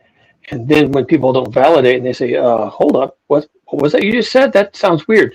Then they're like, oh my God, the one time I had a chance to be validated, now they're shitting all over my pearls of wisdom. It does become personal, but I don't think that's externally generated. I think people are just pent up and don't have outlets. Maybe they should go to the pub and hang out with the blokes and get punched in the teeth if they say something really stupid. I totally agree, mate. That's so true. Probably earmark of the midwit to get upset when somebody hears your take. because you think that you're going to like enlighten them or whatever. But when you're an intelligent person, you're a brilliant genius like I am, you're used to people disagreeing with you because everybody's so fucking stupid compared to you. So you like don't get offended by it. There you go. Daniela, good night, darling. Sleep well, sweet dreams. And Skywork says the same. He says, good night, Daniela. Have a peaceful one. So does Brother Marcus. And Divine Hazel. Chickpea says, speak for yourself. Chickpea, darling, do you want to come on and tell us what that's related to? Because I don't know, actually. Have I upset you now, Chickpea, darling? Oh, no. Oh, no. Here I go again. Brother Marcus says he allows anyone to disagree with him. Not everyone has to be right. Yeah. I don't even trust my own opinions, mate. Fuck. QWERTY says, I hear you, D&W, but there's so many variants, time zones, tiredness, situation. Yeah, that's true. That's true. Chickpea says, I have not upset. Thank fuck for that, Chickpea, because I've upset every fucking body else. Just not on this panel at the moment, I don't think, but a lot of other people are, highly affected by me. Maybe going into therapy this week. Maybe, I don't know. Who knows? Maybe they're seeking a retreat of meditation because I've perturbed them so much. It's quite a shock to my system. But anyway, it is what it is. LA's chat is quite funny. I've got that running on the side of my screen. What is he? Are they bitching? Go on, give us. It's a little bit of a bitch, yeah. I'm not listening to him, but tell us. Go on, give us the. You can click on it yourself, mate. Oh, okay. Well, I'll try. Let me just have a look here. Why do people bring things up and then be like, oh, you can see for yourself? Like, you made a supposition. You have the responsibility to prove it. I don't have the responsibility to disprove it. That's correct. I'm not really, I'm just making an aside here, saying that the chat's going, how should I prove it? By giving the link or what? No, I've sorry. Say that again, Yerf. I was just reading the other stuff. I'm just responding to Wixie. I agree with you. If you make an assertion, you have to bring the evidence to prove the claim. I was just making an aside about what was going on. Well, your assertion was that it was interesting. And we were like, okay, well, go ahead. Read us the interesting part. Well, right? That's fair, but I was using interesting in a more of a sarcastic way, so. Well, even more so the reason to, if you're going to say it or just don't say it at all, right? Right. Now, guys, just get used. I know it's a change in orientation here, but the link to come on and speak will always be below the video now. You should see it there. But I have shared it in the live chat just now. Yes, Divine, it's below. It's in the video description. You can come on, darling. Chickpea's found it. Chickpea, you're in the Finding Gnosis show. Great to have you here. You haven't run off with the new Messiah. You're still here. What's going on? What? Me? You talking to me? Yeah. Why have I come back? No, I just thought I'd go away for a while. I'm back now. Couldn't cope with the arguing. No, someone said something. I thought was interesting. Chippy Retro is increasingly furious with me. He won't calm down. He's at boiling point. I didn't even know people could have blood pressure that high, to be honest with you, without dying. Right. But anyway, he's excruciatingly angry. He's in danger of bursting. Chippy, can you say something to calm him down? Like, are you saying retro again? Now, retro. Yeah, but what does retro? And retro is unhappy because I kicked him off the other day. Yes, I know. I don't know why. Because obviously, I'm sorry. Yeah, the retro. He doesn't call himself retro in his little the name under his little picture, does he? No. No. What does he call himself there? I've had this before because I remember everybody by their picture and the name. Sorry? Sacred vessel. Sacred vessel. Yeah. But Witchy, you shared the video for me. Was I in the wrong with what I did? I don't know if you were wrong or right. What I do know is that the way it all went down, and I was there as well. The way it all went, I think I was in the chat. The way it all went down, my understanding was you drew a line in the sand and then he intentionally crossed it. It's not about what he said. It's that Denizen was actually speaking and he came on the attack again instead of being respectful like you'd asked everybody to. And you expected your closer friends of all people. You said yourself yesterday that you expected Den to be the one to get dropped because you expected your friends of all people to show decorum better than strangers. That's exactly what I said. I said I drew the line in the sand. It had been aggressive. It had been out of order. Bang out of order. Yeah. Most unparliamentary language was being used.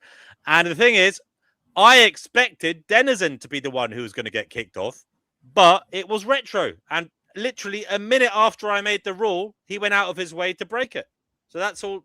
That's to me. I mean, what type of a fucking gobshite would I look like if I made a rule and didn't try to well, and make then it he's count? your friend, so you backtrack. Well, apparently, I don't know. Apparently, I'm his kind of arch enemy now. I don't know what the hell's going on. You considered him a friend from what I could tell because you backtracked immediately and said, you know what, just take a few minutes breather and you could come back up today. Yeah, I did. I did say that. I told him to take a 10 minutes in the sin bin. He can come back, but he didn't. He didn't come back. Instead, he's been on the warpath for 2 days. Oh dear, I did. Divine Hazel, I don't even know if you understand what I'm talking about because you seem to think that I'm wrong because I saw some of your comments, darling, and I don't know if you understand where I'm coming from, sweetheart. So maybe you can come on and talk about it. But anyway, it is what it is. I still like everybody. I still wouldn't hold it against Retro if he came back. And I'm sorry he is so angry. Unbelievable. I can't believe he's so angry. But there you go. Sorry, go ahead. Somebody said something. Was that you, Chickpea? Yeah, it was me. Sorry. Now, I get a bit confused the whole Retro thing because he keeps checking. He doesn't have the same name all the time, does he? And I'm getting old now. My brain is stuffed full to the brim with rubbish, and I've got no more room for it all. Retro's been the same name.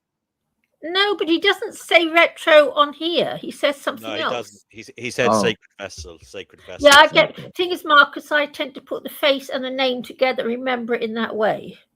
I don't. It's a shame. I mean, look, I'm sorry to be so stupid. He's not a bad dude. He's not a bad. I don't have anything against him. Only this.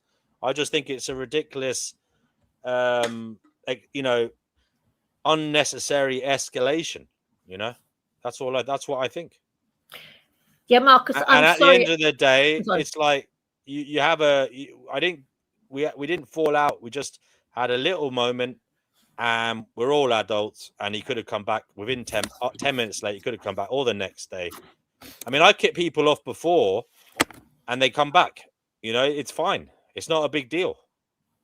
He literally, all he had to do was stay off for 10 minutes. Anyway, it is what it is. But Marcus, unfortunately, I tend to remember people's face and their name, just one of each. When people have multiple names and stuff, I just don't absorb it anymore. I understand. I know. I'm getting older. My head is. When you're my age, Marcus, you will find that your head gets stuffed full to the brim with rubbish. You've got no more space left. You just remember the important things. Yes. What are the? I just remember the important things.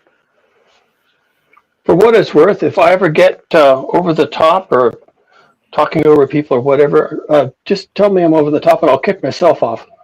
Look. Well, he did that repeatedly with all of them, Cougar, and nobody was I'm not being bad. Self-ejecting. The thing is, Denizen is a handful as well, but me and him had a nice chat on here yesterday, actually, later on, didn't we? Which I think you were there. And he understands. He's actually a nice guy, but I found sometimes he was a little bit aggressive or whatever. Yeah, don't tell me about it. I Yeah, tend yeah. to be So the receiving end. even he's taking it on board. You know, he's not a bad bloke. It's just like, if we're gonna have this place, there's no point in us driving each other insane. You know, unnecessarily. You know. I I must just tell want you, to say, to be Marcus, sorry. fair, I just want to say, to be fair, the first time I came here, two different people attacked me. Miss Chickpea Yeah. said some really unsavory Yeah, I things know I to me and attacked her, Den. yes. And so I'm not even excusing Den's behavior, because he can be a handful. You're not wrong. I've known him for years.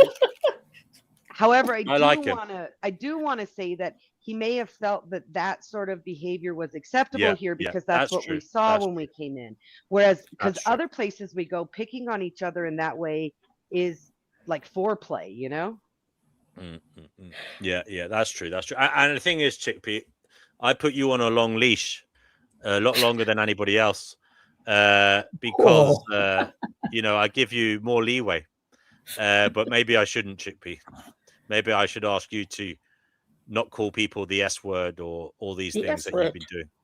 Yeah. S word. Silly What little man. S word have I used? Well, she called me fat. That wasn't very nice. Yeah, yeah. Yes, because we were try not to do that anymore, Chickpea. That's all. Yes, I do. Thing is, you know me, D&W, when it's all to I do know with you. veganism, I you know. know me. Yeah, I know, Witchy. I'm sorry. But I tend to go off again, the it handle. doesn't. Oh, we're the over other it. side. We're over it. I'm just saying that was the first time I'd been to the channel, so Yeah. there may have been And an I'm glad. assumption that kind of banter was acceptable. Yeah, I have It's not apologized, really acceptable. It's D&W. not acceptable. As I said, I don't know how to deal with Chickpea in the past, because I like her and she's an older lady, and I'm not, you know, I'm not saying she's beyond understanding what's going on, or she's senile, because she's definitely not. She's fucking sharp as a button. But thing is, we all have a soft spot for her, Witchy. You know what I mean? And I'm glad, Witchy, you forgave her, and I really hope Chickpea takes it on board. So, Witchy, can we see one of your hens, please? Yeah, hen. Is there a hen close by? It's dark here now. They're in Oh, their hen house okay. sleeping. All I would right. open it up. Do you so have they a get wire infected. going under the hen house to stop the rats getting in, digging in at night? I have. Oh yeah, yeah. They have a large coop around their hen house. Wish it'd be nice to see them. You'll have to let us see them again one day, Witchy, because I'd love to see hens. Oh, most certainly. Yes. Wish they were mine. I really wish it. I'd love to have a hen. I wonder, will Skyworks come on here at all? Because they're commenting a lot. Skyworks, are you ever going to come on here? Divine, are you joining us, darling? Yeah. So, anything in the news, guys, today? It's terrible. Whoops, sorry. No, go ahead. Go on.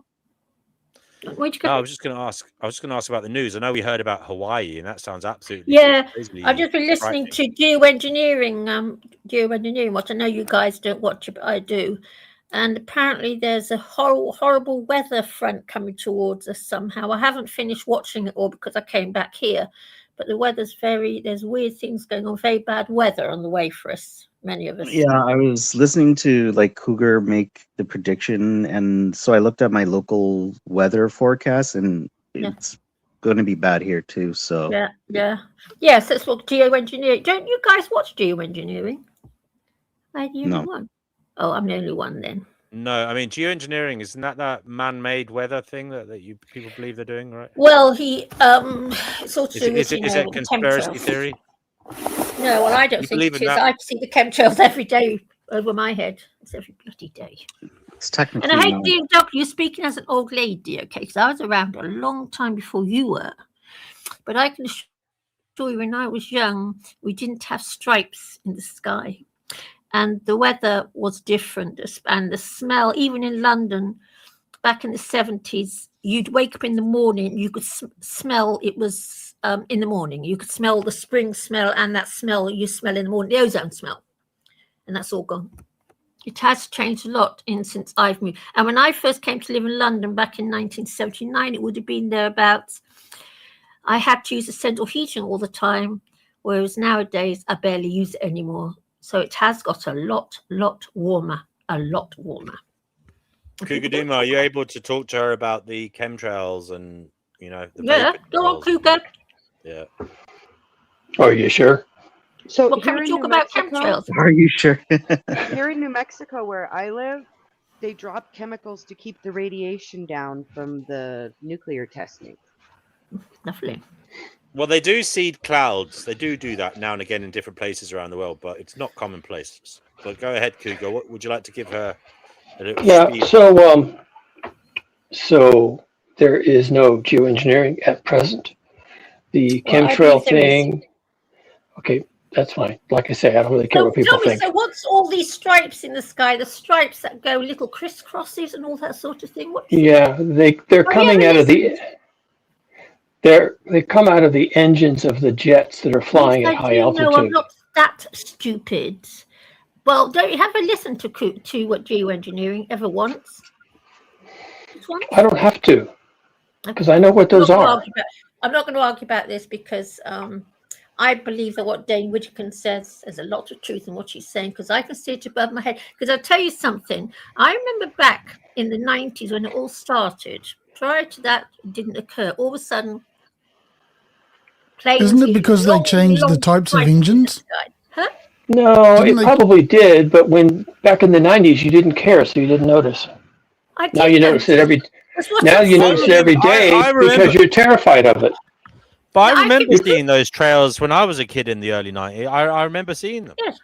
Yes, well, they didn't. Well, they weren't there prior to that, because I noticed. I'm a great sunbather, and I go out to sunbathe, and I see the bloody stripes all over in the sky. No, they did not exist prior to the 90s, 70s, 80s, 60s. We didn't have stripes in the sky, and we didn't. Well, there's been a huge increase in jet traffic, so But the jets only leave a short trail. They do not leave a long trail that lasts all day long. And they But the solar radiation now I've discussed modification, this with my cousin, who's a is that not pilot. geoengineering? There is no solar radiation management going on. There will be. There will be. So I'm being very careful here. There isn't now. There will be soon, and when it happens, you'll know it. Over for 30 years already. Must be blind if you haven't seen it. Been going for 30 years, and I remember it because I can remember back in the 80s. Darling, are you open? Are you open to it being explained to you that it could be from the engine releasing vapor that isn't necessarily, some kind of sinister thing? You know, it's just. DW, we didn't. I'm a sun worshipper, and I can remember. All of a sudden, it started here in London. I don't know what's going on in America, but I remember it here in London, and I think to myself, why are these people spraying all this stuff in the sky, blocking out the sun, blocking out the total sunlight? But Chickpea, if anything, the UV index has got worse since the 80s and 90s. So I don't understand your claim, because is it not getting hotter and UV is getting very, very high here? But a lot of the heat's being caused by the fact there's so much carbon dioxide in the atmosphere now. No, but the UV, that means that the sunlight is getting through. So that this. Yes, I know the weather has changed a lot in the past 30 years. I would say that it's changed. It's got a lot hotter and a lot weirder. I can hear Divine Hazel agrees with you. She says 2 days ago there were 19 to 15 different planes in the air. Thank you, Divine. Thank you very much, because I need to hear that, because I feel as I'm getting completely bloody bonkers here. I can assure you they've been spraying for the past 30 years. Chickpea, do you watch when you hear these things? Do you look for simpler explanations? All right, DW. I've got a cousin who's a pilot. He works for Delta. I've got a cousin who's a pilot as well. Yeah, and I discussed chemtrails with him and everything, and he said that passenger planes do not leave stripes in the sky that last all day long. And he said there's something else going on. That's my cousin. He's a pilot for Delta. I mean, let her believe it. Who cares? People, because they're doing it, and everyone has to say on the subject. So, contrary. There you go. That's the answer right there. I don't care what anybody else has to say about the subject. She just said it. Fair enough. Contrails only last for a couple of minutes. Chemtrails last for an hour. Big, long stripes in the sky, crisscrossing. Jesus is forever. Skyworks says contrails. The signs of contrails go back to the 1920s. I'm talking about chemtrails. I know. Oh, it doesn't matter because at the end of the day. Greg says Google cloud seeding. I know they do that. They did it in China, I believe, for the Olympics. That's what geoengineering is, DNW. That's what it is. Yeah, but no, cloud seeding is for a good reason. It's to bring about rain, isn't it? Or to move rain elsewhere. Well, that's what I was trying to hint at. There are different methods of like what people consider geoengineering. So I was trying to hint at. I hate saying it, but like, how do you define geoengineering? They are legitimately doing it for good reasons, and then there's, but then there's the conspiracy theorist view that they're doing it for sinister reasons. Well, pretty soon. Have you heard of this? Pretty soon, they're going to be doing it because of they have to try and reverse global heating. That's what they're going to do.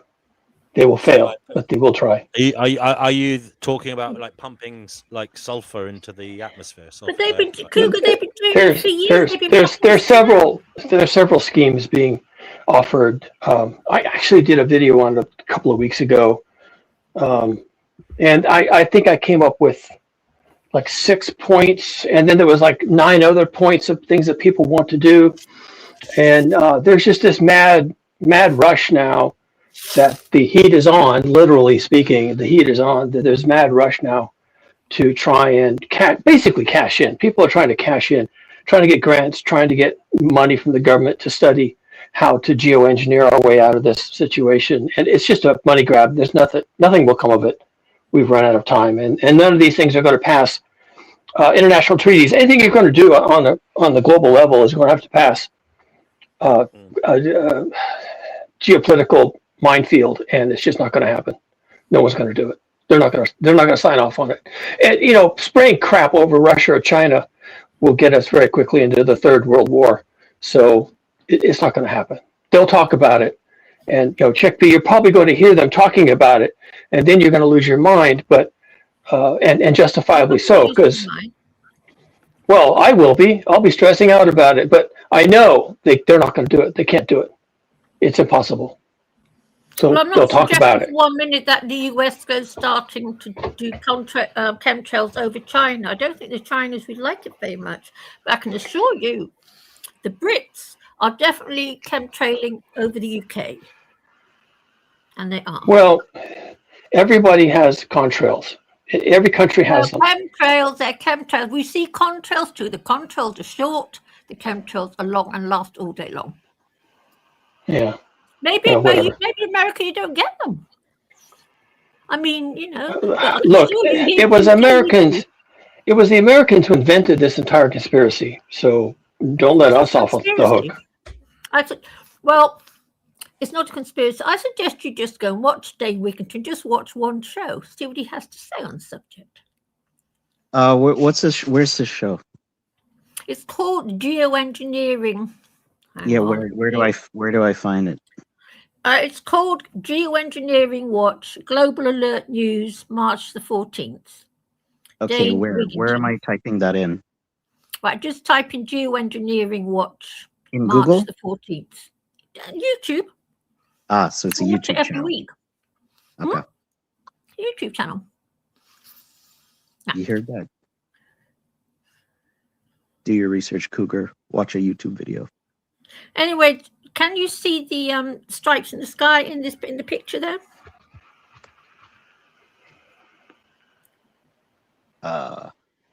In the background picture? Yeah. There's a guy standing on the left. The picture, Dane. Then there's a picture on the left, to his right, of all the chemtrails in the sky. Okay. Yeah.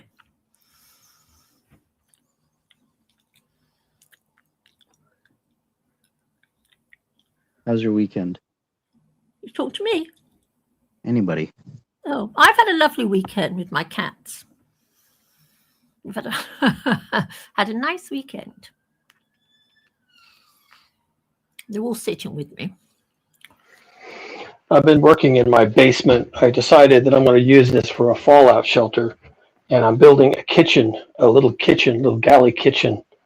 And I do a lot of residential construction. It's just another thing I do. And so I've got countertops down here, and I've got electrical outlets in the wall. I'm wiring in the cabinet lighting. There won't be any electricity. I should think if they drop a couple of nuclear weapons near you, Cougar. You won't Yeah, they might do that, and I might be in the blast radius, in which case I'll have a good laugh when I'm dying down here in my basement. But I'm more worried about fallout. That's why I'm calling it a fallout shelter. All right. It's a different problem to solve. So have you found it, Marcus? I mean, nuclear fallout, Cougar, you'll have to stay in for quite some time, right? Yeah, and that's why. I mean, I've heard it varying from months to even a couple of years. Yeah, there is kind of a little rule. You have to stay out of contact with the fallout for at least 3 days. It's basically 3-3-3. 3 days if you don't want to die. 3 weeks if you want to be as safe as possible, and 3 months if you're really radiation averse. Everybody has to have hard cover. That means water and something to eat and no access to the outside for 3 days. 3 days, hard cover. Good luck, Yerf. Thanks for joining us, brother. So, Marcus, have you found it? Marcus? I was trying. Okay, listen. I was trying to make a joke. Watching YouTube videos is not research. Okay, fair enough. But I'm not saying I researched. I just said I watched. Trixie, any crazy person can go on YouTube and just say whatever they want. You ought to give this guy benefit of the doubt. Now, just watch what you. So we're having an argument about something you don't even know what I'm talking about. There's some very good stuff on YouTube, Mark. You're being very, very naughty here. There's some very clever guys on YouTube. You're not listening to other people's opinions either. Why would you just dismiss? Why would you dismiss Cougar's opinion? I'm not dismissing Cougar's opinion. I'm saying I see chemtrails. And he was going to counter that. Yes. And you well, just said I do see you're not interested in other people's what they have to say about the topic. No, so that's I'm bad. talking You're about not open to counter evidence. You're not open to that. No, well, right, Marcus, okay. In the 80s, 70s, and 60s, and 50s, there were not stripes going from one end of the bloody horizon to the other. They didn't exist. They only started in the 90s, okay? Now, I know you don't seem to see them, but I can assure you a contrail is short. It doesn't last very long. Contrails come mostly from passenger planes. A chemtrail is a whole different entity. Now, if you haven't seen those long stripes in the sky, lucky you. All I can say is because they're obviously not doing it over your head. But here in London, we get it quite often. Long stripes in the sky. Well, that's because London is a major international destination. London probably gets more flights per day than any other single city in the planet. They're short, London. Yes, and those planes release contrails, short ones. They don't release long ones. Now, I've discussed it with my cousin. Granted, it was quite a few years ago, and passenger planes release contrails. Have you spoken to pilots about this? Why would I? Fine. So I'm the one who talks to the pilot. I'm the one that doesn't know anything. I don't think the pilots know anything about it, to be honest. They know what it is. Okay, well, no one knows anything apart from you, do they? No, they don't know anything about chemtrails. They don't. I probably wouldn't have an opinion on that. So they know what contrails are. Pilot knows less than you do, who's never spoken to a pilot. Even. No, they fly in the sky. They fly behind other jets. They know exactly what's happening up there. Fucking hell. Yes, he says there are chemtrails up there. It's being done by the military. And that's what he told me. Now, my cousin works for Delta, which is more than you can do. So don't criticize everything I say. Why would anyone be doing that? Why? I've got no idea. Listen to Dave Wigington. He talks about it. Okay, give Dave Wigington. Because they hate us, and that's why they're doing it. Dave Wigington. Why would? Well, who are they, and why would they hate us? I don't understand any of this. They hate us. They want to get rid of us. You said yourself they want to get rid of us. You said that yourself on here. Yeah. Yeah, like Cougar Doomer, you're supposed to be a doomer. You should know that there are forces beyond our control that probably don't like us very much, and they want to like harass us and like even kill us. So yeah. But I'm Yeah, sorry, but they're not forces you beyond our misspoke. control. This is not a big mystery. We know who they are. They're the No, by elites. forces beyond our control, I Thank you, mean Divine. that we don't Yes. have, we don't have access to stop them. That's what I mean by beyond our control. That's what I mean. We Thank you, can't stop Divine. them. I'll tell you something. You're really helping me at the moment because this argument is really getting on my nerves. The fact that a bloke who's never so much as even discussed this with the pilot Wow. trashes what I have to say, who has discussed this with the pilot. I mean, like, I think if we ask every pilot in the planet, right, we can at least talk to one that says, yeah, there's fucking like the chemtrails. Yeah, at least I've seen them, one of them. We can ask probably how many pilots are there in the world. If we probably ask all of them, maybe like 20,000 of them can like at least confirm it. But that's no Oh, small for heaven's number. sakes. I'm just saying what my cousin works for Delta, so you know. Of course, yeah. So he's in the wrong too. No, I know. I do think that I do think that there are trails up in the sky that are harming us. I do Oh, thank follow you. that theory. Yeah, no, 100%. I follow that theory. Like, why would it be not true? Like, what the hell? But what are they doing, and what are they doing that they couldn't do in some other simpler way? Poisoning us? They're dropping chemicals. Yeah, but they're up.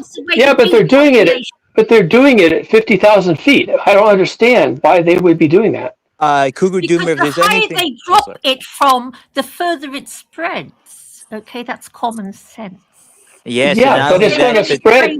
But it's going to spread 1,000 miles before it comes down. What are they doing? You talk going to spread 1,000 miles. They spread it. The higher you drop, if you are spraying water on the floor, okay, the higher you spray it from, the more area you cover. That's common sense.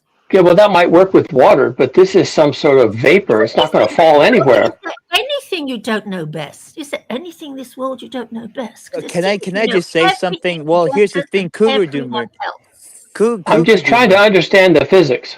The physics, but sometimes Cougar Doomer, there are some things that are beyond explanation, and they will be explained within 10 to 20 years.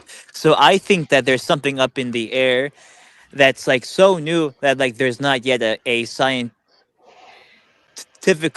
released explanation for it, and that's real because like people thought that because someone brought up a good point that like animal engineering has its like roots all the way back in like the 1960s and 70s, and like there's good evidence for that, you know. I just want to say thank you very, very much for supporting me in this because it's very distressing because I have been watching this for the past 30 years and to see to be told no, it's not happening at all, it's all your imagination, is very distressing because I get very upset about the chemtrails because they're blocking out stuff. Then let's not talk about it then. Why not, brother Marcus? Why? This is about finding Okay, truth. if you guys want to just shout at each other, go for it. But no, it's just that I can't understand why some people seem to know no matter what one says, they always know best. I got a book today, go and watch Dane Whittington for just 10 minutes. Look at the picture on his site of the chemicals, the stripes in the sky. Just go and have a quick look. That's all it takes. Yeah. Because I tell you something, Dane puts together very, very, has you know, done a survey of pilots? No, I haven't, but my cousin is a pilot, okay? You silly little man. Boy, pilot? You mean like a commercial or like Air Yeah, he Force? works for Delta. Delta. Oh, okay. Delta. I think I rode Delta one time when coming from America to Spain for holiday last year. Yeah, it was not a very good experience. Yes, I know. Well, he used to work for the British Air Force, and he sold up what he decided to go to America and works for Delta. I mean, I've never flown with Delta. I've never flown to America. Never visited America. So Then don't. Please don't. No, I won't be. But he used to be in the British Air Force. Oh. When he was young. He's about 60 now. But I can assure you, we had a nice long chat about this about 20 years ago. This whole the chemtrails. Oh, there you go. 20 years. Yeah, no, this has been a thing since like the 1980s, like the late 80s. It started, yes. Thank you, Fatima. It started a long time ago. Because I remember I'm a sun worshipper, and I got really annoyed about it, looking up and seeing stripes all over the place, blocking the sun out.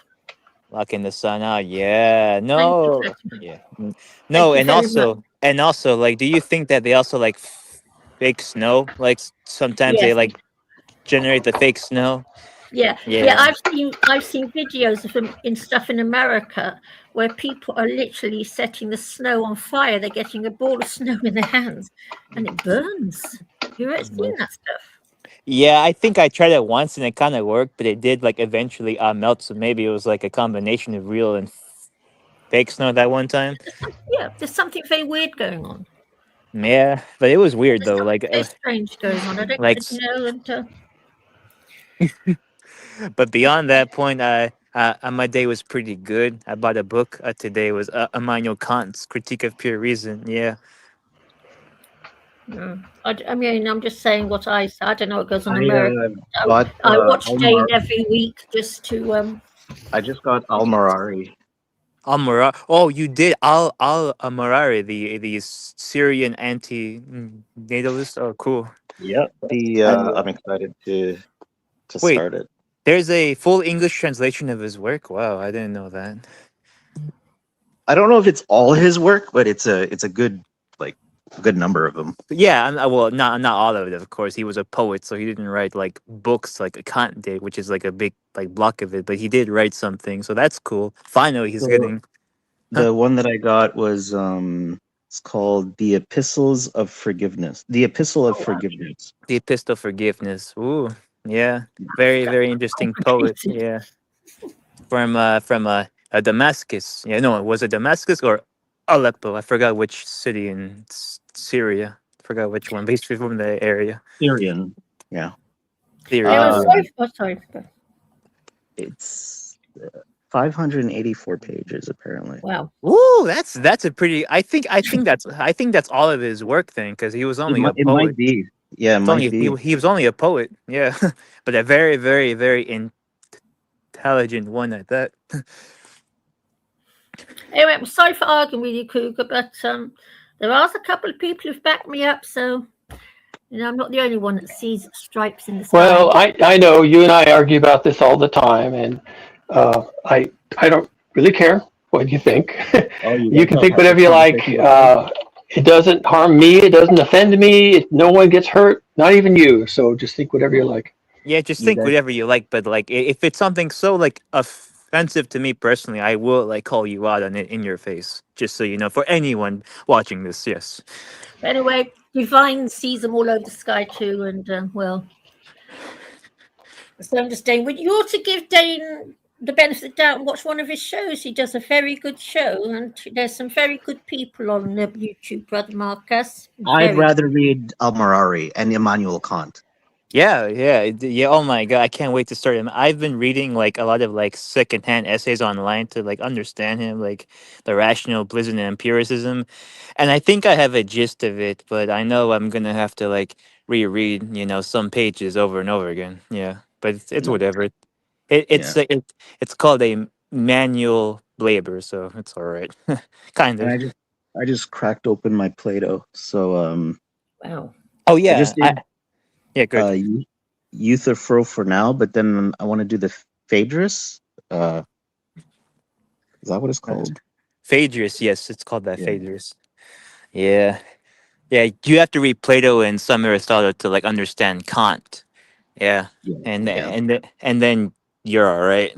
And then just read up on like the encyclopedia of like philosophy's articles on rationalism and empiricism, and then I think you're okay. But I'm glad that I got Almarari because like it's the Western canon's way too Greco-Roman and Yes. Oh yes. Yeah, of course. Like that's why, like late last year, I got into like Theravada, the Buddhism, like exclusively from Thailand. Yeah, I'm really into Theravada Buddhism right now. It's very ancient, very ancient philosophy. That's kind of like Stoicism for the West, but they actually have this a structure that's similar to like Christianity, in that there's like history for it and like an entire civilization built on those foundations. So yeah. Nice. It's very interesting, yeah. But it's good that Al Amari is finally getting his due in the West. Yeah, Honestly, like, but then again, it's interesting that we don't teach like a lot of Arabic or Islamic philosophers, because they essentially helped, like, preserve like the Greek works, right, in the Yep, Islamic Golden Age. exactly.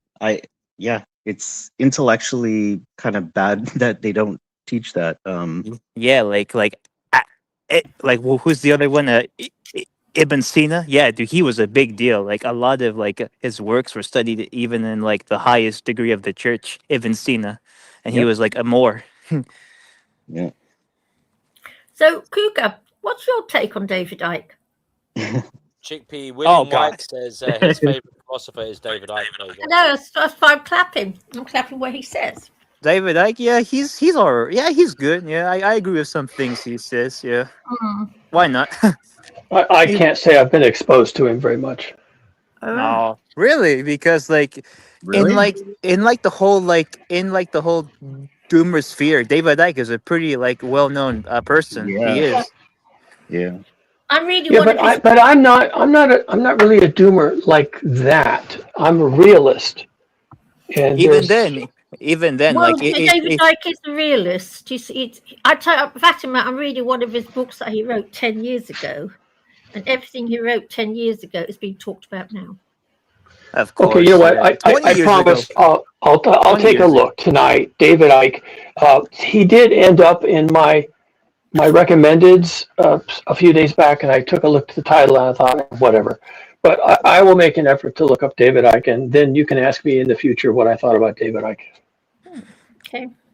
Yeah, David Icke, he's good. Yeah, even though like some of his like other like conclusions are just wild. Like I still cannot get behind like the whole like blue blizzard thing. Like that's just kind of What? okay, man.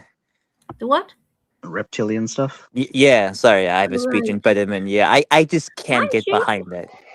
I just can't Okay, get behind. and that's where I draw the line. If someone is like that unhinged, then they get zero of It's my not that time. it's not that he's not unhinged. It's just that I just think that everyone has their own way of viewing reality, and like that's just his way, and like we can't like stop him from like believing in that, because it's not hurting anyone. Like he's not like some type of like a Nazi or like a fascist. He just thinks that there's Okay, aliens like. yeah, okay, so it's entertaining, but I frankly I'm too busy and I don't have time to be entertained by fringe. I'm after data, solid data. I mean, I'm a freak that way. I only have time to build basements and go with data. That's all I've got. And reptilians and shit like that is a massive immediate turnoff. Flat Earth, complete turnoff. I'm gone. Well, I don't think he follows flat Earth. I don't think he's that unhinged, right, Chickpea? He doesn't believe No, in he flat doesn't Earth. follow flat Earth. No. Exactly. So you see, he just has that one thing. But I think that you can just like pass over that and like look at the other things, like his stance on like geopolitics, the vaccines, the big oil, the wars, and all of that's true. That's all that's Everything's true. coming up, but everything's coming true. I'm loading a quick video on David Icke. Oh Jeez. man. Yay! He's It's helping like you. 5 minutes. It won't be long. What about a video But on Fatima, critique of 10 pure years ago, he reason? was writing about Critique what's of his pure, name? yeah. How about that? Yeah, I'm in my Fatima? Kant mood now. I'm in Yeah. my Kant mood. Yeah, even though my favorite philosopher right now for like the past 5 months was Wittgenstein. He's really good. I like him a lot. But Fatima, he wrote in his books about Epstein 10 years ago. Oh, of course. The real 10 years ago, he was writing about it. Now it's just starting to come out. Oh yeah. I mean, don't get me wrong. I can't quite work out where he gets all his information from, but it does seem to be very Well, he was very relevant there. he was like a radio / like the journalist, right? So he just goes to people and he goes to the locations, and boom. Yeah, I That's don't know. It's weird how he gets all this information. Very strange, but I've got all his books. I've got all of his books. That's good. Yeah, he He wrote a lot. How much you got? Yeah, I know. Don't tell me about it. I haven't read all of them yet. How much you got? I've been buying them 30 years. 30 and there's years. so many. Goddamn. LAU said earlier that we'll be dead by August. What did you mean by that? And Wait, now he's what? saying Cougar. Yeah. LA said earlier tonight when he was on in the comments, he said we'll all be dead by August, by the end of Yes, August. I've heard that as well. This year in August? Come on Why? and tell us, LA. Come on and tell us what you meant by that. Why is this Samsung operation finally going to be like installed? The Samsung operation, is that finally going to be like exploded? Every like U.S. base just blows up. Oh, they are going to wipe us out, Fatima.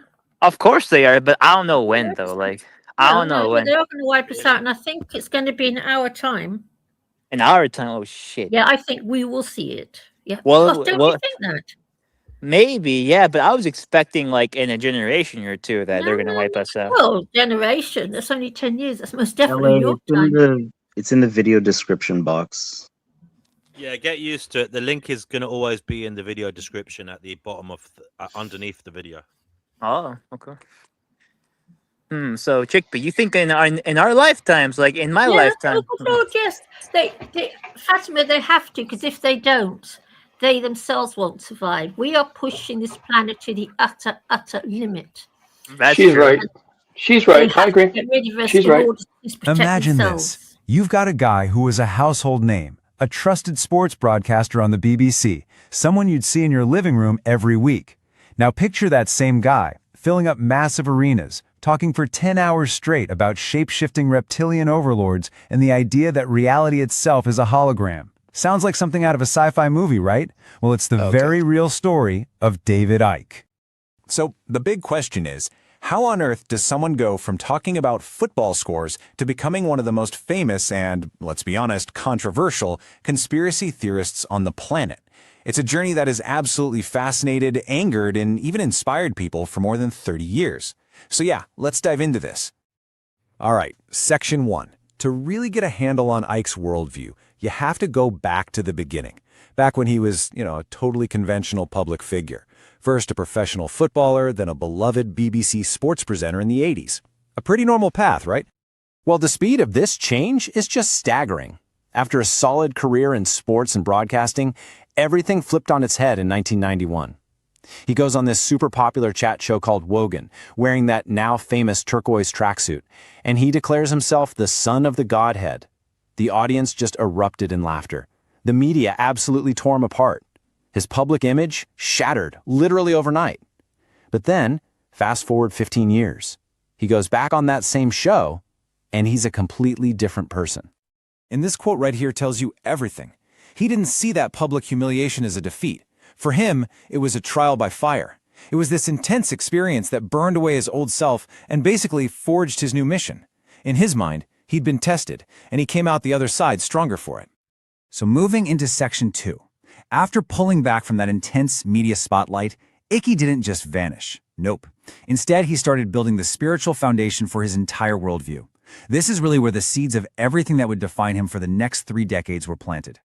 If you look at his first books from the early 90s, the themes are very much rooted in New Age philosophy. He's talking about a huge vibrational shift for the planet, claiming he's getting messages from some kind of higher consciousness, and seeing the Earth as a living being he called Gaia. But then, right around 1995, a new ingredient gets added to the mix. The idea of a hidden network of elites. And that right there was the bridge from his spiritual message to what would become this massive conspiracy framework. Now you got to remember this quote, it's from his very first book, and it's basically the bedrock of his whole philosophy. Even as his theories got way more complex and, controversial, this core idea that love is the fundamental frequency of the universe and everything else is just a made-up illusion, that's always remained right at the center. All right, Section 3. And this is where that spiritual foundation starts to build into something else, something much bigger. In the late 90s, Icke's message takes a really dramatic turn. We're moving away from just vibrational shifts and into a cosmic conspiracy of, epic proportions. So in 1999, he puts out what is probably his most important book, and he calls it The Biggest Secret. The title itself is a huge question, right? A question that would really define his entire career from that moment on. What's the one truth so big it would change everything if people knew it? And here's his answer. He puts forward this theory that a race of shape-shifting reptilian beings from another dimension have been secretly interbreeding with human elites for thousands of years. According to him, these hybrid bloodlines are now in all the positions of power across the world. We're talking royalty, politics, banking, you name it. This idea, it became the absolute cornerstone of his entire worldview. Okay, section 4. But believe it or not, the reptilian theory was just one piece of a much, much bigger puzzle. The conspiracy, for him, wasn't just about who controls the world. It got way deeper. It became about the very fabric of our reality itself. So his model just kept expanding. He started pulling in ancient Gnostic ideas about these archons, which he describes as parasitic beings that feed on our negative energy. He argued that our reality is actually a holographic matrix, like a simulation, designed to keep us stuck in a time loop of control. He even came up with a specific mechanism for how this whole illusion is supposedly broadcast to us. He calls this the Saturn-Moon matrix. The theory, as he lays it out, goes something like this. Step 1, the planet Saturn acts like a giant broadcasting station, sending out these control frequencies. Step 2, the moon, which he claims is actually an artificial satellite, picks up those frequencies, amplifies them, and beams them to Earth. And step 3, our brains decode that signal, creating the collective illusion we all experience as reality. So, the obvious question is, if we're living in some kind of cosmic prison, how do we get out? Well, for Ike, the answer isn't what you'd think. It's not about fighting the system or a violent revolution. The solution, he says, is totally internal. It's all about a shift in your own consciousness. He breaks it down into this idea of two selves. On one hand, you have the phantom self. That's our ego. It's the part of us defined by fear and by all the labels society sticks on us. Our job, our nationality, our political party, that, he says, is the prison. But then beyond that is our real self, which is just infinite, loving awareness. And that, he says, is the key to getting out. So the path to freedom, what he calls the awakening, is all about waking up from the dream of that phantom self. It means you have to consciously stop engaging with all the fear and division you see everywhere. You have to detach from all those labels that you think define you, stop identifying with your ego, and instead reconnect with that deeper, infinite awareness. It's about remembering who you really are. And this all leads to his ultimate point, which is captured perfectly in this quote. He's basically arguing that reality isn't some external thing that happens to us. It's a projection that comes from within our own consciousness. So if you change your consciousness on the inside, you actually change the world you perceive on the outside. From a BBC presenter on the sidelines of a football pitch to a prophet of a cosmic conspiracy, David Icke's evolution is without a doubt one of the wildest stories in modern public life. So what do you make of it? Is his worldview the result of a journey into delusion, or is it a unique, even profound guide to understanding the nature of illusion? That's for you to decide.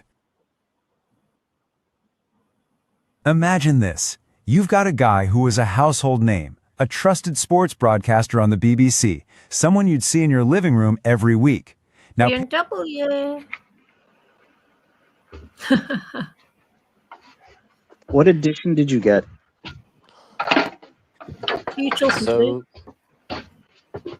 of the manual come. I must tell you something, Marcus. Okay. I'll tell you something weird. You know, I've been coming here for the past 15 months or so. I had a little breakthrough last 2 nights ago. You feel happy? Yeah, I've really cheered up. My soul has finally released all its fury. I had a real weird thing happen to me. Yeah, that's strange. So there is something incoming here. Yeah, I'm not full of joy to spring by anything, but I don't feel so heavy as I felt for the last 30, 40 years. I know it sounds hard to believe. It's true. I'm glad you feel better. Yeah, it's been coming here, having hissy fits and telling my stories of woe has helped me. But that's why I said to DW, I'm here for group therapy. He didn't believe me, but I'm here for group therapy. Because it does work. Chickpea, after watching that David Icke, would you not admit some of that is absolutely bananas? I mean, I don't know. Hello. Cougar, Sorry, I can't. D-Prophet said he might be back in a bit. Good stuff. Sorry, go ahead. Hard to hear with the background noise. Yeah, that's Cougar Duma. Sorry, Cougar Duma. I'll mute you. He's muted now. I mean, he was saying that we're being controlled by a frequency from Saturn. Yes. And the moon is an amplifier to, I don't know, to make it more effective on our psyche. I mean, what the hell is he on about? No, D&W, there is something weird because even scientists say that apparently they sent up, even NASA scientists say that they sent up something to the moon and they crashed it into the moon, and the moon rung like a hollow device would. So the moon is not a solid piece of rock like we're led to believe. Find it very, very hard. I think they made that up. I would want to see a peer-reviewed journal article on that. Well, I'm just saying what I have read about it. I don't know, but anyway, That's fine. Be wary of deep fakes. yeah. But D&W, I don't know. You know me. I think I do believe what David Icke has to say has an element of truth to it. I'm afraid. 10 years ago, he started writing about Epstein. I've got the book here. It's now been talked about.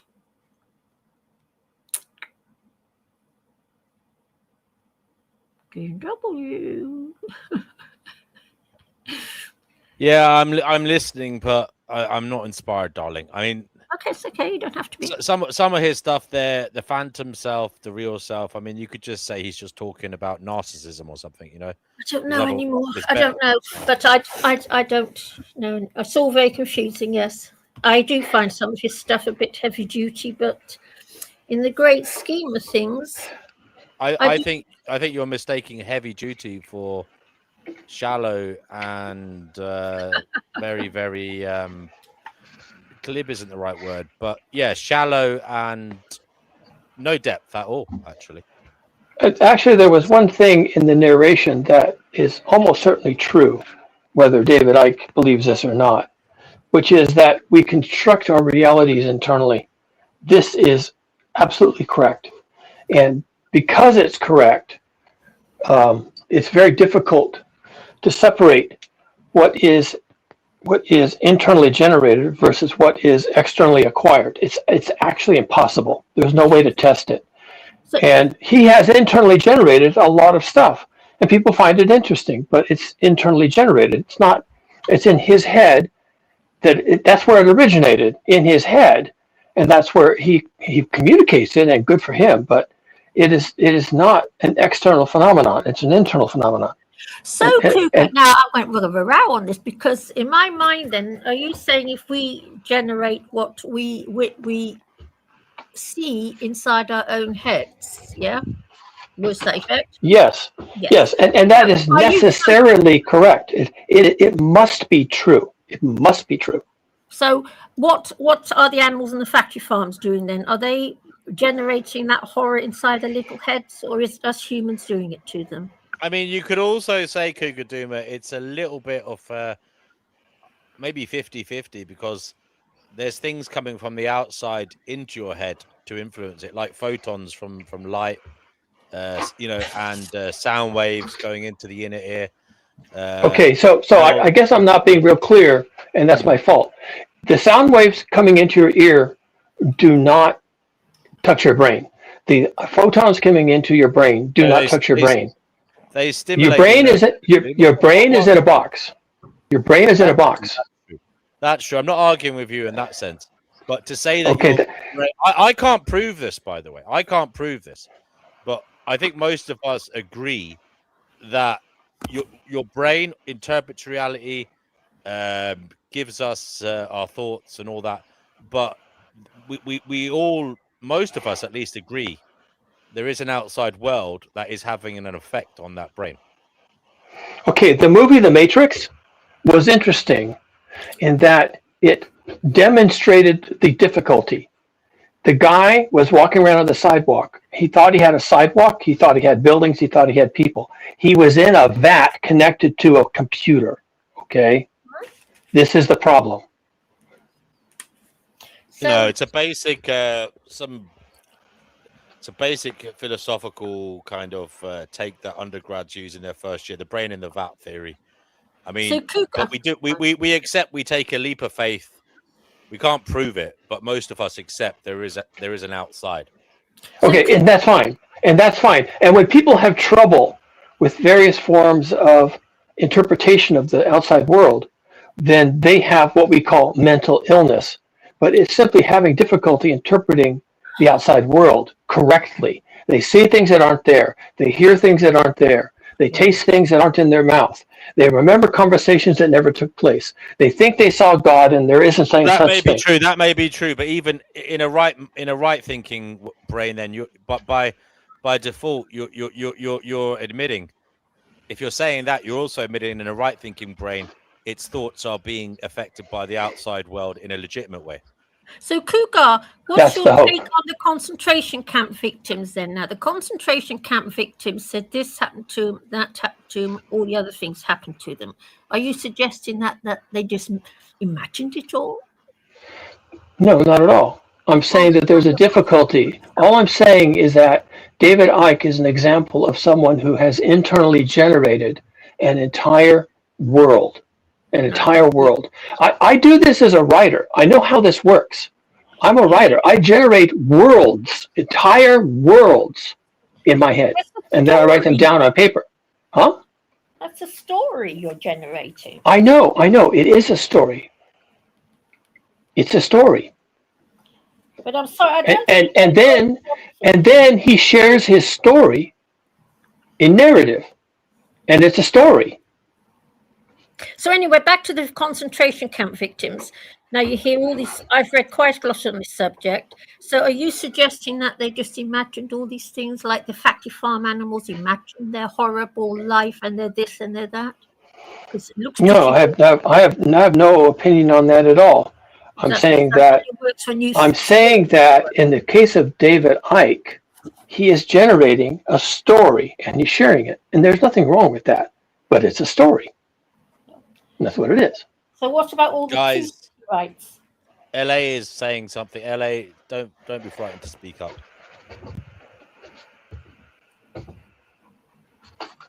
You right? Well, I was trying to write my comment, but like when I was little, I had a dream that I went to the bathroom, but when I woke up, I still got a beating for peeing in a bed. So apparently my dream did not manifest into reality because I still got a beating. You know what, LA? I did that once when I was little. I got it in my head that I'd gone to the loo in the bathroom, but I was still fast asleep in my bed and actually dreamt it. And it was so real. I still remember it. Yeah, I got a beating too for piddling in my bed. And I remember, just like you. Isn't that weird that we've both done it? Because I've done that. Well, that's kind of my point, except that when you're 4 years old and you're dreaming about being in the bathroom, that's one thing. But David Icke is an adult and he's dreaming about being aware of all these things that just don't seem to make any sense to everyone else. He's having his own world and he's sharing it as a story, and that's great. He could write it down and people would buy his books. I'm sure they do. You say you've bought all of them. So he's a great storyteller and he's a successful author, and that's great. That's perfect. That's wonderful. But that's what they are, the stories. Right, but my point is that your thoughts don't change reality. I dreamt that I went to the bathroom, but I did not actually go to the bathroom. Yeah, but there's an entirely different expression of that where the person never realizes that their internally generated world is unique to them. They think they heard the conversations. They think they talked to God. They think all these things. It's a different type of thing than being 4 years old and peeing in the bed and thinking you were in the bathroom. Okay, that's different. There are people who live their entire lives waking, sleeping, dreaming, eating, fucking, everything else, where they are in a completely separate world apart from humanity. And the problem is that in any way different than what the rest of us are doing. The fact that people are capable of creating an entire internal world and living it daily, waking and sleeping and dreaming, that's what we all do. It's just that some people go someplace that the rest of us can't go. They go there. The problem is that he's basically saying that your dream is reality and your reality is the dream. He's basically saying that you didn't actually wet the bed. You actually did go to the bathroom and you didn't actually get beaten for peeing in a bed. Yeah, but that's nonsense because the bed is wet. Right. So everything that he's saying that your perception changes reality is complete nonsense. That's right. Okay, but all I'm saying is that there are people whose inner world is their entire world. LA, I'm not supporting him. I think he talks a load of rubbish, if I'm honest. But is it not the case that what you're saying isn't exactly a fair assessment of matters, because he's not saying all dreams are creating reality. Just if you know what you're doing, like you're doing this astral Okay. projection, or I you're mean, I can doing this give more. I lucid can give dreaming. I can give adult examples of things that I thought that did not manifest into reality. I mean, that's just the most obvious one, that your thoughts have no bearing on what actually happens. It's a fantasy. Some people never get out of their thoughts. Their thoughts are their entire world, completely. No, but he's trying to validate it to say that your thoughts are your reality. Like is like the material world is not real, but your thoughts are real. Well, he's right in that regard. Your It's thoughts are not. the only He's thing you wrong. have. Your thoughts are the only thing you have.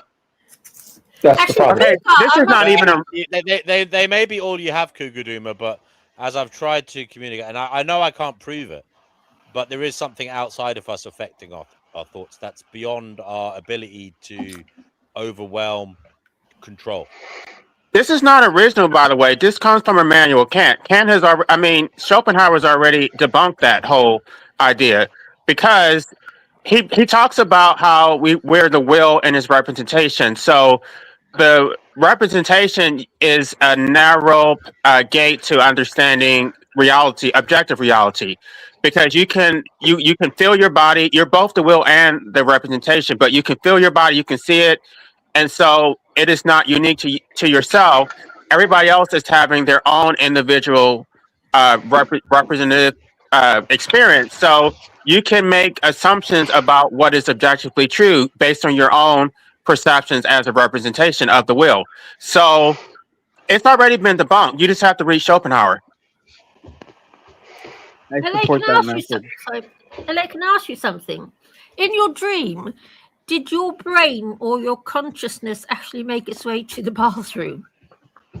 Yeah, I dreamt that I literally got up and turned the light on and went to the bathroom, and then I got back in bed. Yeah, that's what I did. Exact same thing. I actually, in my little dream, I floated, my little brain floated all the way to the loo and everything. I did everything in my little brain. Then I went back to bed, and then I woke up in a wet bed. You've had the exact same thing as me. That weird. I don't know. I guess my mom thought I did it on purpose or something. Like Yeah, I did. Yeah, I still remember it. It's weird. I still remember it. All those years ago. All right, gang, I am done running wiring, so I'm going to call it a night. Thank you for keeping me company while I was down here doing all this stupid work, and we can maybe try it again sometime in the future. Can I ask you one last question, Cougar? Yeah, if sure. if your thoughts predominate reality, why would you even write a book? Why wouldn't you just keep your thoughts to yourself and let it manifest into reality? Because I'm interested in writing fiction, I find it entertaining.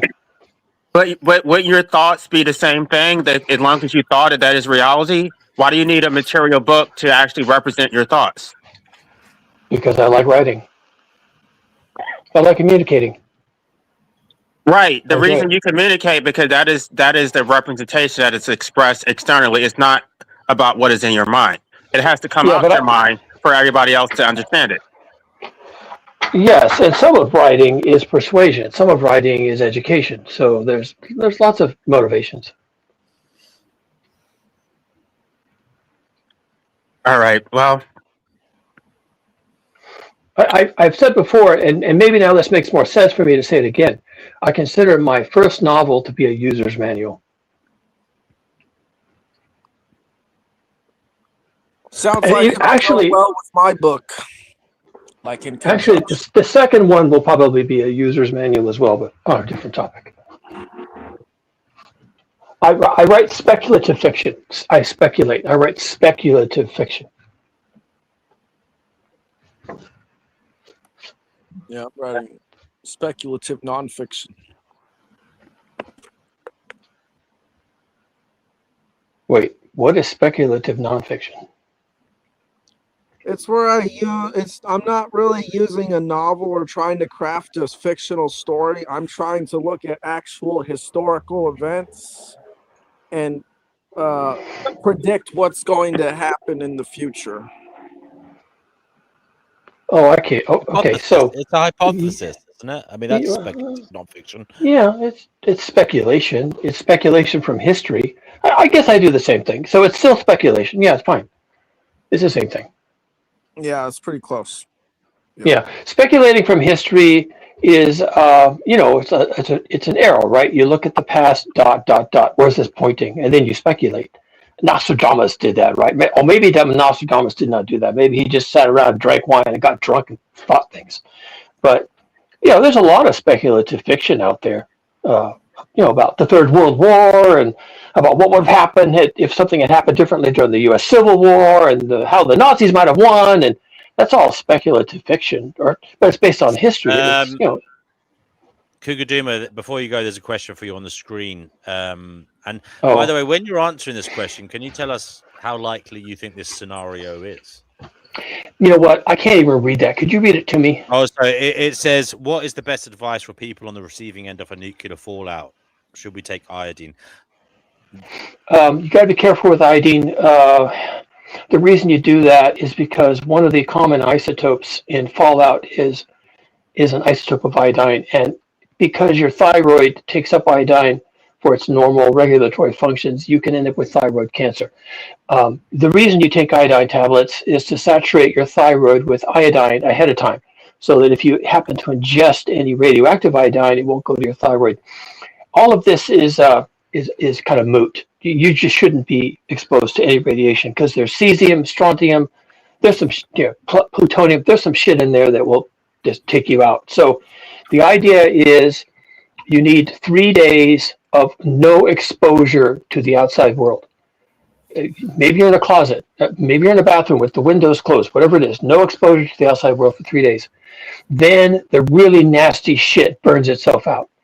Then if you can pull it off at all, 3 weeks of no exposure to the outside world. You have your own water, your own food, you're crapping in a bucket, whatever it takes. And then maybe you can come out if you don't mind. If you're not a child, I wouldn't let children out. So those are just the rules. That's all. So what are you supposed to breathe during this time? Well, this is rough, isn't it? Yeah, it's tough. It's tough. Yeah, it is. It's hard. I don't know. Most people. How likely do you think that scenario is? That's the question. How likely? How likely? You know what? Given what's happening in the world, I'll be honest, and this is not a common take, and people would think I'm over the top, but I'm just being honest. This is just my assessment. Coin toss odds in the next 5 years. Yeah. According to what? 5 years? You said it was going to happen by the end of the summer. No, that was a different topic. Heat. The heat that's going to hit us is going to be traumatic. You know Cause trauma. Actually, you don't believe in what's his name, geoengineering, the guy. He's talking about that, the heat that's coming. Yeah, he should be. Go ahead. So I'm just saying, he doesn't talk complete crap. He's talking some pretty Well, heavy. that's fine. I didn't say he did. I just don't buy that chemtrails are a thing. That's all. Maybe Now, you live in an area where they're not spraying. I also said, Chickpea, and please give me credit, because I did say this. Chemtrails are not real now. However, they're talking about making them real. So you're not entirely incorrect. This is coming. I don't think they'll do it. I don't think they can pull it off. They'll doing it. They will do it. They'll do all sorts. I think you're just being very, very lucky that they're not doing it where you live. Maybe so. Whatever. Yeah, I've said before, you have your own experience and you're entitled to it. So that's fine. I will consider you to be data. I will take your data. I will take your data in complete fairness with all the other data I gather every day and every night, and I'll take it and I'll file it away exactly where it needs to be filed. And it's just so you know, it's not in the garbage. Okay. But Cougar Define has it where she lives too. So I'm not the only one. Fine. There's two of us on here. Very good. Is there anything else for me, people? Get it. LA, did I respond to you correctly? Did I clarify myself? Well, I don't know. I mean, I don't want to keep you, but I do. I mean, I can ask you that later. Yeah, I just don't. I just don't like leaving things up in the air. What I said was my concern going into the summer is that the confluence of the massive heat waves we're seeing all around the planet, in particular here in the U.S. I don't know why we're getting whacked, but we're getting whacked hard. Plus the coming El Nino swing of the ENSO, the El Nino Southern Oscillation, which is in the South Pacific. They're saying it's going to be a record El Nino. And we've been having 3 years of marine heat waves. And folks, what can I say? You know, that's like a triple whammy. All right. It doesn't look good. Does not look good. That keep your whiskers out. No, but I thought you made a specific prediction. Excuse me, that most of civilization was going to die by the end of summer, because of massive heat. No, I think actually now you mention it, I think someone else in the forum said something like that, attributed that to some online personality. No, I would never say that. Destroying, actually, just so you know, just in case it ever causes confusion again, I don't think that destroying humanity is anywhere in the cards. My book, It Was 100 Days, explicitly discusses why that is not happening. No, that's not going to happen. I thought you knew that. We can do a lot of things to ourselves, including with nuclear weapons, but I don't think that we ever go away. Hothouse Earth, it's going to be painful. It's going to be painful. It's going to be humiliating, but I don't think we go anywhere. But you said that only a small percentage of the population was going to survive. You talked about forming communities and hoarding food and storing water. That's right. Okay. But so you do agree that most people are going to die off by the end of summer? Okay, I can be not by the summer. No. I explicitly state that in a regime of hothouse Earth, and given all the difficulties we're going to face in the collapse of civilization in general, given our dependency on fossil fuels for 100% of what we do, 100% of the time, I expect, and here's a number for you, I expect a die-off of humanity on the level of 999 people out of 1,000. Now, Cougar, I've always said this. I've said to you a lot that we won't all be killed off. The elites will survive in their bunkers and in the Alps, the mountains. Well, let's face it, they have a better chance because they have resources. Well, of course they're going to. Yeah, I mean, that's just kind of a given. And Elon Musk is trying to get to Mars, and Jeff Bezos is trying to get to low Earth orbit, and they have a plan. Okay, let's just allow that they're thinking about this. And if they're thinking about it, they may pull it off. I don't know. Cougar, have you seen the nuclear shelter inside the Alps in Switzerland? Have you seen what they've built? Yeah, you've mentioned that before, but I don't think the challenge is nuclear war. There will be nuclear fallout, but I don't think you're going to need a bunker. They're going to wipe. I reckon the elites. The only way they can survive is by wiping us out by simple virtue of the fact the planet cannot sustain us all, and we're wrecking the place. They've got to wipe us out, and they will do it. Even okay, wipe us out. There goes their workforce. They're not going to. They don't. Yeah. AI, robotics, they don't need us. They don't need us. Frankly, they don't need us. Yes, they do. The AI also needs us as a resource. They're only going to need, oh, dear me. They're only going to need a tiny minority of people. They'll have their slaves and their security guards and their bodyguards. Most of us are going to be killed off. It's just going to happen. I remember someone. Yeah, go ahead. Just all of the myths that predict cataclysms or the Kali Yuga is going to be like a third of humanity. It's not going to be all of them. It's going to be like a third. So that would be 2.5 million people. Yeah, we can argue about the the percentages, and that's fine. That's perfectly legitimate. I was reading something recently where everyone was so concerned during the Cold War that nuclear weapons would destroy all of humanity, and someone actually did the math and looked at the cities and looked at the countrysides and looked at the weapons, and they decided maybe a quarter, maybe a third of humanity would actually die in a large scale nuclear exchange. So it's really hard to kill off people. And that's why I think the only way that it really happens is because the planet finally gets down to the job. And, there's nothing we can do. There's no escape at that point. Yeah. Well, Cougar Doomer, before you get off, I want you to put this in the file that you consider and think about. Is the black box or the black cube and the crystal AI, even though you said it wouldn't be an AI, it would be like a memory storage thing that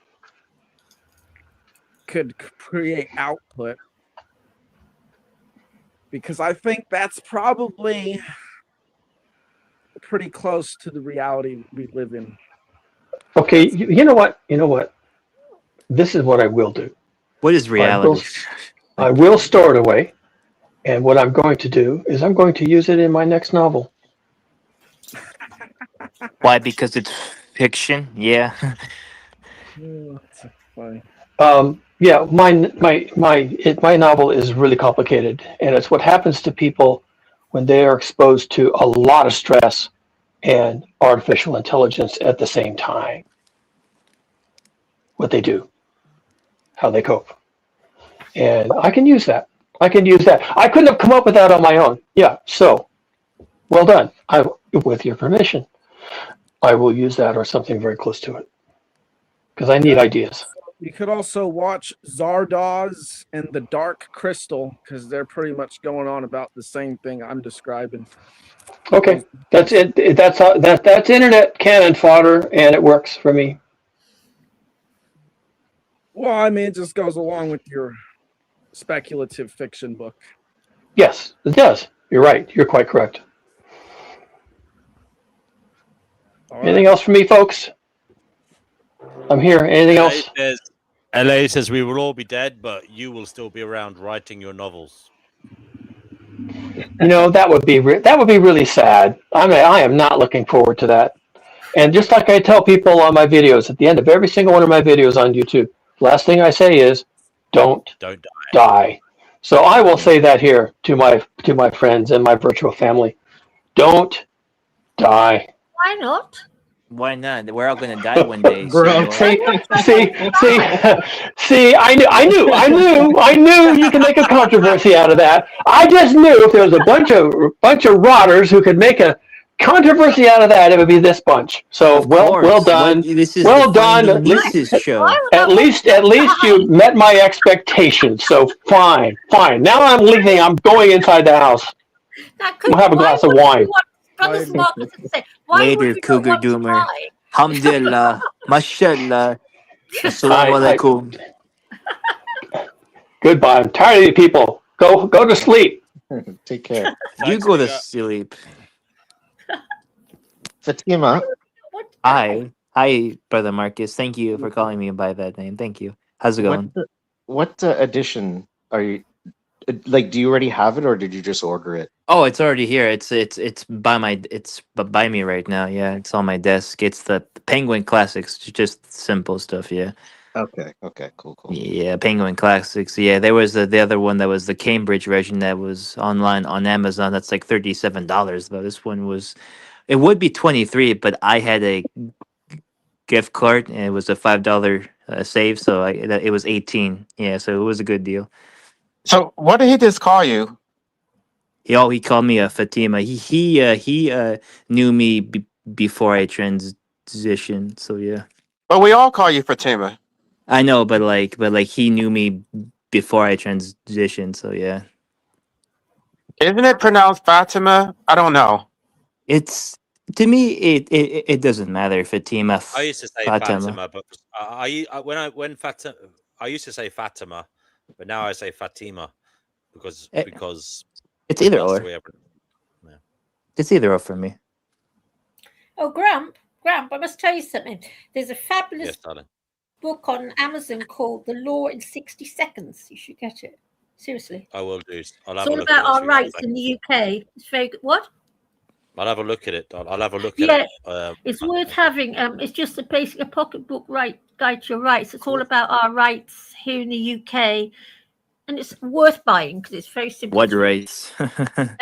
No, we do have some rights, but it's best to know your rights because they can be a bit iffy, especially with the police. But I've got this really good book on Amazon, English rights. Basically. It's good. It's worth having. Cool. The Law in 60 Seconds. Cool. Yes. Well, it's been a funny few days, but we've had some good times. It was the best of times. It was the worst of times, as Here Charles it is, Brother Dickens said. Marcus. What you got? Looks good. My edition of the Critique of Purism, yeah. All right. Is it easy reading? Was it? Oh no, it's not easy reading. No, it's a lot of It's one of the most difficult books. But Chickpea ever. Plato is an easy read. It's like reading a chat log. You should try it. Plato. Okay, I'll have a go. It's not easy reading. Chickpea Kant is considered one of the most hardest. We were going to have a reading club here, but Brother Marcus didn't fancy it in the end. Well, Oh, really? Why? Well, That's I mean, weird. we're trying to talk about philosophy, and people keep sidetracking it to something else. So, And to other politics. people- Yeah. Obviously, True. if it was a reading club, it would have to be on point and on topic. You know, you couldn't change the conversation. You couldn't have sideshows. But I mean, that would be a totally different affair. I mean, we may well do it. I'm still open to Brother Marcus. I understand what you said. You can't commit, but if you want, I might do it. Hey, Chickpea. There you go. The Law in 60 Seconds. I mean, I'll Nice attempt. one. Yeah, maybe I'll start doing that. Like, I mean, we're all reading anyway, so Yeah, we're all. Oh yeah, all of us are reading. Yep. The thing is, we need certain length books or papers, because if we're going to do it weekly or depending on if you're doing it weekly or monthly, you know. So we'll have guys. I tell you what, under this video, make some suggestions for stuff you'd like to read. Have it read beforehand, and then we can have a discussion about it. Well, I want to discuss David Hume. I'm going to be doing that soon. But David Hume. I would love to talk about David Hume. David Hume was the biggest influence on Immanuel You'd love Kant. to talk about David Hume. Yeah, Okay. Immanuel Kant. Yeah. David Hume. Okay, I mean, Yep. that's quite an undertaking for a lot of people, though. LA, isn't it? no, I'm going to start out with his writing on suicide, and Careful with that word. Yeah. Well, Thank you. I don't know. That's the name. That's the title of it. I don't know what else to say. Yeah. Yeah, it's the title, but like, yeah, okay, YouTube fine. doesn't care. Yeah, doesn't. Well, But I'll have a think Schopenhauer about it, is- because it's Oh, wait, good. no, It's we're good not to talking have structure. It is good to have structure. You know, sometimes, not all the time. I mean, we do have to get a bit of a balance here, because sometimes it's good to have structure. Sometimes it's good to have a free for all. It's also important, because we seem to be going quite regular here, that we don't actually lose ourselves in chaos. You know, you still need to ensure you're doing your reading and studying and all, and trying to explore things, because although we do it here, like in our conversations, that can't be all you do. You know what I mean? Yeah.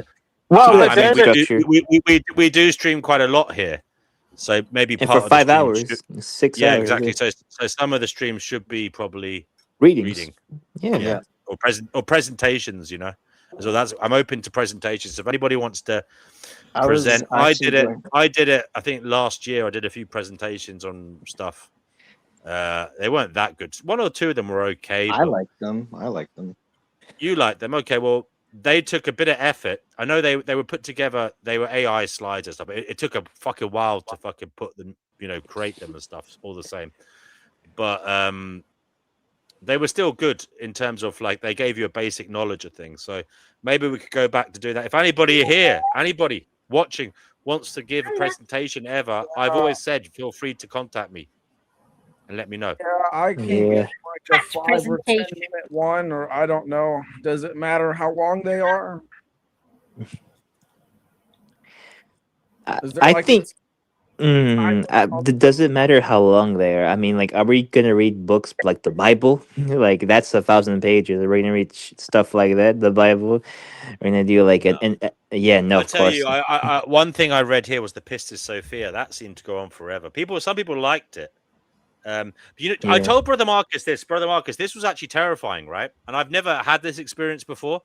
But when I was reading the Pistis Sophia here, I was able to read, and my mind was going elsewhere whilst I was Yeah, reading. you And did. sometimes, You did say that. Yeah. and it was terrifying because I was reading for like 2 minutes, and then suddenly I realized, actually, I'm reading out loud here. What the hell have I been saying?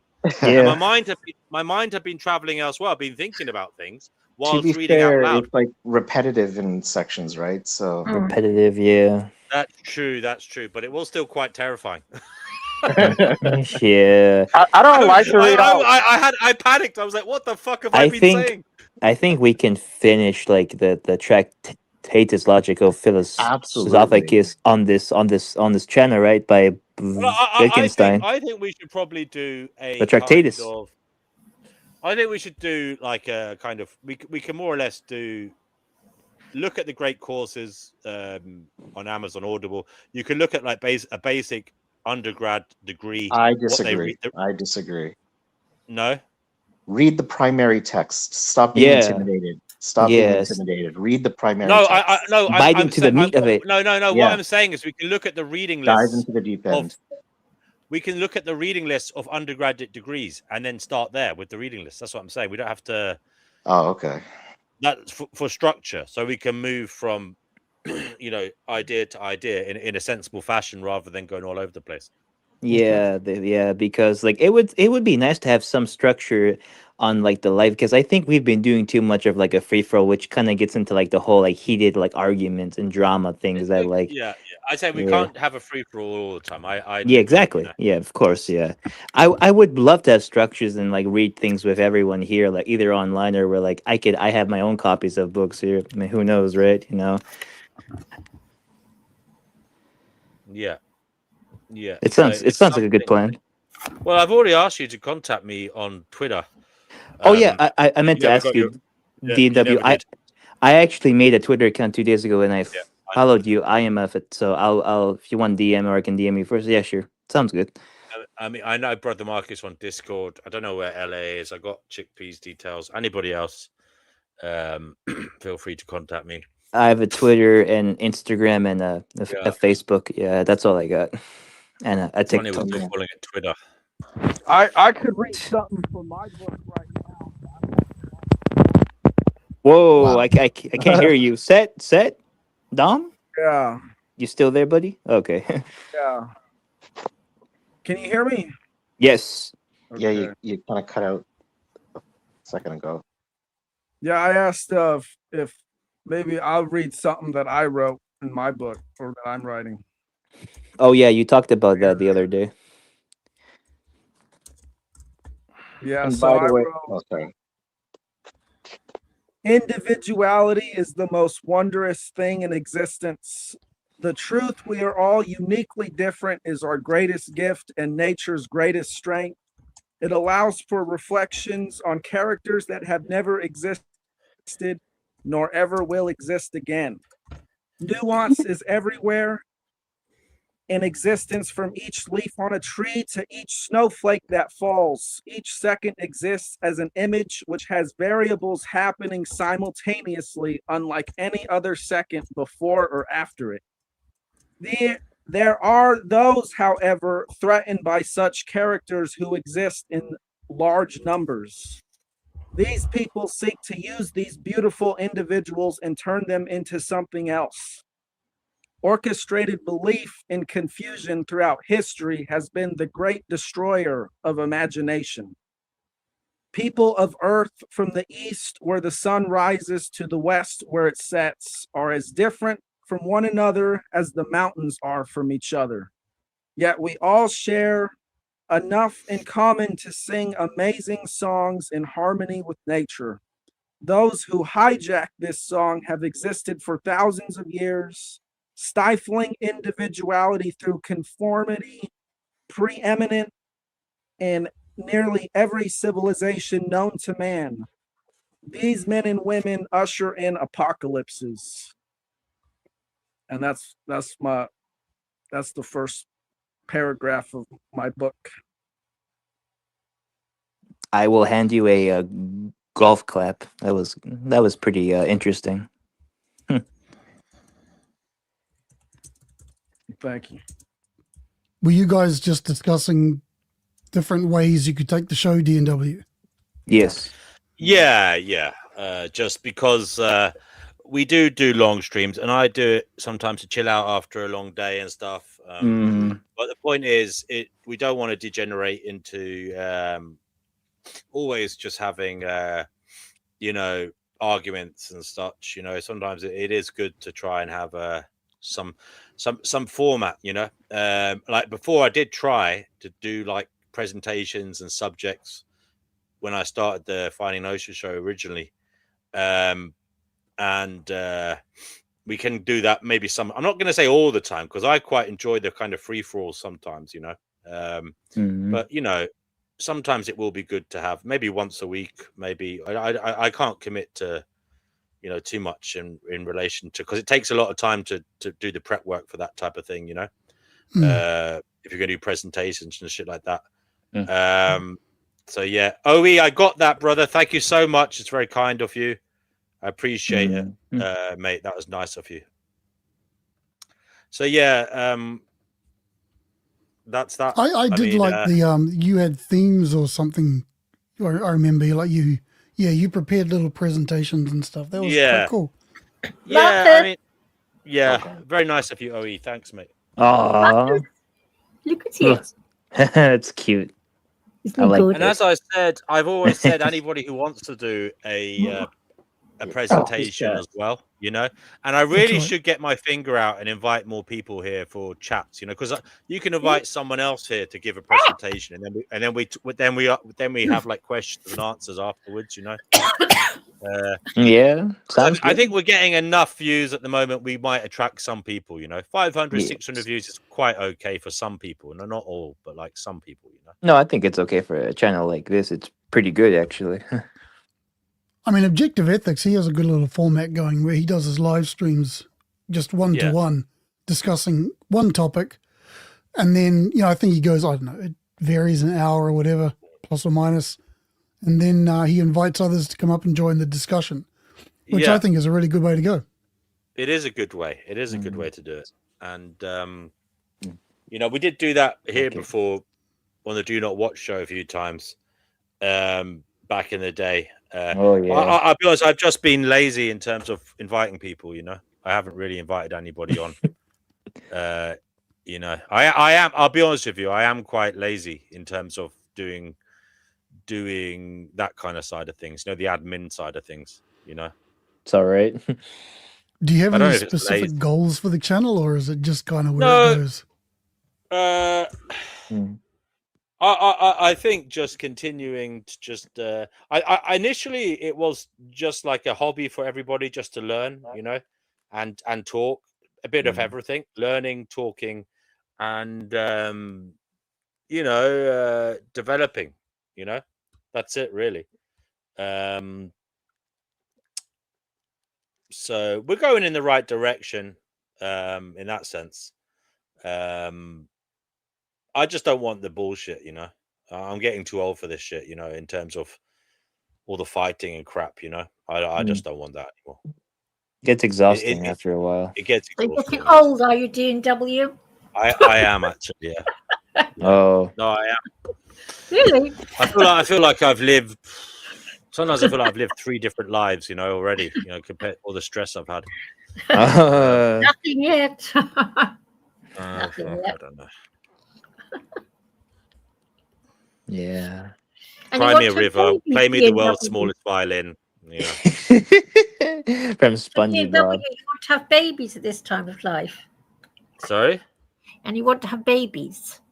I never said that. I don't know why you keep saying that, chick. Well, you're not an antinatalist anymore. That doesn't mean I want to have them. Oh shit, that's right. You want babies. What the hell, D&W? No, David, you said, D&W, you said you were no longer an antinatalist. Yeah, that I means want wants you to have babies. IVF for me. I want you to, they could do that now, can't they? Yeah. I want you to have my baby, chickpea. Oh my God! You know that. I can't have babies. I've been done.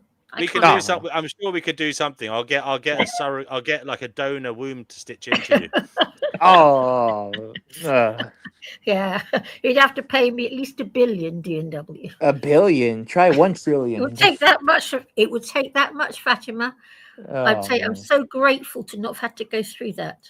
Really. Global Solidarity says, "Are you asking for guests?" Yes, Global. If you want, do bring him here. But DNW, back to the subject of babies. You said you were no longer an antinatalist. You said so. I know, and I'm exhausted talking. I'm gonna have to write one more comprehensive fucking. Like, yeah, because I think there's a lot of I feel like actually breaking my desk with my forehead right now. You know that? Chickpea, do you believe that not being an antinatalist means wanting to have children? Yeah, I don't think it works like that. No, so I don't understand. Never mind. Sorry, I got the wrong end of the stick, obviously. No, I'm not like, antinatalist anymore, and I don't want to have kids, so I don't know where you're getting that from. One thing, it's an outlook. It's an outlook in general, isn't it, Chickpea, for everybody? It doesn't mean you necessarily have anything. It doesn't mean that you want to have. I mean, there are like literally child-free gay people who never thought about it and never you know, and it's never on their in any way their intention or an expectation on them to have biological children. You know. Yeah, with their partner, and they're empty. Also, you know what I mean? So it doesn't. Okay, but fair enough. You have always taken antinatalist to be. I'm an antinatalist for myself. Blah blah. What? Okay, never mind. I'm not going to get started. What, brother? No. What's the issue? No. Okay. There's no such thing as definitions of antinatalism. Fuck it. Yeah, that's where I was going to go. But big deep breath. Yeah, it's all just words. Boozy says I should let young people join the call. No, I'm sorry, I'm not. No one under 8. No one under 21 on this show. No one under 40, as far as I'm concerned. Wow. I mean, I used to say 25, but then Fatima, I think you're under 25, are you? I am exactly 25. Yeah. Okay, yeah. That is kind of the preferred cutoff point for me, 25. Even that is risky, though. As you've proven, Fatima, too many times, brother. Sorry, sister. You've proven a few times that you've still got that devilish immaturity sometimes. Yeah, I do, but it's not that bad. I try to restrain it. It's getting better. My unsolicited suggestion, as an antinatalist, ban it. Still confused on this issue. Ban AN. Yes, you've been trying to move on from this for how long now? For a year and a half. I honestly was thinking of banning LA today. I'm getting fed up with it. Oh wait, he's not banning people, but just like say LA, no. We're not like talking LA. about I like LA a lot of the time, but it just Marcus, I'm confused. no, that's just because I was in a mood today. I'm sorry. To be quite honest with you, I don't think I will ban AN, but I as a conversation topic. It's just that I just wish that people could understand my perspective, but they just can't, and they just can't accept it, and then they keep asking. You know what gets me on the show, and it happens a lot, and you know you tell a story or something, and then you have to repeat it again and again, like a million times, you know, because it's a bit like sometimes they're silly stories, like some of my poltergeist stories, you know, and all that paranormal shit. I have to repeat the same story a million times over the course of the streams. And Chickpea's like it with, that V on your forehead and the hypnotist story. No, because you asked me to tell it, do you? I know, but the thing is, it is actually vitally important to what you're saying because there are new people watching. They don't know what you're going on about. So it is what it is. It's just, I suppose it's just part of streaming, you know? I'm still confused. So Marcus, right. Okay. So antinatalism. So I thought antinatal was an individual thing. Here we go. Say I'm an antinatalist. I thought if you wanted other people to be antinatalists, that was called ephilism. I knew this would happen. Yeah, here we go you know again. What, Chickpea? Everything you think, correct. Let's yeah. Let's. Who cares? It's just Confused. Sorry, I'm just confused. Because I remember DNW being an antinatalist, but I always thought he was an individual antinatalist, i.e., like I was. He's a soft antinatalist, individualist, OIB ethics kind kind of guy. Needicity or needness or whatever. I don't know. No, sorry, I'm just confused. I just Needience. To be fair, it is confusing, actually. It's confusing because of the stupid people who come making up they use words they don't understand the meanings of. That's why. You're talking about me now. No. You and all of them. No. Not you. Like, I'm just saying, people just use these words and they have no idea what they mean. Yeah, they do. Because I'm a bit worried about D&W having babies because he doesn't realize just how much hard work babies are. It's good that this topic. Oh has no, been that's cancelled. actually why I don't want one. Actually, you know me very. That is what I would be. It's nothing worse, I feel, than having to get up. Even now, look, I'd have to go. If I had a kid, I'd be asleep now. Yes, I wouldn't be able to. My lifestyle would completely change. Yeah, and good point. I'd have to get up at 4 a.m., 5 a.m. Yes. It's like a dog is hard enough, at my age. Yeah. So how old I've are had you? a dog. There's zero fear of that. There's zero fear of that. Should have 7 cats. Then you know what hard work is. Cats, I feel like, are much easier to look after than dogs. Yeah, I would think so too, because cats can stay in the home, but dogs they need to walk outside, and you do have to play with them. There's more like Now manual. I've got to look after my neighbor's dogs as well a lot of the time, so it's a real. Oh no, yeah, that sounds like a hassle. Actually, yeah, no. I realized the meaning of my life is to pick up dog shit. Ah. Well, that is you why won't I'm keep here. picking up after 7 cats. Scooping the poop. Have you tried to house train Max D&W? Is he house trained? Yeah, he is No, house trained. House trained in using a litter tray or something. I've never understand why people don't. No. I'd rather my dog shit outside. Okay, fair enough. Yeah, that's more like in tune with I'd rather my how dog they actually behave. beckoned me to let him out than shit in a fucking. Yeah. Ew. I'd rather my dog didn't shit inside. Yeah. Because there's one thing about living in an apartment, right, with a dog. Because when I got him first, he wasn't properly trained. When I got it took a while. I had to train him for a while to like get used to things because he was a rescue dog. It was a year and a half when I got him. And he wasn't properly trained. He'd never been out. I don't think he'd ever been. Well, he'd definitely never been on the street. He'd never seen other dogs since he got taken away from his litter. He never saw cars or motorbikes. He was absolute nervous wreck, and he wasn't house trained. He actually came from Stratford, from a block of flats apparently. Yeah. And some man had him in the flats and used to let him into the communal garden off the flats, but he hadn't been anywhere else. Yeah. He was in a bad way. He was malnourished and all that. Anyway, he wasn't properly house trained because he obviously used to shit wherever he wanted back then. And so I had to train him. And a few times initially, obviously, he did crap in the gaff. And I'll tell you one thing: there's no way I'd want to train a dog to fucking shit in a litter tray. The smell of it. Oh, the smell of dog anus glands. D&W. I used to have dogs. God. Yeah, it's horrible. Yeah, the smell of that is horrible. They release a special. Their anus glands become somewhat lubricated before they do a shit. Yeah, Drawing it, I don't know what. But the fucking smell of it is the most toxic, horrific. It goes into your nose and rips out your lungs. It's absolutely horrific. It's like a punch. It's like a fucking smack to your face. It's like you breathe it in and you feel like you're eating it. It's absolutely horrific. Yeah. Yes. D&W, you ever owned a rabbit? D&W. Oh, they're cute. I like rabbits. Have you ever owned one? I can tell you a story about a rabbit. I have an extremely sad story about a rabbit I owned as a child, and you might not like it. Oh no, I don't like sad stories with animals in them. I set a rabbit free on a night of thunder and lightning and rain. Oh God. What? No. Yeah, I know. I was young. First of all, the rabbit freaked me out a little bit. I don't know why. And I thought it would be better. It wants to be free. It's better off to be free. So I went up the road. This is sad. And I put the rabbit in a wheelie bin. Okay. An empty wheelie bin. and I pulled it up the road about 200 meters, or maybe about 100 meters, and there was like a little river bank with grass, and I let it go in through a hedge onto the grass.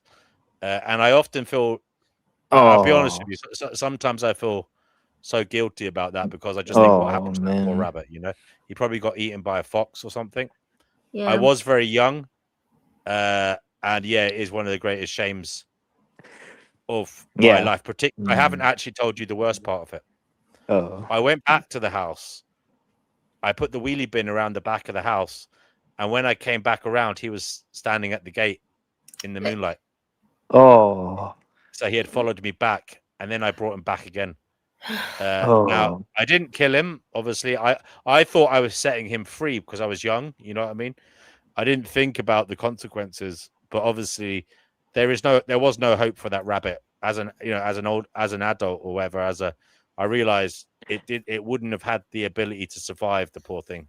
And I feel really guilty about that. So that's one of my greatest shames. Setting a rabbit free because I thought I was doing a good thing. I thought it'd be good for the rabbit to be free and not in a hutch. Yeah. But on reflection, I didn't release it in a good place, and it wasn't ready to be released. Do you know what I mean? It didn't have. I doubt it had. Although I don't know. Maybe it did survive. I don't know. Maybe it did survive. Who knows? Yeah. I doubt it though, because it wouldn't have had a burrow, would it? It wouldn't have had a burrow. It was raining.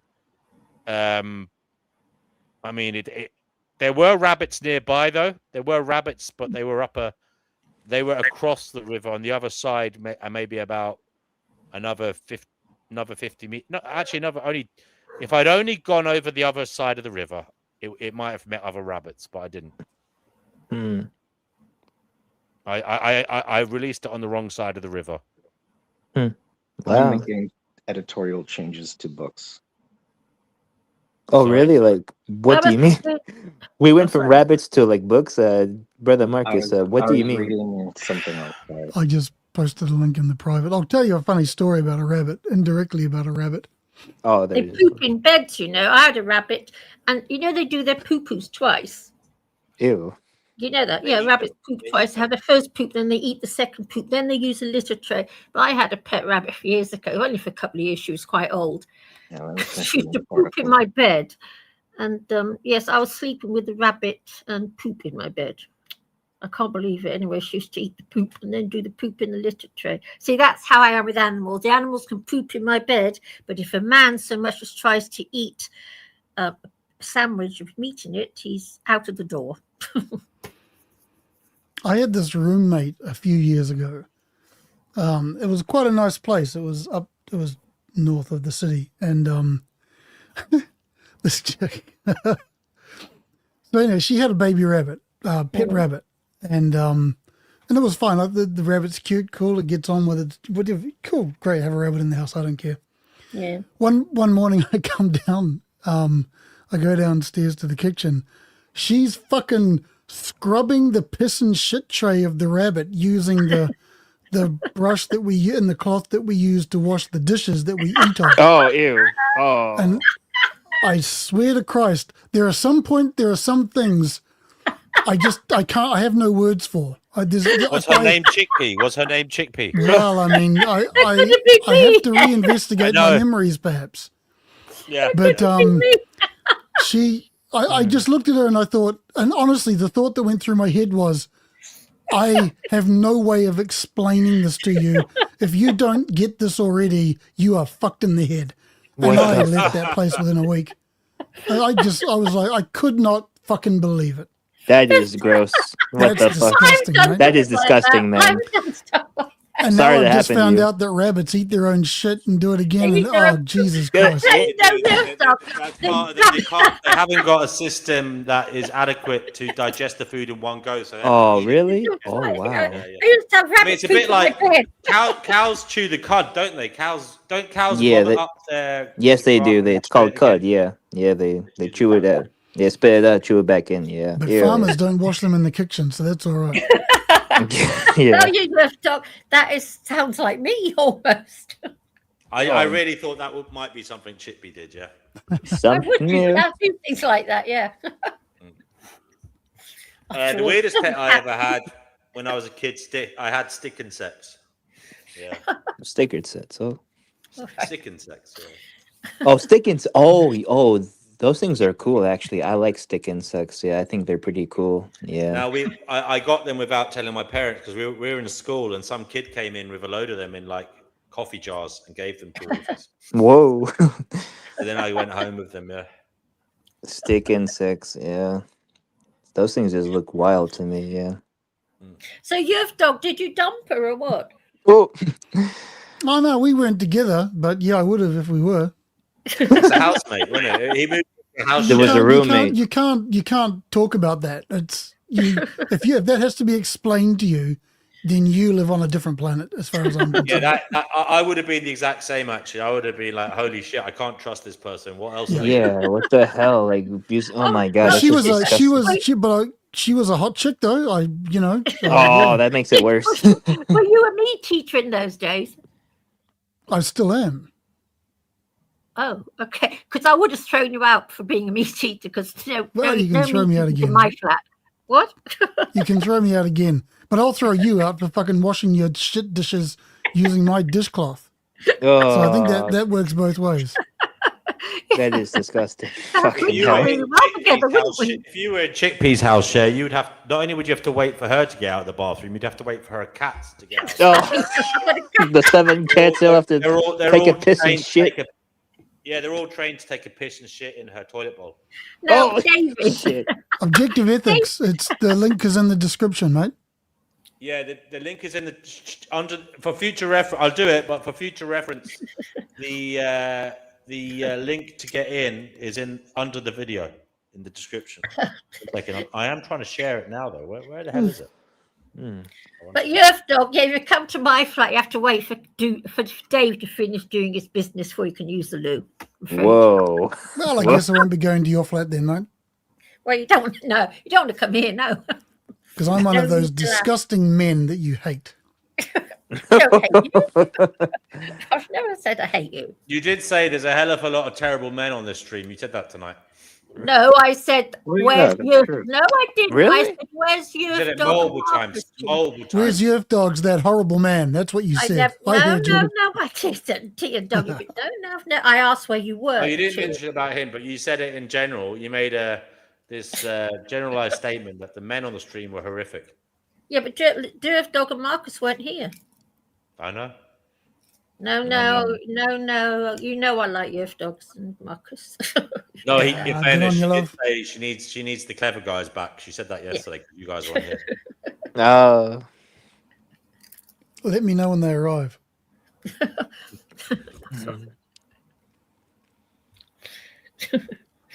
Just think about that's funny with that thing. That's Could have been So me. have you guys read that link I posted? They're going to change, or the beneficiary of Ursula K. Le Guin's children's books. I think it's her son.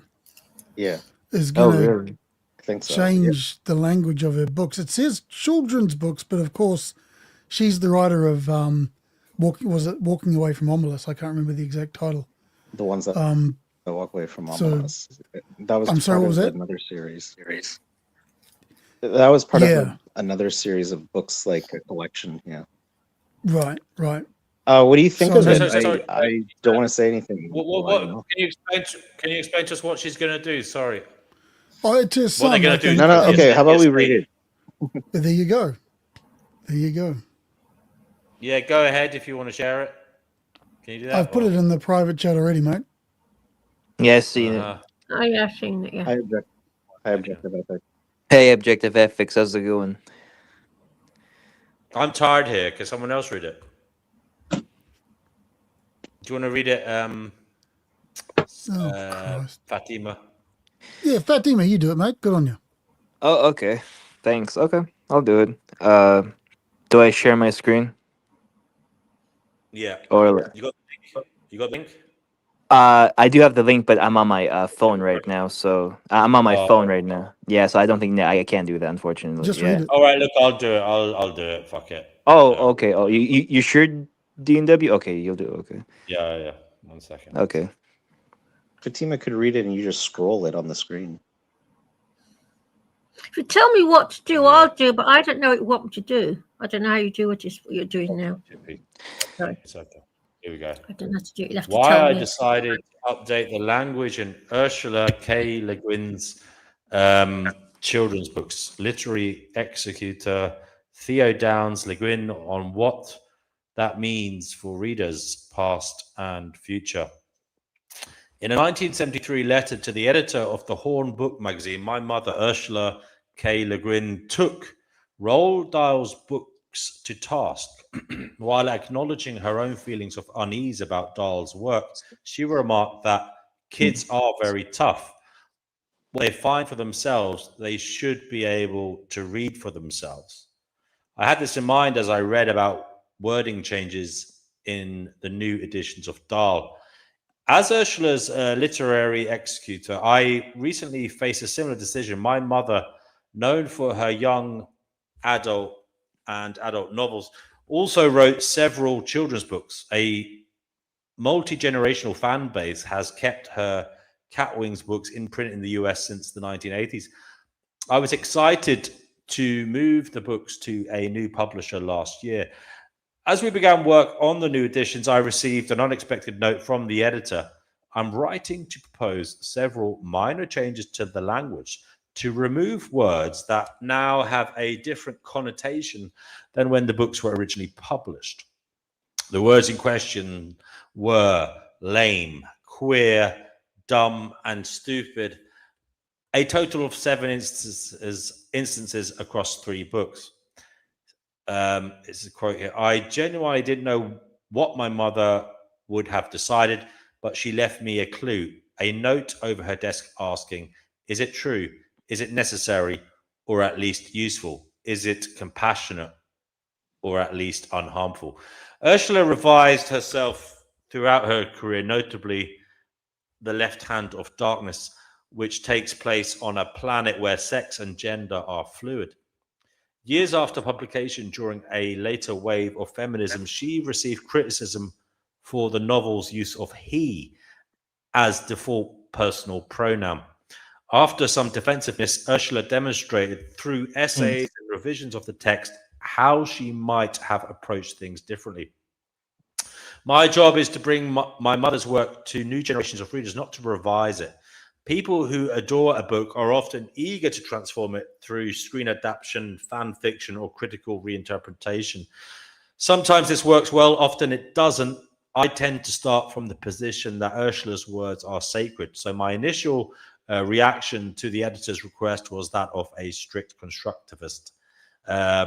After deep breaths and with Ursula's own revisionism in mind, I contacted a disability rights attorney, a youth literature consultant, a racial educator, and some kids.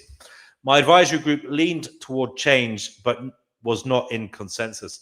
I genuinely didn't know what my mother would have decided, but she left me a clue, a note on her desk asking, is it true? Is it necessary? Or at least useful? Is it compassionate? Or at least unharmful? I like to think that truth and compassion are immutable, even as the language we use to express them changes. But cultural constructs of harm are mutable. We frequently revise our definition of what's harmful, to whom, how it is spoken of, and who gets to do the speaking. My mother's note tipped me toward changing her words. I found substitutes that would retain the original meaning and cadence, and stipulated to the publisher that the new editions would note that the text had been revised. Criticism of the changes to Dahl's book can just as well be leveled at my own decision. Closest to my anxiety is the reaction of Suzanne Nocelle of PEN America, who counsels us to consider how the power to rewrite books might be used in the hands of those who do not share their values and sensibilities.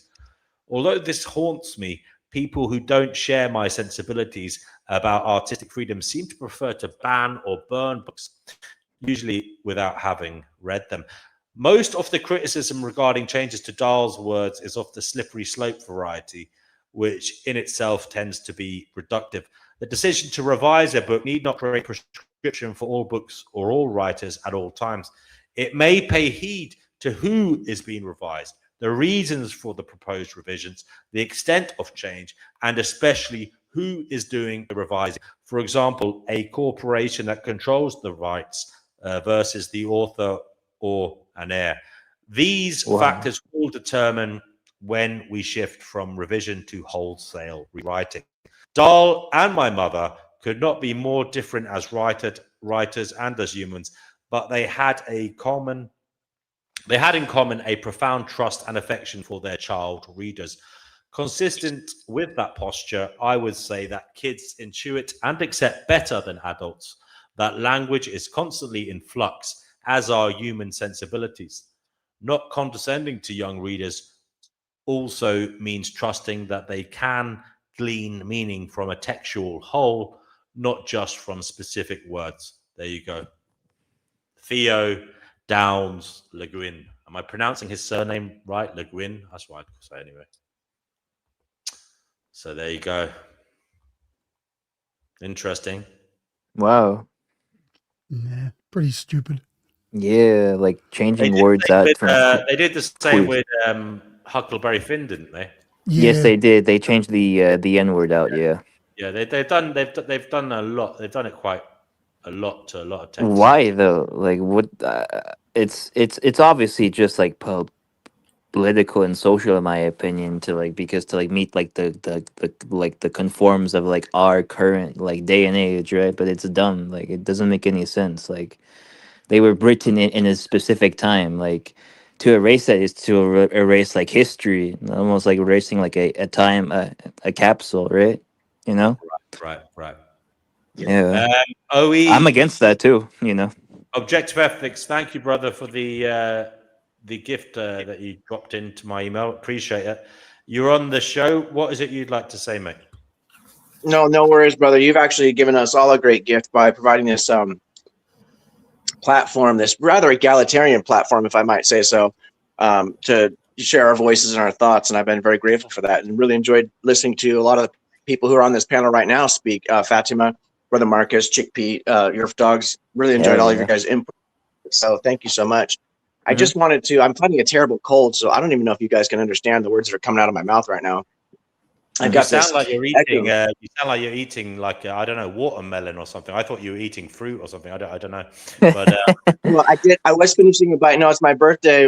My wife had bought me a nice dinner and stuff. I've been trying to relax, but I came down with a cold at the worst time, so it's kind of brutal. But I did want to just really quick touch on something you guys were talking about the dogs and the training. And there is a really, I mean, it's too late for DNW now at this point, I'm sure. But for other people who might watch this later, there is a really easy system for house training a dog in particular. Cats take care of themselves, generally speaking, but dogs, my wife and I have been through that so many times, puppies and rescue animals as well. And so a lot of times the adult rescue dogs can be more difficult than the puppies. But what you do is take, and I don't know, everyone's going to be different, but we use potty pads for the small dogs because, you know, they stayed in the house most of the time, the Chihuahuas. And so it's essentially something that just lays out on the floor. It's a potty pad, and that's where they do their business. So what you do is when you get them in the house the very first time, lock them in the bathroom with the potty pads and just wait. They'll eventually, Mother Nature will take its course and they will go to the bathroom. They'll either hit the pad or they won't. Keep an eye on it and then go in there, make sure they don't get out of the bathroom, no matter how much they cry about it, and they will. And then go in there, and if they miss the pad, wipe up the mess with the pad and leave them in there with the pad and shower them with love and affection and tell them what a good dog they are. Even if they miss the pad, once you get it onto the pad and show them that that's where the good dog is doing the business, bro, it takes a few hours, and I've never had a problem with it. Literally, every dog I've ever had to house train, less than 3 hours. Yeah. Oh, wow. That's amazing. That's a really nice, caring way to do it, because a lot of people shout at the dog, and yeah, that sounds like a much nicer way of doing it. It's never a good idea. I had somebody who came onto my channel, and she was a wild lady. She was talking about something called secular Quranism. I don't know if you guys have heard of this before. It's secular. Wait, secular. Secular Quranism. Wow. So like the Quran. Quranism. Yeah.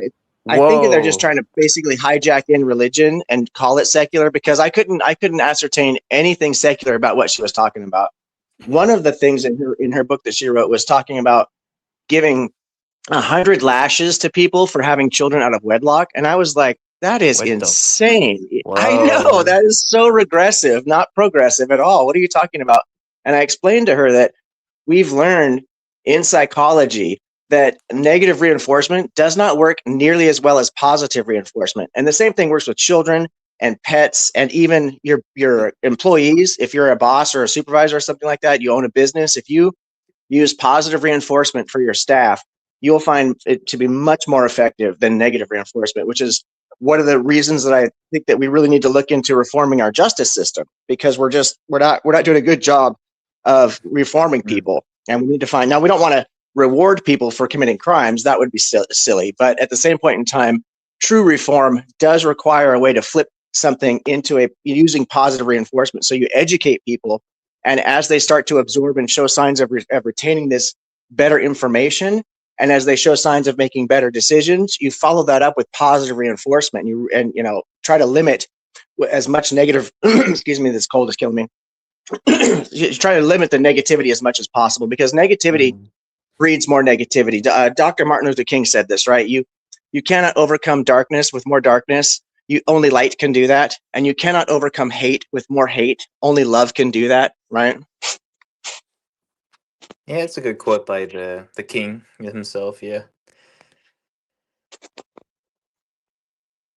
Well, I really appreciate the chance to come in and speak. I think I should just listen while I eat my delicious dinner that my wife bought me. Oh, I did get a chance to meet, I don't know if I have heroes per se, but I got a chance to meet one of my favorite scholars today, virtually anyway, Dr. Carrier. I spoke with him in person. That was fascinating. I don't know if you guys know Dr. Richard Carrier and his work.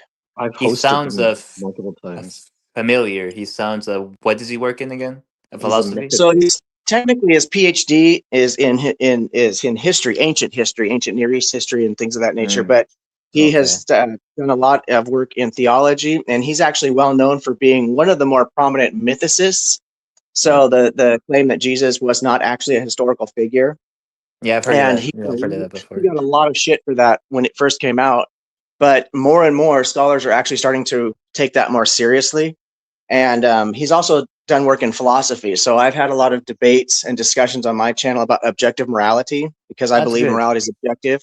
And Richard Carrier also has a great argument for objective morality. A lot of people don't realize that most philosophers are atheists. In fact, the significant majority of philosophers, modern philosophers, are atheists. And the majority of philosophers believe in moral realism. But most atheists and agnostics who are just out on the street, or who don't have philosophy degrees, they all seem to think that morality is subjective. But there's a really strong argument for why it's objective, which is why most philosophers think that it is. And Richard Carrier, I've actually cited his work in my debates, his peer-reviewed work on that. That's good. That's really cool. So we can have a look at that then on your channel, Objective Ethics. And have you got anyone else in the pipeline? He is actually going to be a guest on my show. I got up with him on somebody else's show today, a friend of mine, and he said that he'd love to come onto my show. Sorry, I thought it was coming down. I thought you had it all recorded for your channel. No. Wow. I did a show on our video on my channel, laying out my argument for objective morality, and I did cite Carrier in that video. And he's agreed to watch that video and give me a critique on where I could shore up my argument, because I've just started studying philosophy recently. And so I was really grateful for the fact that he said he'd be willing to give it a look and give me an honest critique about how I can improve, because I've tried to make a syllogistic argument for it. And for those of you who know syllogistic logic, that is not easy, especially in something like this. And so it's much easier to have just to have a logical argument as opposed to a syllogistic argument. But once you start to get a syllogistic argument and you want to reach a sound conclusion, it gets really, really technical. So that's tough. But hey, DNW, I always appreciate that you say something positive about me and about the channel. I know it's that's really, I'm really grateful for that. No, it's a great channel, mate. It is a great channel. So keep doing what you're doing.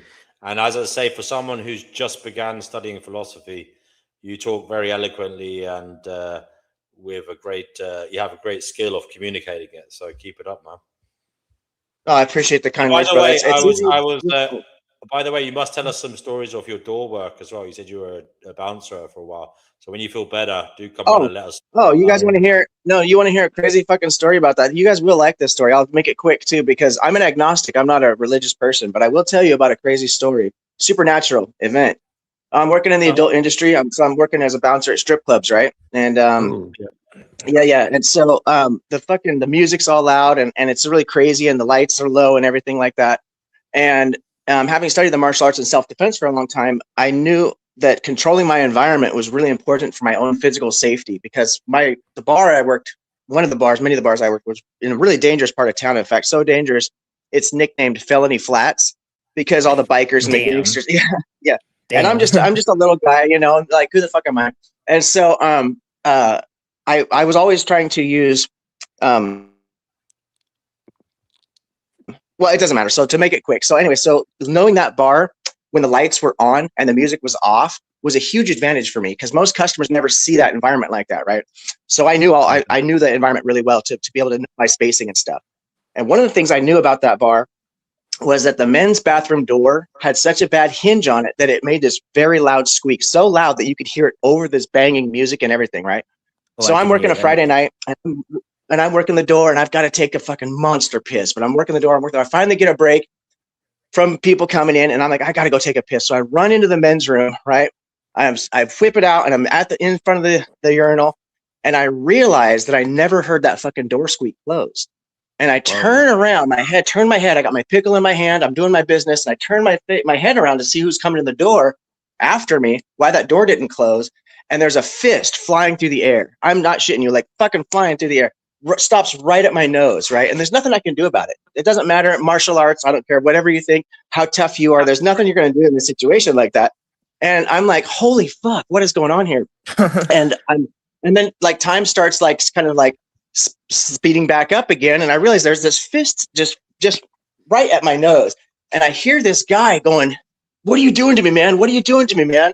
And I finish my business, because if you're a guy and you got to take a monster piss, you're not going to stop that. Once you open up the floodgate, you're either going to piss all over yourself, so what are you going to do?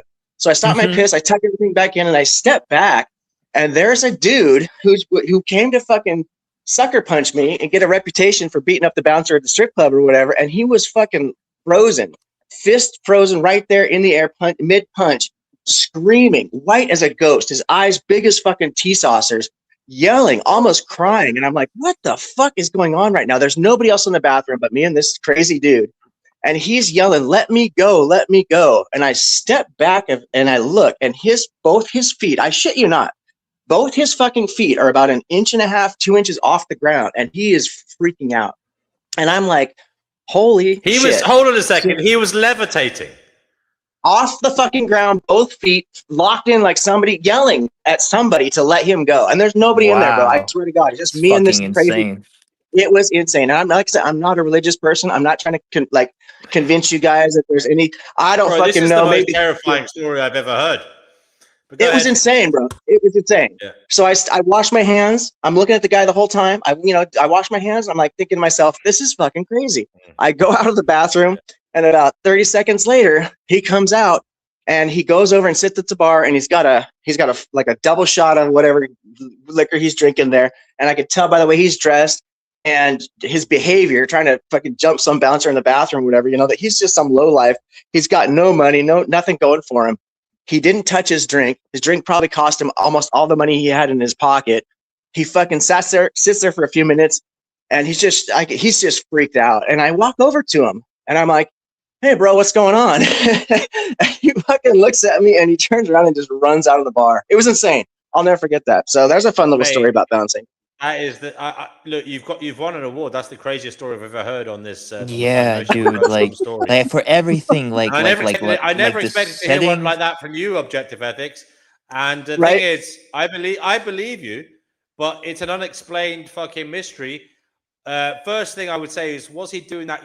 Have you ever seen that weird thing where people can lift one foot up and the other slightly off, and it looks like they're levitating, but I don't know. It's just too weird. It's just such a weird story, man.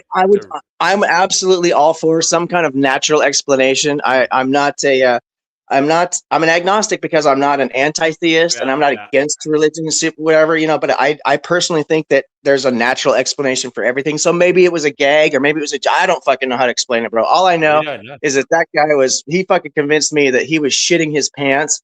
And when I looked down, now I did not get down on my hands and knees there and measure his feet, you know, to make sure there wasn't something going on down there. Maybe he was doing some tricky little fucking thing, but I'm telling you, bro, that guy was there. He was that something was going on that I can't explain. That was weird. That is was fucking weird. insane. Objective I mean, I ethics. haven't got a story like that, but it reminded me of something that happened to me last year. I think it was. I walked my dog in the evening, and I was walking. It was probably about 7:00, and I was on this dark street, walking along a residential street, and I had my headphones on, which you shouldn't do, I know, but I had my headphones on, and suddenly I felt this need to look behind. I looked behind. By the way, I was listening. I couldn't hear anything. You know what I mean? And I was looking ahead, so there was no way I heard anything coming from behind me. I just looked to my left, and at my peripheral vision, I saw this guy coming at me, like literally a foot away. He had his arms up, just about to like grab me or something from my. And as I looked from my peripheral vision, as I turned left, he freaked out. He jumped back, and then he ran off. And he was like a little demon that just appeared out of nowhere. I never forget it. It was just like I still don't know what the fuck he was going to do to me, but he wasn't a big dude either. But he could have crackhead or something. I don't know what he was. He actually had a guitar on his back though. I still don't know what the fuck he was going to do or what he was up to. But there you go. Fucking musicians. The Buskers, right? The Buskers. The Buskers. Maybe. Yep. But yeah, it was weird. Yeah. Ran off as soon as I turned to the left, and obviously I've had literally something he was similar. just up. You can imagine his hands are up, and he had them just coming up to my head, like, and he was about a foot away. You know what I mean? And just as I turned, I saw him, and then he got a shock because I looked around, and he jumped back, and then he ran off. Wow. A little demon crackhead, says William White. That is my thought, but then I'm getting paranoid thinking it's somebody who I think it could be someone I know who's a bit mental. It could be them as well. I don't know who it was actually. I have no idea, but it was weird. Wow. Life is an interesting one. You know, there's a lot of stuff that's happened. That is in no way as weird as OE's story. No way as weird. But I did happen to turn to the left. I sensed it. You know, I don't know what happened to me. I just sensed something was coming. And I couldn't see it. I couldn't hear it. You know what I mean? There was no reason for me to turn to the left like I did. Because I didn't hear jack shit, you know? I've been thinking about doing a video, and I don't know if I should or not. If I'm going to tell you guys about it, I might as well do a video because the internet's forever now. It'll be out here. I bet. When I was a kid, as a lot of you guys who follow me and stuff know, I had a really rough childhood, and my father was murdered, and I had broken homes and stuff. And my families were all religious, and I wasn't, but they all were. And so I kept asking this God, you know, what the fuck is going on here? How come, you know, how is this all this stuff happening if there's this God out there? And God, I kept praying and asking, and no God's ever answered me. So when I was a teenager out on the streets, I decided I was going to go looking for answers. And so instead of asking God, I tried to ask the devil, and I got involved in some really fucked up shit. And I never did find God, but I'm telling you guys, I did find something out there, and it's fucking dark and it's scary, and you better know what you're getting into if you decide to start exploring that kind of stuff, because there's energies out there. We know that energy is a thing. We don't understand a lot of it, and I don't want to get too many details because people are going to think I'm literally insane. Yeah, and I wouldn't blame you for it. I'd be happy to talk to you at some point about that and whatever. But I've had experiences of both, you know.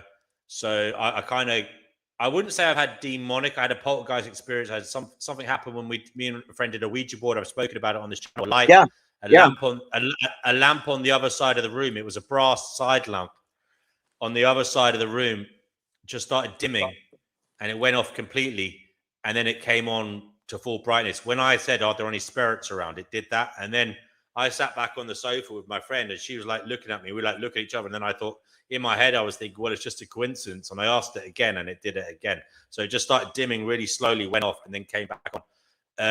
She says to this day, well, last time I spoke to her, you know, the way things go, we don't talk anymore.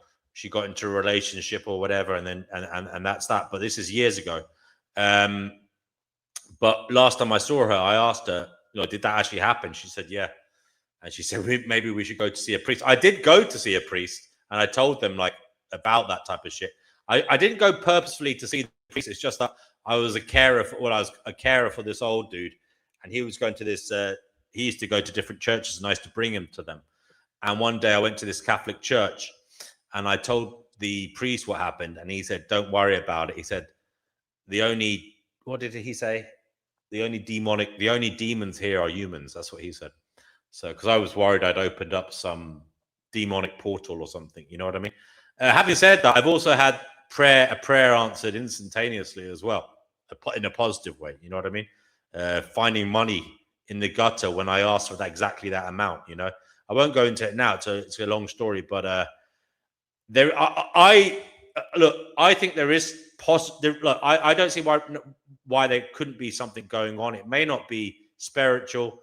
It may be interdimensional beings. It may be, who knows what the hell's going aliens, on. But I do agree. Yeah. I do agree with you.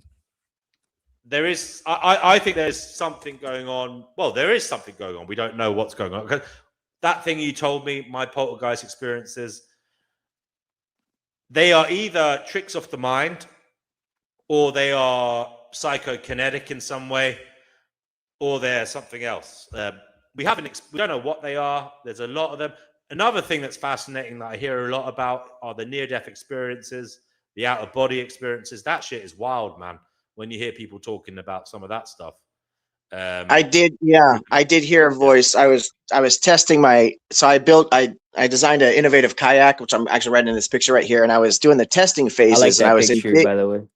I appreciate you so much for that. I worked so hard on that, and I was testing the boat in big white water, and I was in at an event, and I didn't have things quite right with the seat and everything. And so I was really pissed off. I got home. It was a whitewater slalom event, which I'd never actually done a whitewater slalom event in any kayak, much less my own. And so I didn't do very well. And I was really upset because I just didn't have the design quite ready when I left there. So that night I decided, all upset and emotional about it, that I was going to do something really stupid and just put a makeshift seatbelt on it, just as a temporary thing, which never seatbelt yourself into a kayak, ever, ever, ever. Okay, that's my legal advice right there. But I decided to do that because I knew the boat would be fine. I just needed to just stay on top of it. And the water was so big that year. So I strapped myself to this fucking piece of plastic, and I start coming down the river, and I end up getting flipped upside down. Well, I didn't take in, because you're not supposed to be doing this anyway, and I didn't really think about it. As an engineer, I know better. You gotta account for everything, and I did not account for the temperature of the water. And so what I had a quick release setup. So all I had to do was just reach down and just grab it and flip it, and it would just pop open, right? So I thought, this is totally safe. It won't be a problem. Well, the issue is that one, I was wearing a full-size life vest, like the U.S. Coast Guard wears, because it was so cold, not just a life jacket kind of thing. And the other issue was that my hands were so cold because of the water temperature that my fingers were numb. So between the jacket and my numb fingers, I couldn't feel what I was actually grabbing at. And I couldn't get my fucking seatbelt off. And I was trapped upside down. My head's bouncing off the rocks. And after struggling, it occurred to me that I was going to die and I was going to drown. And I thought to myself, I was like, you know what? I don't want to be all freaking out and stressed out and upset and die that way. So I decided to just come to a place of peace. So just focus on my wife and my success and all these other things, how I turned my life around and stuff like that. And I just let it all go. And I'm telling you two things about this story. One, about what happened. The other thing is, when you can face death with peace, there's no feeling of peace that you'll ever experience like that. I've done all the drugs. I've banged all the hot bitches. You don't even fucking know my life story. And there's nothing that you can touch that right there. That state of peace is untouchable. If you can face death with a peaceful, clear conscience and a peaceful heart, you literally, there's no better place to be in life. Anyway, so there I am, ready to go. And this fucking, I'm not kidding you, a fucking audible voice, loud, yelled at me, "Hey, dumbass, if you don't flip this boat over, you're going to fucking die." And I was like, well, no shit, And then I realized, okay, I'll give it one more good go. And I ended up getting I probably caught a lucky wave or something that mostly flipped me over. But yeah, wild. I swear to God, there was an audible voice that was yelling at me, hey, because I was ready to go, myself. I was just ready to just give up. And that was weird. I'll never forget that. That was wild. It is weird how these, I've heard these stories, these voices can appear to be not of the, you know, the person hearing them's origin. You know, yeah, that is that. I mean, in your instance, positive story. I've also heard scary stories, you know. But yeah, wonderful. This is a not little bit wonderful, but random. yeah. Sorry, bud. I was just a little bit random, but what you just talked about there, like you finding some kind of peace. That reminds me of that Leo Tolstoy book or short story, The Death of Ivan Ilyich. If you haven't read that, it's quite cool. It only takes you about 30 minutes to read, but it just reminded me of that. Just letting go and going. Letting go and going. Yeah. I mean, I made a little. I saw a picture in the news that was going around a few years ago, maybe 2021 or something, of a nun in Italy that died, and she died smiling, and she had this like really angelic. She was actually a beautiful woman.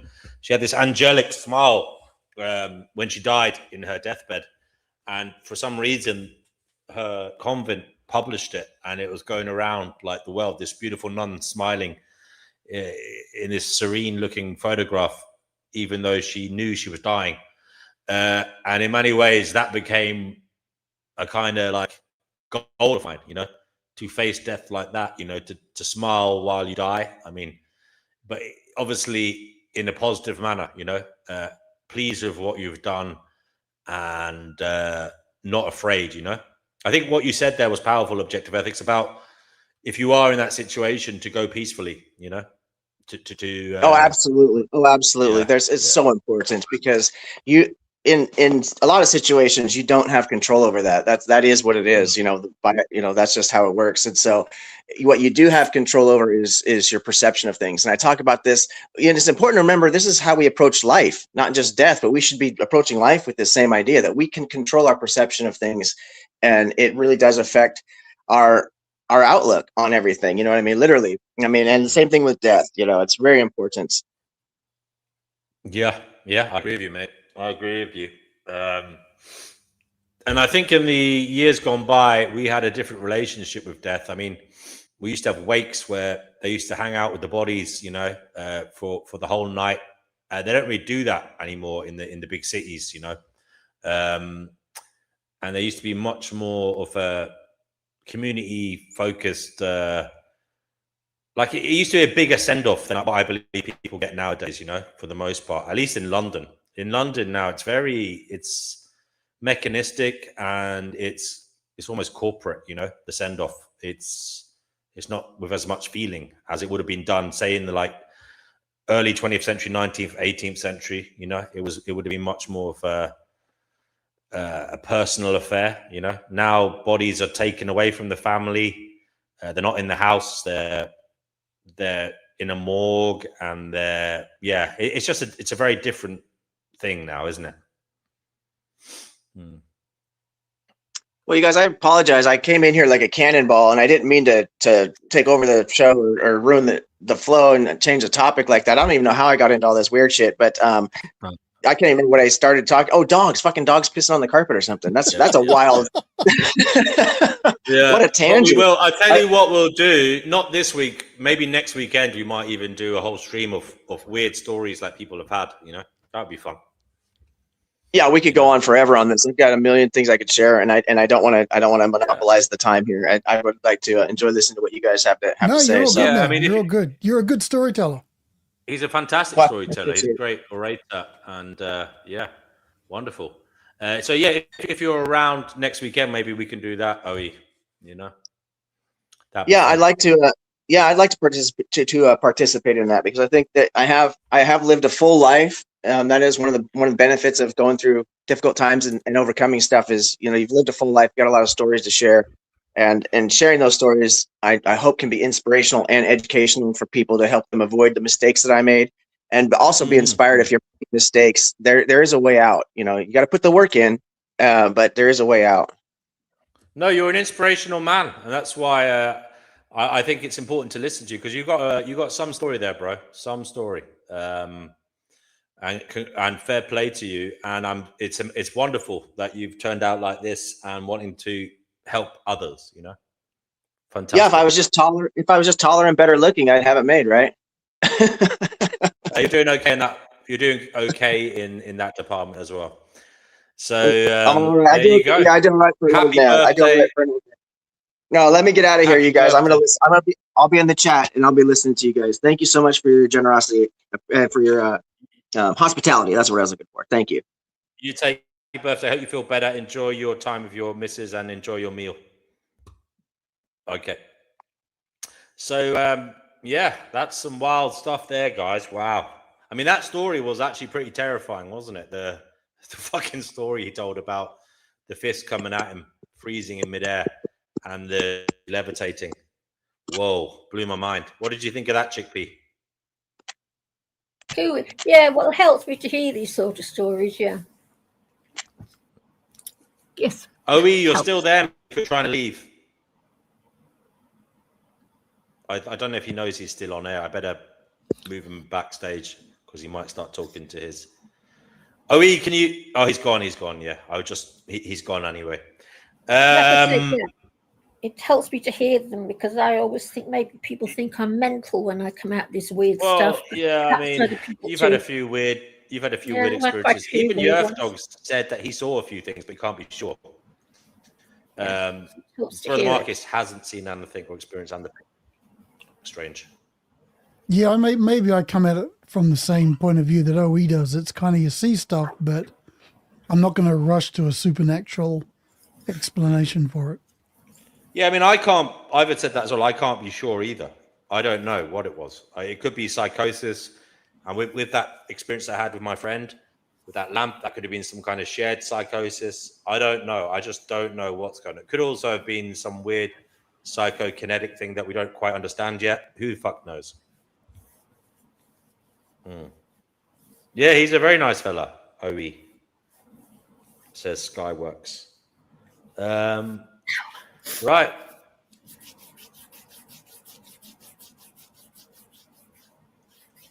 Okay, so anything else, guys, before we close up?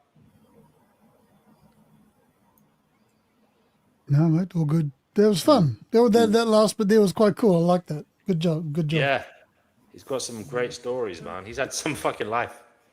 You know. Right. Well, I suppose. Marcus, you've been very quiet, my friend, lying in the corner there. He's doing some editing or something. What did you say you were doing, brother? I was reading the article he's sent while you guys were talking about poop. Oh, there's another article in the private chat, is there? No, I read it before you read it. Oh, okay.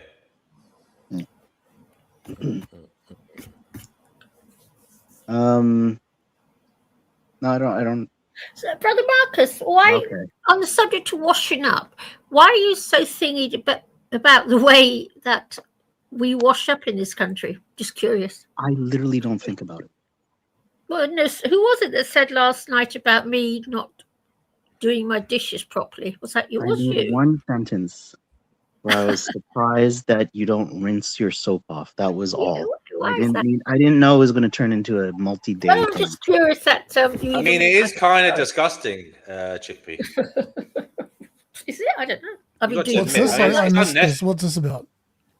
Chickpea, when she does her washing up, she washes it with the soapy bubbles and that, and then she doesn't wash the soap off. She just leaves it to drain. No, I don't leave it to dry. I wipe it off with a thingy cloth. Oh, you wipe it off? Yes. Okay. That's how we did it back home in Kiwi, but here in Japan they rinse it off religiously. Yeah. Oh my God, you do it too? Hooray! Someone else does it too. Well, okay, I rinse it off. Now I rinse it off. Hey? I rinse it off. Yeah, but down in New Zealand we never did, or at least my family didn't. Is it just habit, or I don't know? I think it's because they only have one basin. It's only one and they basin. had the soap. Yeah. Only one sink. Okay. So I'm still here, unfortunately, so it hasn't killed me off. But Chickpea, I don't think about this. I'm just so curious because no one's ever mentioned. No one's ever mentioned it to me before. That's why I'm just curious. It's just something I've never even thought about. Sorry. Yeah. No, Chickpea emailed me about this. I'm like, I trust me. It was just one sentence. I'm good. I don't. I was up all night. I couldn't get over it. No, but if you Google it, it does say it's very common in the UK. Yes. To behave like this. It is a UK She'll thing. She'll be brushing out the cat litter tray with her toothbrush next. So gross. So gross. Oh, the cat. Okay, guys, I think we'll end the live. I'm not going to bother doing the closing remarks because I'm sure we'll be fine and we can come back next time. But yeah, it was a nice one. Thanks to everybody who tuned in and in the comments. William White, you're still here. Nice to see you. Skyworks as well. And anybody else there? OE, obviously. Objective Ethics, great to see you too. Happy birthday again to you. Hope you have a good one. William White says it was a nice show tonight. Thanks, guys. The end with the slight exploration of the paranormal mystical was nice. Good night, everybody. Good vibes and good luck. Okay, I'm going to end it. I'm clicking the button to end.